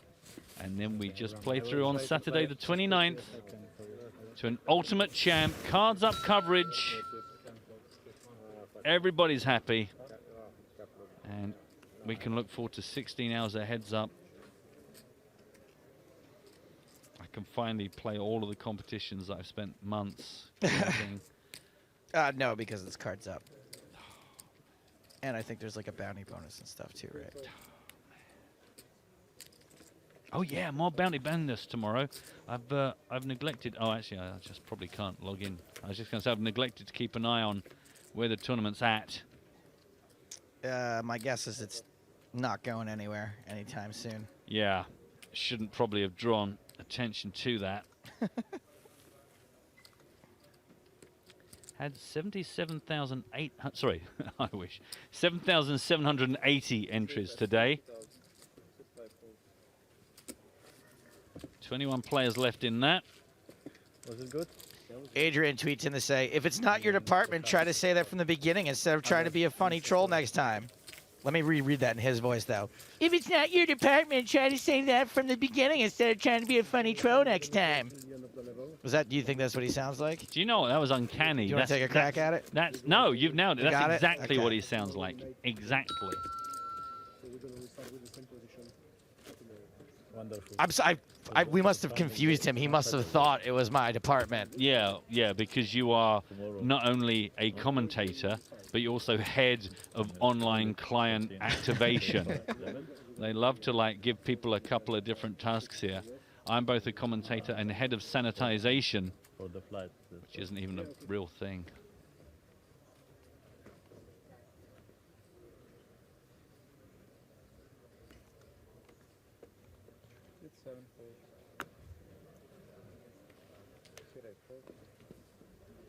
The thing is, if you look at Adrian's picture, he doesn't even know which way to sit on the chair, so I think story checks out.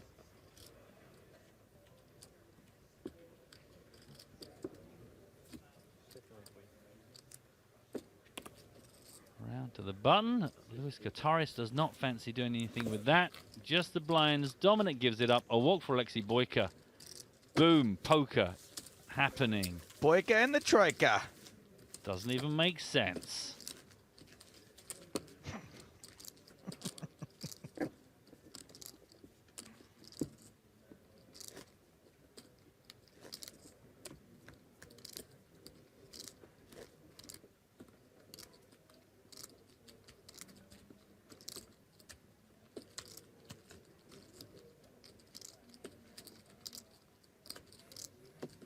Couple of hands left, I'm guessing. Wouldn't they have paused the clock by now and drawn for hands?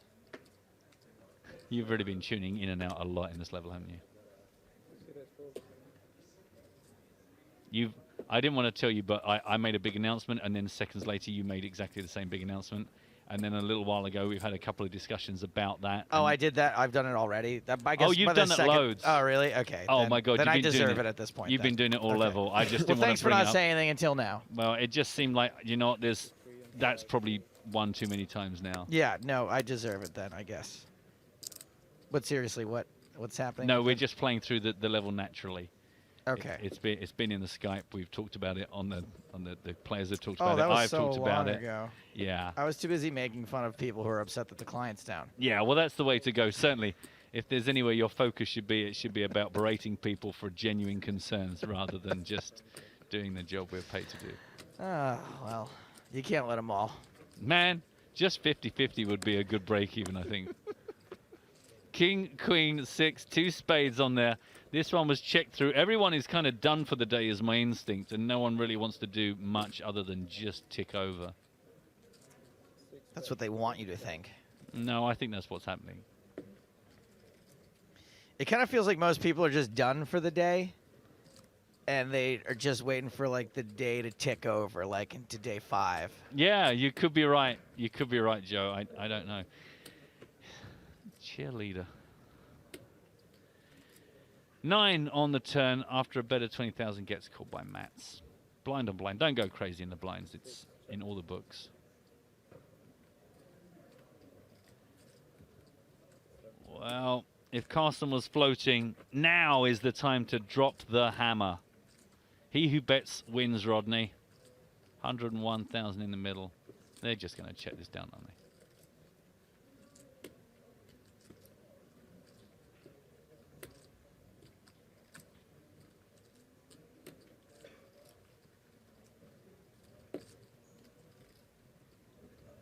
It's really hard when the cards are down. To do what? Just to guess at what they have. Well, that's It's the like time almost- to guess what it's they like have. almost- It's almost impossible to know what they have. It's Oh, to know what they have. No, that's different. impossible. So I'm expecting this hand draw to happen any second now. Getting rumors of a problem with the server, Joe. Do you know anything about that? I don't. Let me look into it. 30 seconds on the level. Joe solved the problem. Turns out it was Joe all along. There was a kink in one of the power cables. I straightened it out. Turns out he had the leg of his chair actually just across Right on it. one of the wires. And I didn't even think you could do that. yeah. Fiber optics, it's a new thing. Boyka Betting a call, really small bet on the end. It's going to be a queen versus a fold. Oh, it's a queen 8. And a king 4. Oh, and a king 4. Okay, well. Hey, Matt, what's a king for? It's to rule a country. Thank you. So the clock's been paused, Joe. Why do you think they've done that? Are we done for the day? No, I thought you were going to say they're going to draw for hands. Oh, we're probably going to draw for hands. No. So it's too late. Well, it's all gone quiet. It's all gone quiet in the room. Everyone just kind of shut down there. It was a little bit like they also had a server issue. So we see how this ends on our feature table. Mats Carlsen with over 2 million. 1.4 for Dominic Panker. Safe for Alexei Elian-Bastian. Short stack Ollie Shemian with just 8 big blinds. When we come back tomorrow, it's going to be 12,000, 24,000 with a 4K ante. Day 5 will start at 12 noon. We're Right very now, likely to play down from 14 to 6 tomorrow. I think that is definitely true. Don't forget to catch up with any of the play from today, the PokerStarsblog.com. Also follow at PokerStarsblog. Don't forget, it's not just there for the updates and the chip counts. Lots of features and interviews, plenty of stuff there to get your teeth into while we are off the air. So please do join us. We are live from 12 o'clock Central European time. Also, don't forget tonight to check out Chris Moneymaker's Twitch stream and his playing in the NJ Coupe. Should be fun. It's been quite good. We took the mick out of him, but he's a good lad. But please do join us tomorrow. But for now, from Joe Stapleton, James Hartigan, and myself, Matt Brown, it is good night from Malta.